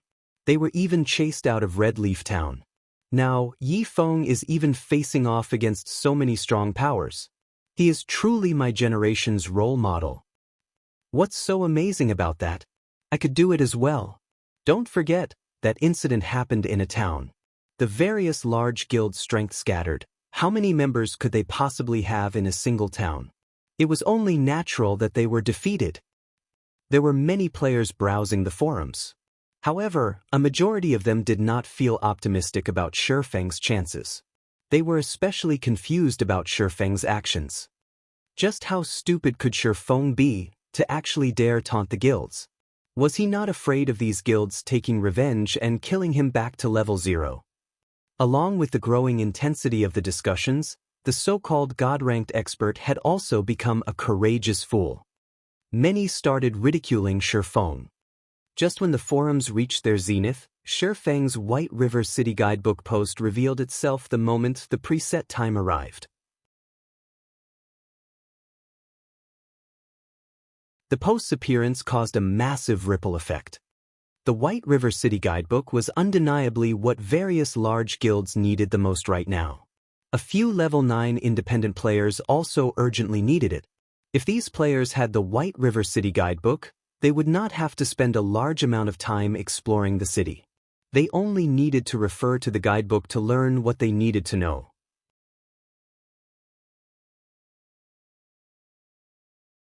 Compared to the heavenly price of 10 billion for a single leveling strategy, using 20,000 credits to purchase a luxury version of the White River City guidebook was unquestionably a lot cheaper. It was practically the price of cabbage. Also, the cheaper, simplified version only sold for 300 credits. These various guilds and players could easily accept that price. However, afraid of Shifeng's trickery, a large majority of the guilds chose to purchase the simplified guidebook, taking a look at it before making further decisions. After all, they could afford a loss of 300 credits. As for the players that wished to develop themselves in God's domain, they all grew extremely curious about White River City, a fascinating city. They wished to experience it in advance. So many players had gnashed their teeth as they bought the simplified guidebook. Within half an hour, the simplified version of the White River City guidebook was like a best-selling novel. Sales of the guidebook continuously increased, and before anyone knew it, over 5,000 copies had already sold. In other words, Shifeng had earned 1.5 million credits within this short time. Many players had discovered business opportunities from this. Players who originally worried about whether or not they could make money in God's domain relaxed at this sight. After all, Shifeng was their best example. As long as they could grasp a hold of the opportunity, becoming rich in a single night was not just a dream, it was just like how Shifeng became the first person to enter White River City. Immediately, plenty of players outside of the White River City region grew excited. If they too could be the first to enter their own respective cities and write a city guidebook, couldn't they also become rich? This thought inspired desperation in all of the players in God's domain. As if possessed by the devil, they all started rushing to level up. They all wished to become the first person to enter their respective cities, making a huge profit and becoming rich overnight. Meanwhile, in the trade market of the entire Star Moon Kingdom, the popularity of whetstones had instantly soared. As long as a forger had at least a 30% success rate of crafting whetstones, the various large guilds would instantly target them. The guilds used all sorts of methods to recruit these forgers, continuously raising the standard of treatment. As a result, these forgers earned salaries comparable to the white-collar workers in the big cities. Such a result inspired other players to become forgers. However, forging materials were utterly necessary if one wanted to hone their forging skill. Like adding fuel to a fire, This new situation instantly ignited a blazing inferno that raged through all of the Star Moon Kingdom. The prices of forging materials soared, again and again, madly increasing the price of hard stones as well. By the time Shi Feng entered God's domain that night, a stack of 20 hard stones already sold for a sky-high price of 8 silver coins. However, the supply could not keep up with the demand. Furthermore, even the most common bronze ore sold for 15 silver coins per stack, with 200 per stack. Luck can't be stopped once it comes. I would never have thought that the White River City guidebook would so fiercely drive the materials market. Shi Feng rejoiced the moment he logged in. During the day, aside from training his body, Shi Feng had gone to the city center to look for suitable locations to start up his workshop. His requirements were very simple. He wanted a good environment surrounding the office building. After surveying over 10 locations, Shi Feng finally found a relatively pleasing office building. It was located in the city center. Moreover, it was an entire floor being sold. The office floor had a wide space of 5,000 square meters, so it was extremely spacious. There would be no problems turning it into an office for several hundred people.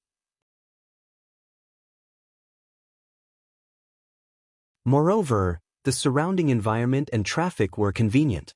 However, the most important factor was that the office was relatively close to Big Dipper, the best gym in Jinhai City. The owner of the office floor only sold it to make up for issues surfacing with his business. Otherwise, he would not bear parting with such an amazing location. However, that person had set a price of 60 million credits for the place, with each square meter priced at 12,000 credits.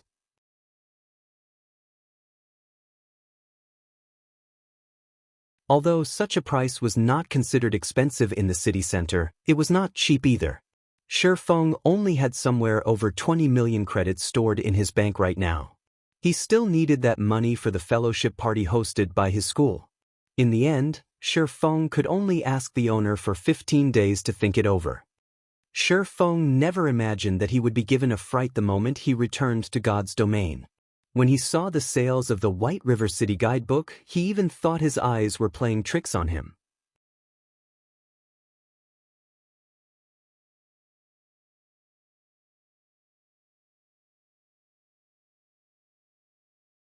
Chapter 190, Taking Precautions.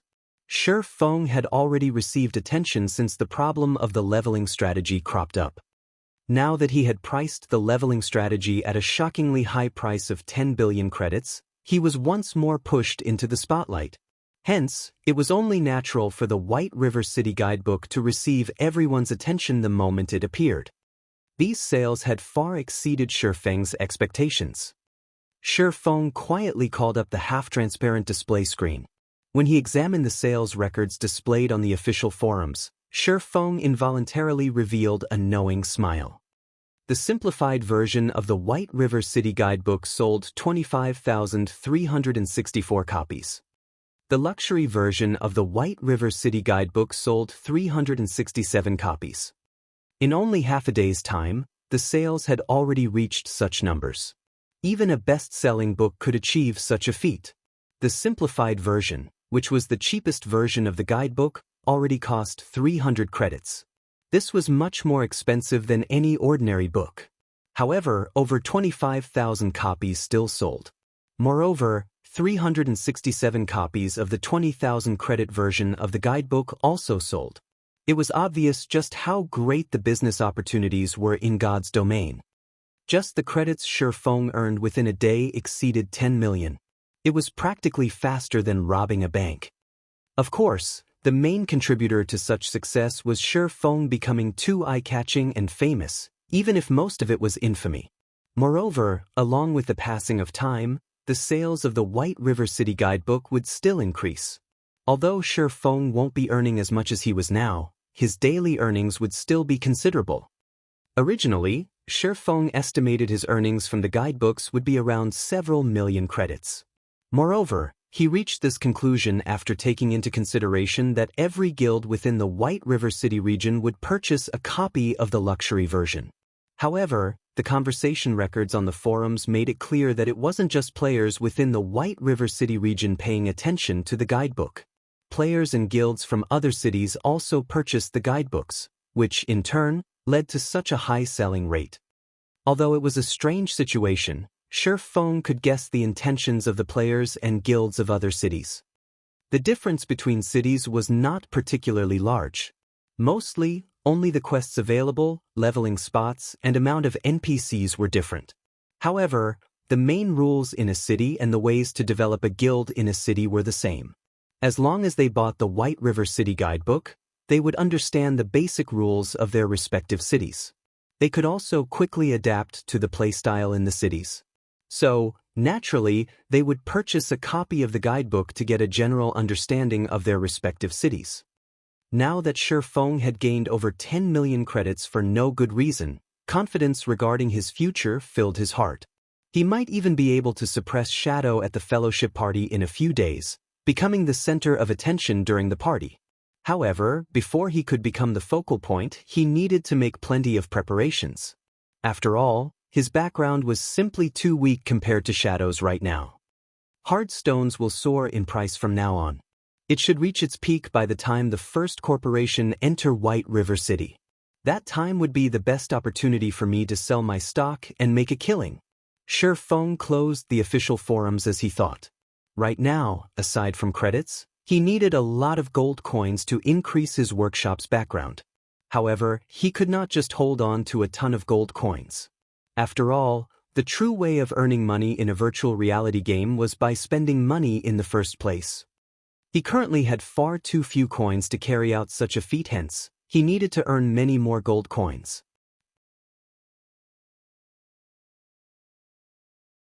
Right now, becoming enemies with that many unrated guilds had placed quite a pressure on Shi Feng. Although these guilds were not much of a threat to him as a lone player, he still wanted to establish his own guild in the future. Such a situation would be detrimental to his guild. As the saying went, the barefooted did not fear those with shoes. Establishing your own guild was the equivalent of putting on shoes.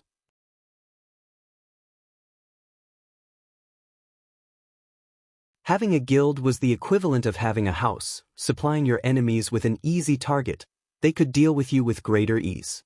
Hence, in Shi Feng's previous life, plenty of small guilds were forced to disperse due to being targeted by a large guild.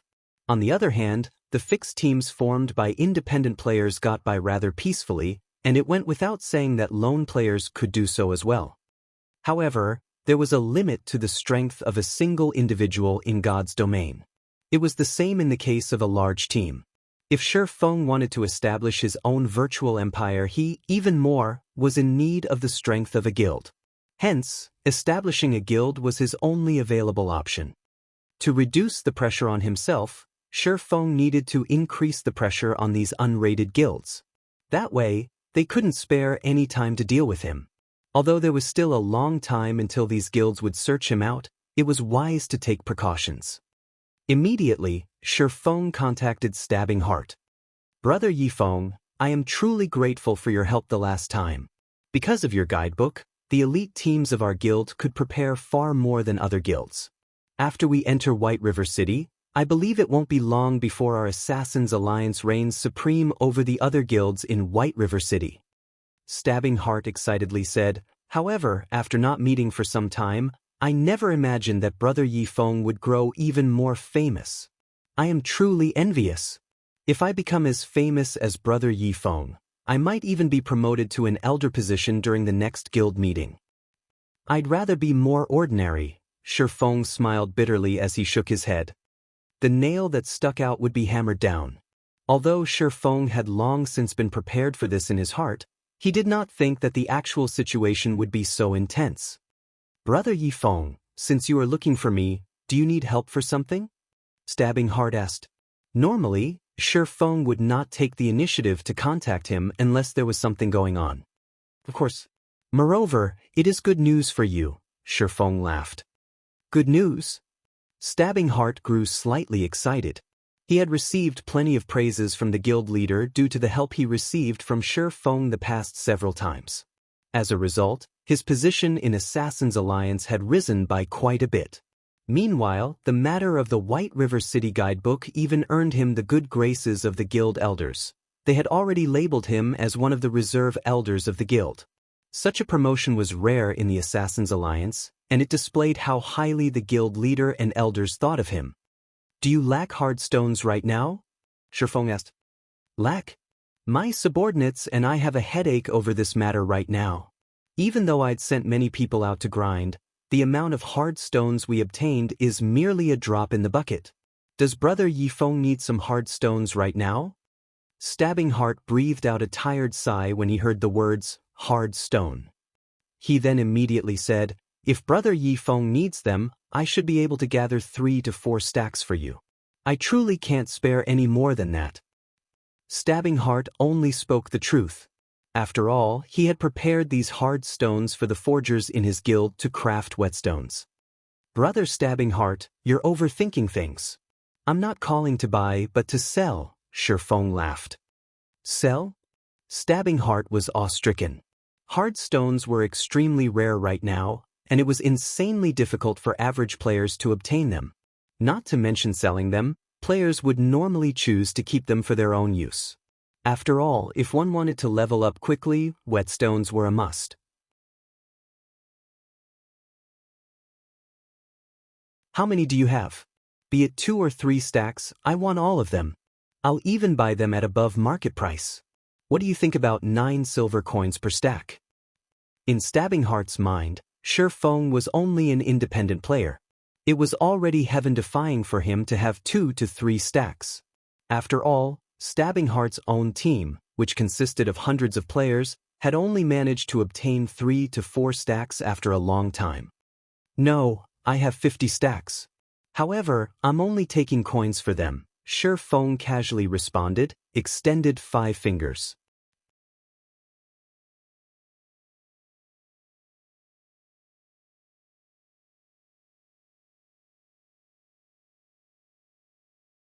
Chapter 191, Star Moon's Big 10. Stabbing Heart immediately froze in shock when he heard that Shifeng had 50 stacks of hard stones. The entire Assassin's Alliance could not even manage to gather up 5 full stacks. Yet Shifeng said he had 50. If 50 stacks of hard stones were used to craft whetstones, even if the forgers crafting them had slightly lower success rates, it could allow all the elite players in the Assassin's Alliance to reach level 10, entering White River City. "Brother Yifeng, you're not tricking me, right? Do you really have 50 stacks?" Stabbing Heart asked doubtfully.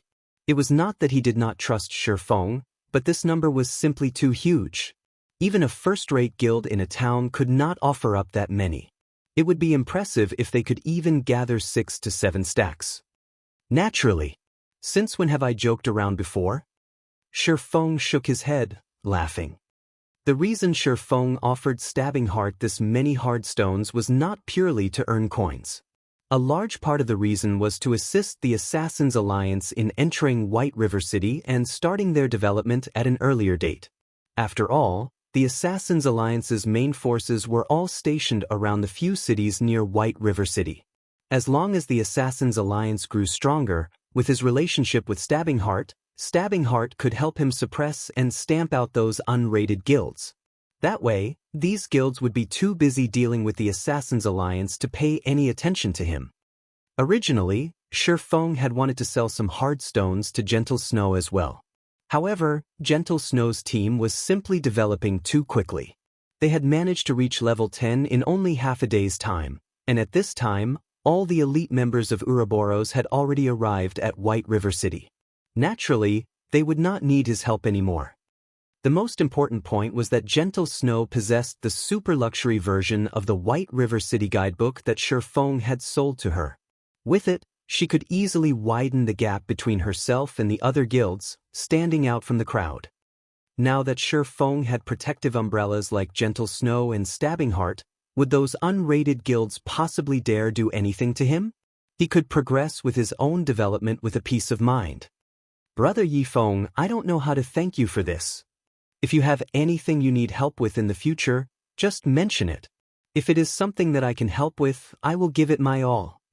Stabbing Heart was extremely touched right now. In his heart he had already taken Shifeng as his good brother. However, for gold, 50 silver was not easy to obtain. He needed some time to gather the liquid funds from the other towns and collect some from the money farming team. Although it was a large expenditure, with 50 stacks of hard stones, Stabbing Heart could allow the team in Red Leaf Town to be the first team, out of all the other team in the Assassin's Alliance, to enter White River City. At that time, he would receive a promotion in the guild once more. He might even become an elder of the Assassin's Alliance. Meanwhile, such an achievement was only possible due to Shifeng's help. Although Stabbing Heart felt slightly ashamed of himself for not being of great help to Shifeng, he had already decided that, once he entered White River City, he would fully support Shifeng. Whoever dared to go against Shifeng would go against him as well. When will you send someone over to Red Leaf Town to conduct the trade? Shifeng asked. As long as you are free, any time is good. Stabbing Heart answered. All right. I have something I need to ask you.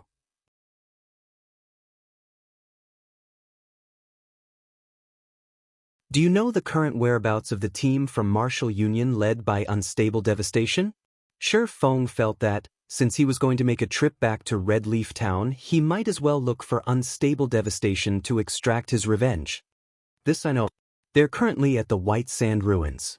Are you planning on taking revenge on them? I'll call some men over to go with you. They have quite a few of players on their side, so it would be dangerous for you hunt them by yourself. Stabbing Heart was slightly surprised. He did not think that Shifeng would take revenge so quickly. Moreover, he was even going to deal with the elite team led by Unstable Devastation directly.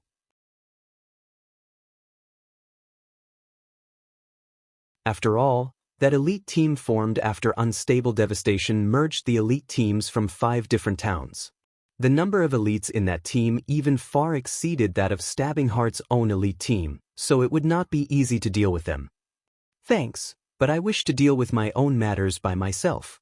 Let's meet up in front of Red Leaf Town's bank in 20 minutes. Shifeng thanked him. All right, I'll send some men to investigate Martial Union's exact location. At that time, I'll pass on their exact whereabouts to you along with the 4 gold, 50 silver. Stabbing Heart naturally knew of the arrogance of an expert, so he did not pursue the matter.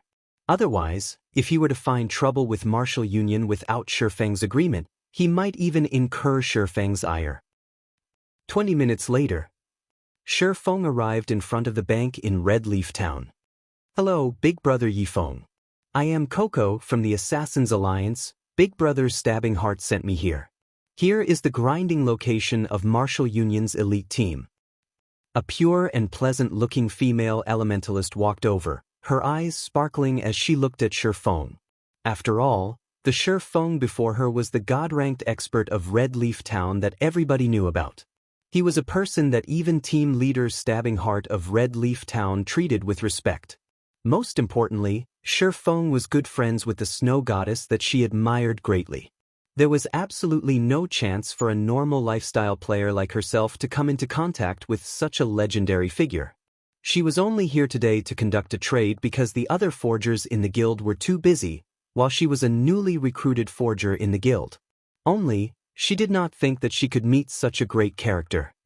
Shifeng glanced at this girl, and his expression immediately froze.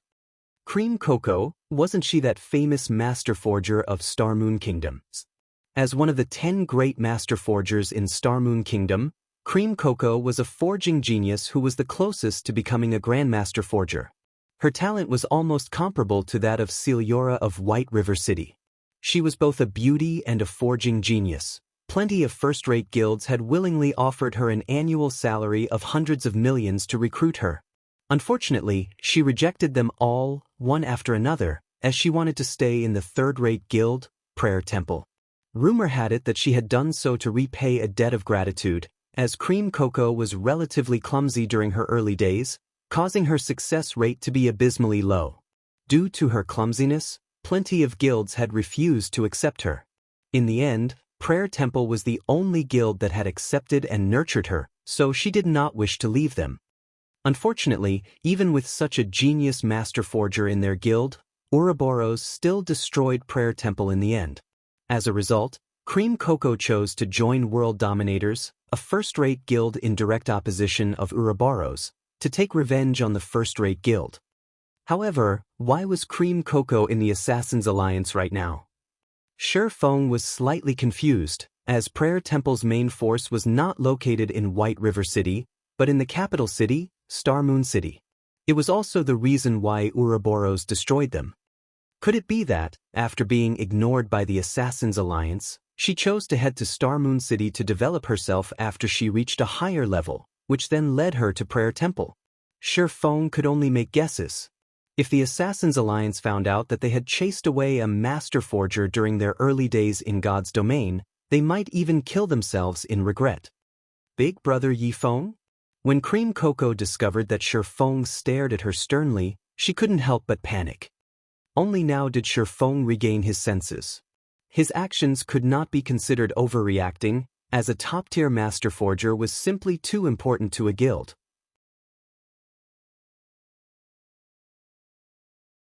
However, he couldn't just try to recruit Cream Cocoa to his group. After all, Cream Cocoa was still a member of the Assassins' Alliance right now. His only option at the moment was to wait for Cream Cocoa to leave the Assassins' Alliance before trying to recruit her. Oh, it's nothing.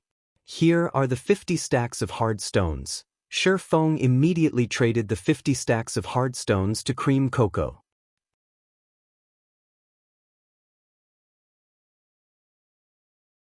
When Cream Cocoa saw the 50 stacks of hard stones in her trade window, her eyes widened in shock.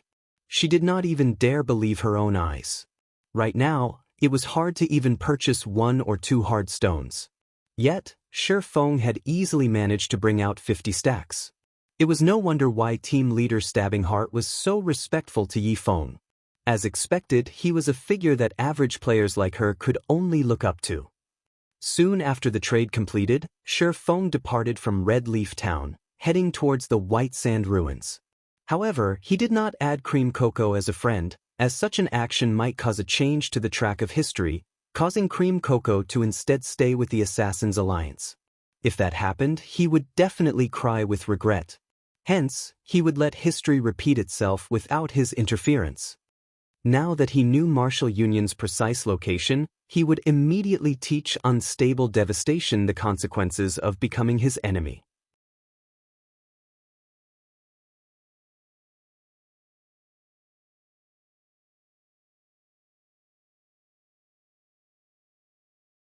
Chapter 192, Wild and Domineering.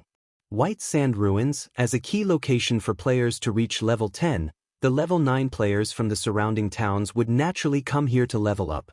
Not only did this place possess level 10 monsters, which were a better source of EXP, there were also plenty of quests in this region. Moreover, a majority of them rewarded high amounts of EXP, and some high-level quests even gave out bronze-ranked or above equipment. It was especially true for the newly discovered Stonehammer town. It was practically a heaven for players. As long as one's reputation in Stonehammer town reached a certain degree, they could purchase level 10 bronze and mysterious iron equipment at extremely low prices. It was impossible to find such treatment in other towns. Thus, White Sand Ruins became the mainstream leveling location for level 9 players. Naturally, guilds like Martial Union would not miss out on such a great location. Ever since Shi Feng had killed Unstable Devastation in Red Leaf Town, Unstable Devastation had immediately escaped to this place to level up. After a period of hard work, Unstable Devastation had finally managed to get back to level 9. He was also not far from reaching level 10. Yi Feng, just you wait. The day our alliance of guilds enter White River City will be the day of your funeral. Unstable Devastation silently cursed as he killed a level 10 three-tailed scorpion. Although he had exposed Shi Feng's secret, and Shi Feng provoked and angered the other guilds, there had yet to be a person that could do a thing to Shi Feng. Moreover, not only was Shi Feng living comfortably, he was even earning a large sum of money right now. This envious situation of Shi Feng's had driven Unstable Devastation to near insanity, and he silently questioned why he couldn't enjoy such fortune. Martial Union was originally a guild that had migrated to God's domain from another virtual reality game, so they did not possess the investment of any large corporation. There were only a few wealthy young masters spending money to support the guild.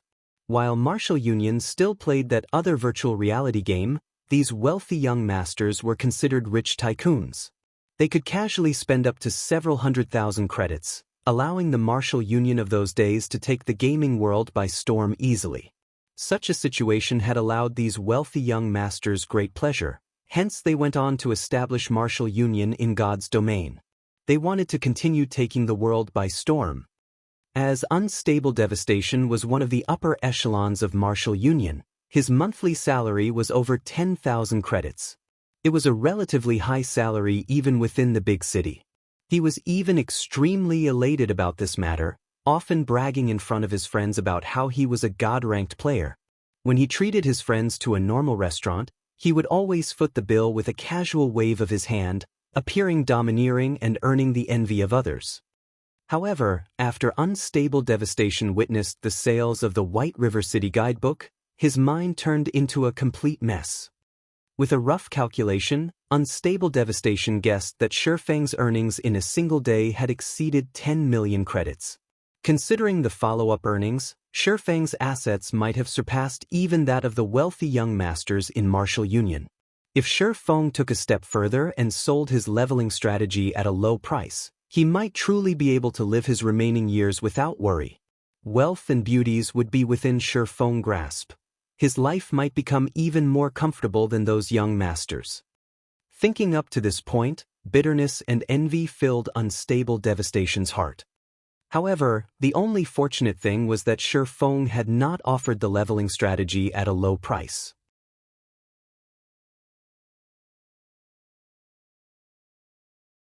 As long as he could snatch it, becoming the first one to sell it on the official forums, he wouldn't need to remain a professional player any longer. He could immediately live a rich life in the real world. Boss Unstable, I discovered a location with an extraordinarily high amount of monsters. The respawn rate is also quite fast. Our leveling efficiency could probably rise by 60% or more there, an assassin said in the team chat. Report the location. We'll head there right away. Unstable Devastation grew excited upon hearing this.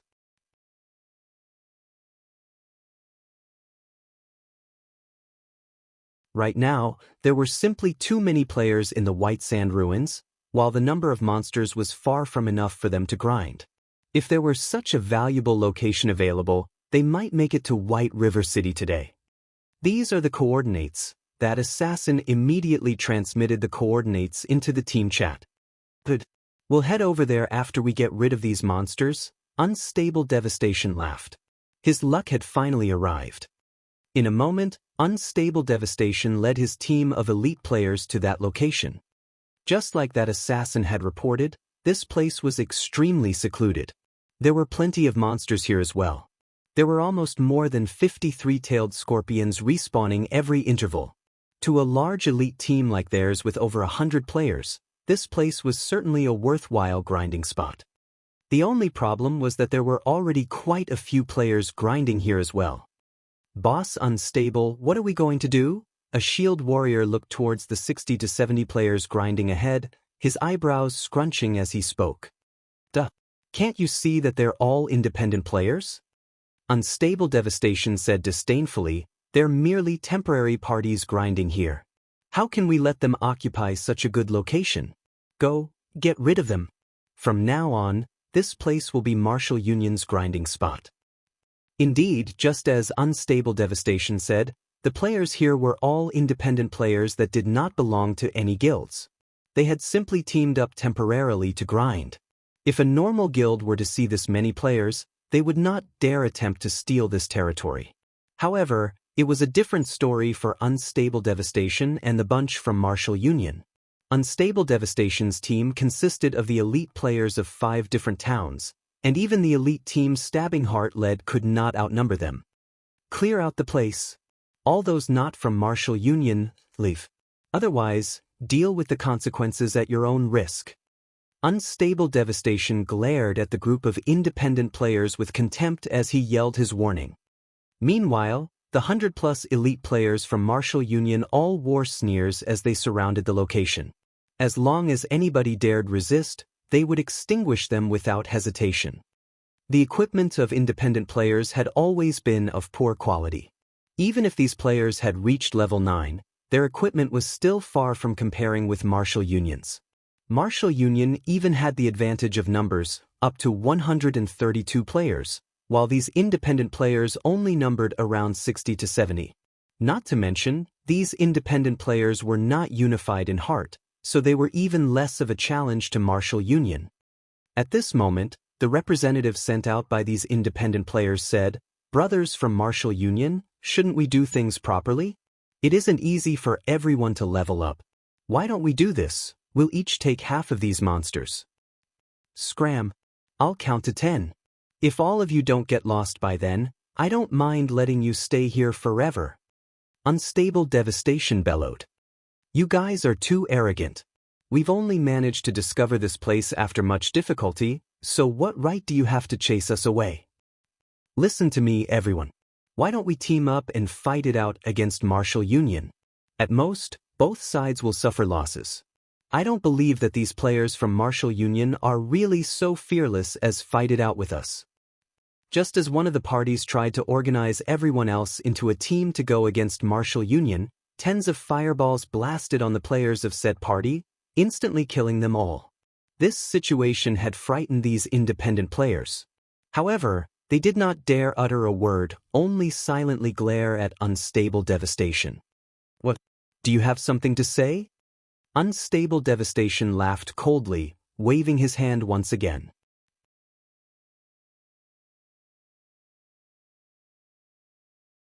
Suddenly, another dozen spells fell upon them, and several more players glaring at Unstable Devastation perished. "Let's go." Unable to endure the pressure, one of the parties took the lead. Soon after, the several remaining parties looked at each other. They all shook their heads as they departed. As for the two parties that died, nobody cared about them any longer. "Ha! They are merely a bunch of trash, yet they dare compete with us, Martial Union."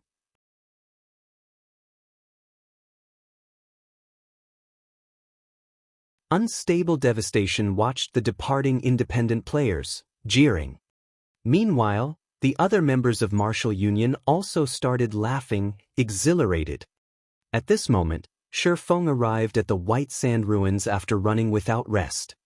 Martial Union should not be far ahead. Shifeng compared his current location to the marked location on the map, increasing his pace as he headed onward.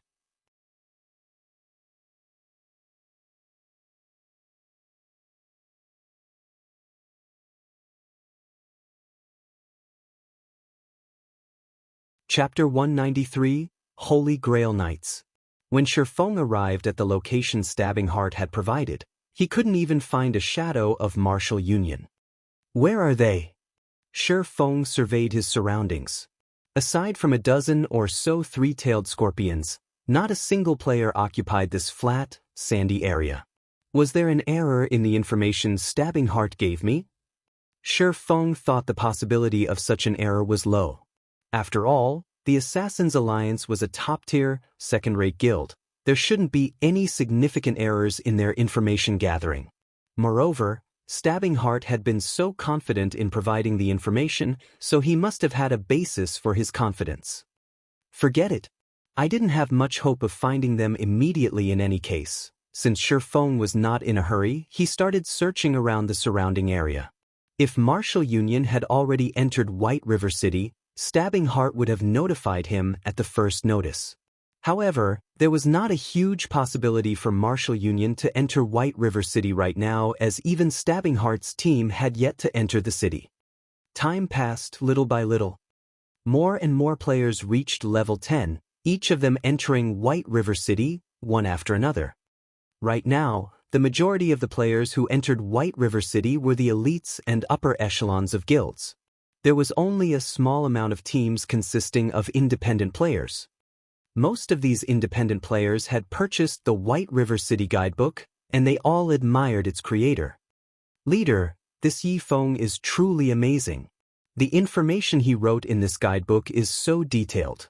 Fortunately, we bought the luxury version. The introductions in the simplified version were overly brief, and it only helps one get a general understanding of White River City. Meanwhile, the luxury version mentioned plenty of locations with good quests meant for specific classes. Thanks to it, I've accepted plenty of valuable quests. I know, right? It is all thanks to team leader's wisdom for buying the luxury version. If I didn't know that Yi Feng had personally penned this guidebook, I would even think that the game officials had published it. I really wonder what Yi Feng's previous profession was to possess such powerful observation skills. That Yi Feng indeed has some skills. Originally, I had simply intended to purchase the guidebook as a reference. I never thought that the information was all true. I was shocked after we arrived at White River City. It was worth the 20,000 credits. If it were up to me, I wouldn't willingly sell this information even for 50,000 credits. Not only does the information require time to arrange, but this is also first-hand information. I can't imagine why Yi Feng would willingly sell all of this for only 20,000 credits. In front of the teleportation hall of White River City, a non-guild team consisting of 10+ elite players happily chatted while waiting for their other companions. An independent team? At this moment, Gentle Snow emerged from a teleportation gate, spotting this merry team of players. She felt slightly surprised by the sight. At this time, aside from those elite teams of large guilds, there was even an independent team who had reached White River City. This was an extremely rare sight, and it illustrated this team's strength. I know who they are. 5 years ago, these players were very famous in a relatively sizable virtual reality game. They were known as the Holy Grail Knights at that time. Although they aren't a guild, and their numbers never exceeded 100 players, every member of their team was extremely skilled. Their battle prowess was extremely frightening. Their leader, Warwolf, even had the reputation as the strongest warrior in the game. During those days, not a single guild in the game that dared provoke them.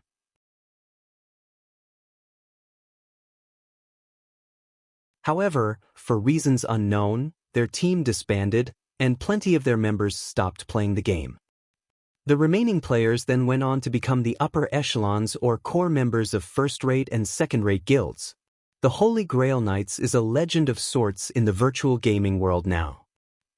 When the Shield Warrior, Ghost Chop, who was knowledgeable about these independent players, saw the average-looking Shield Warrior standing amidst those players, his expression suddenly turned solemn.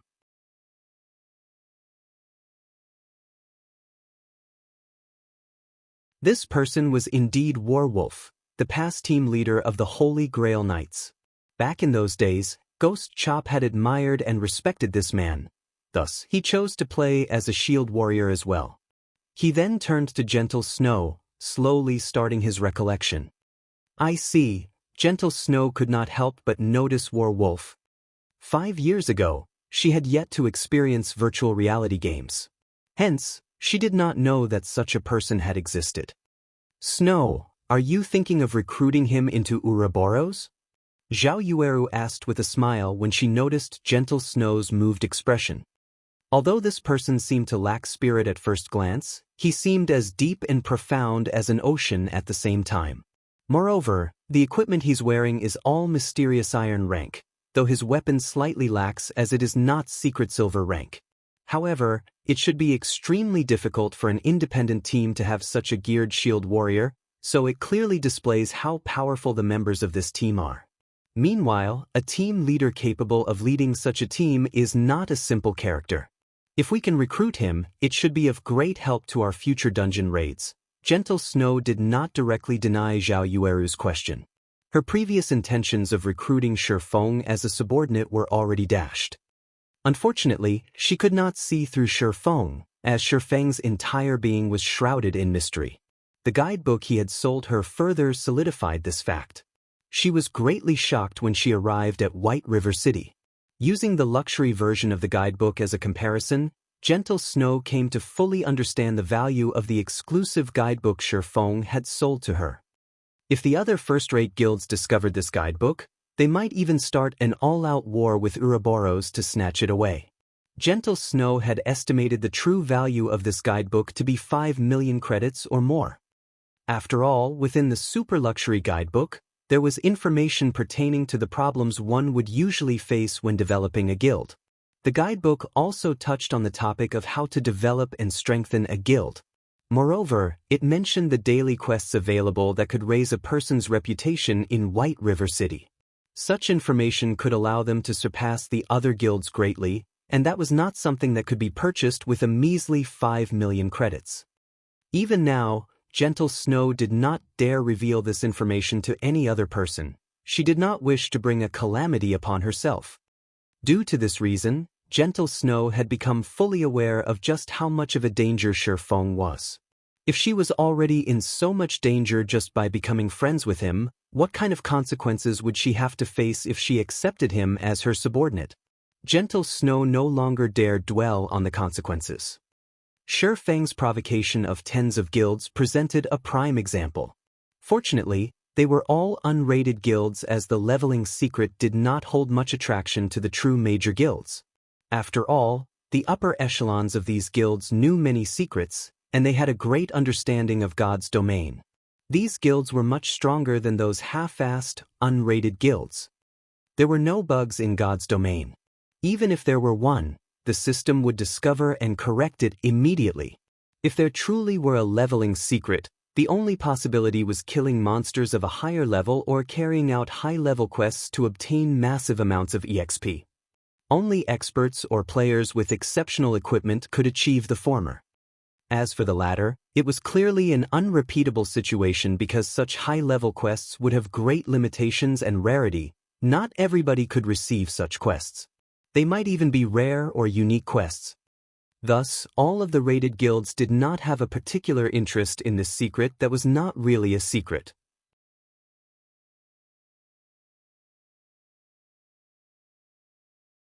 On the contrary, they were much more interested in the White River City guidebook. However, since Shifeng had wisely offered the information for sale, these rated guilds would naturally not look for trouble with Shifeng. They also did not have so much time on their hands, unlike those half-assed guilds. Shifeng belonged to a category of people so intimidating that they possessed few friends. To put it another way, without sufficient strength, friendship with Shifeng was an extremely dangerous endeavor.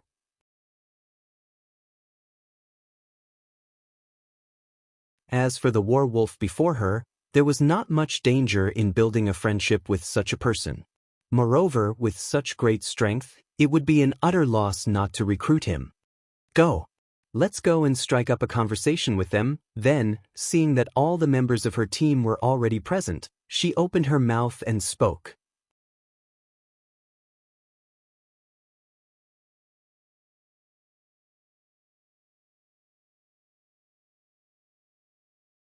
Chapter 194, Flame Demon. White Sand Ruins. Martial Union is simply too much. They don't respect any of us independent players at all.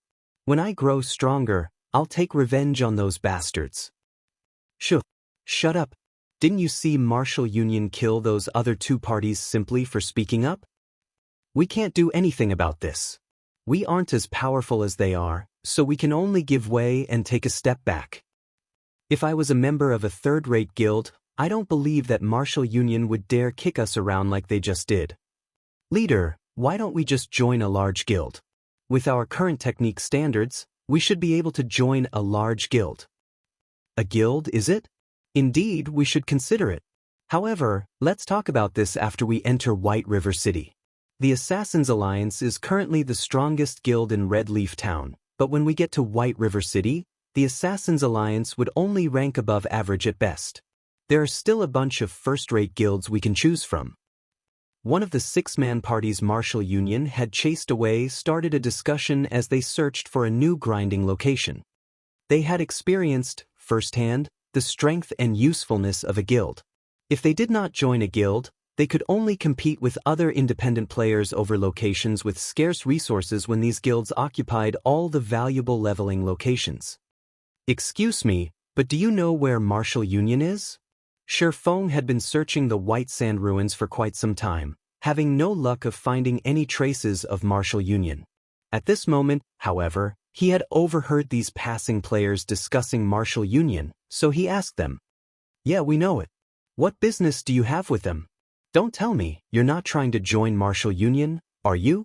The leader of this party nodded.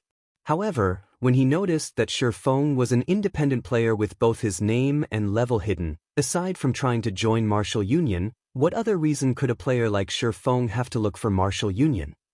Hearing that the player in front of them intended to join Martial Union, the other members of the party instantly shot glares filled with killing intent at Feng. The rage they had from Martial Union's oppression had yet to subside. If it were not for Martial Union having the advantage of numbers, they would have long since started a fight with Martial Union. From the conversation Feng had eavesdropped on before, he knew that Martial Union had bullied these players. Hence, their hatred towards Martial Union should be intense. In addition to their party leader's words about Feng wanting to join Martial Union, the other party members' moods would naturally sour. If he dared claim that he intended to join Martial Union, these players might charge at him without hesitation. I'm not trying to join Martial Union. I'm looking for Martial Union because I have some business with them. I wonder if you can tell me their current whereabouts?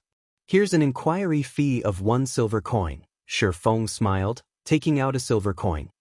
To average players, their daily income would, at most, range around several tens of copper coins. Even if these veteran players banded together to form a party, their total earnings would be around 1 to 2 silver coins. Hence, an inquiry fee of 1 silver coin was not a small amount to them. What a rich fellow. The party leader's eyes shone when he saw Feng offer a silver coin as an inquiry fee.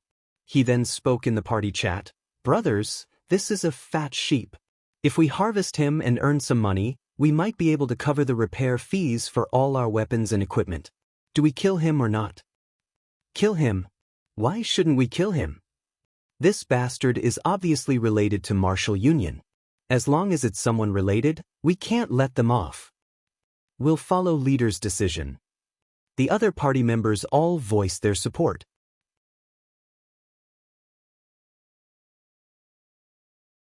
It seems that this fellow has a deep connection with Martial Union. Martial Union had badly tormented us few brothers, and rage still fills our bellies. Since you have some connections with Martial Union, and you are so rich, shouldn't you pay us some compensation in place of Martial Union? We don't want a lot. Just leave behind 20 silver coins and all of your equipment, then I'll tell you Martial Union's location. How about it?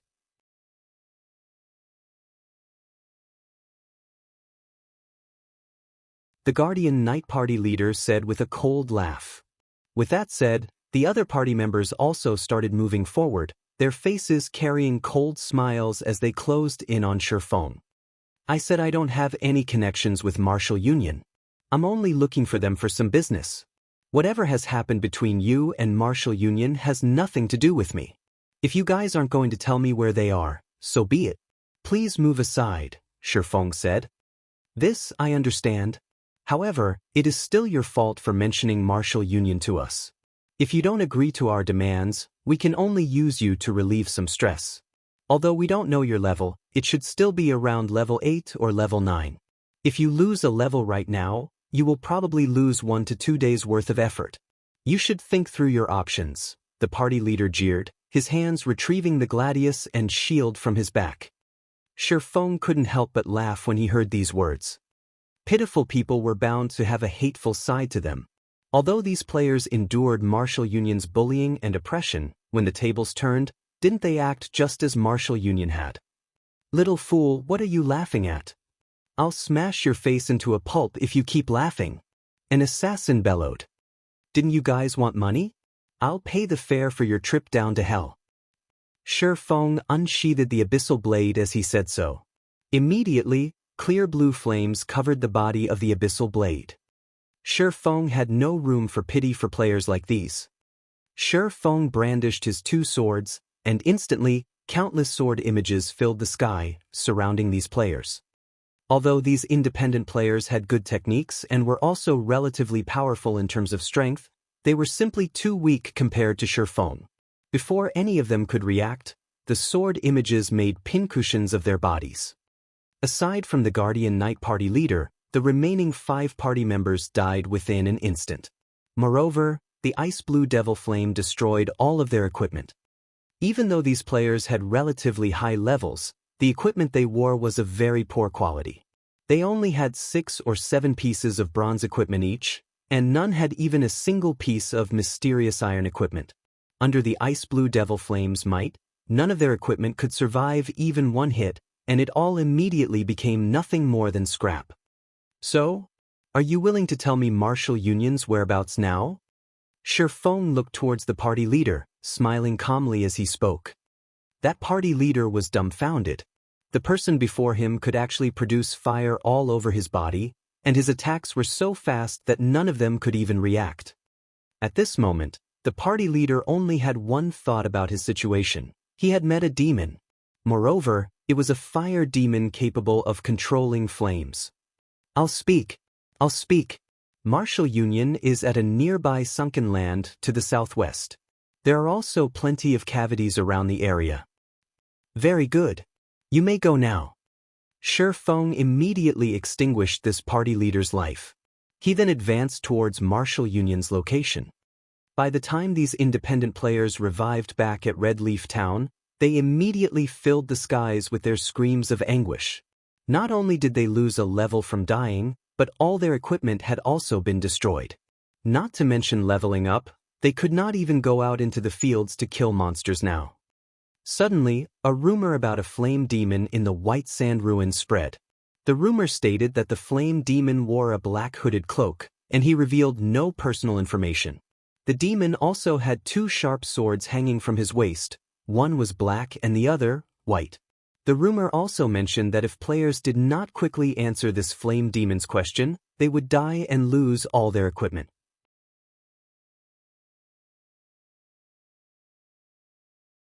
One wouldn't even have the chance to shed tears of regret when that time came.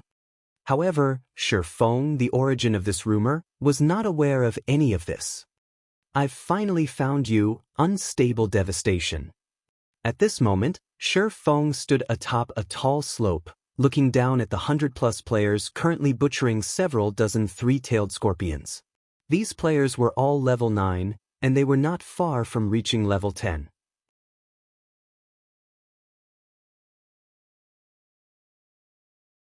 On the other hand, Unstable Devastation, who currently commanded from the rear of the team, had already reached level 10.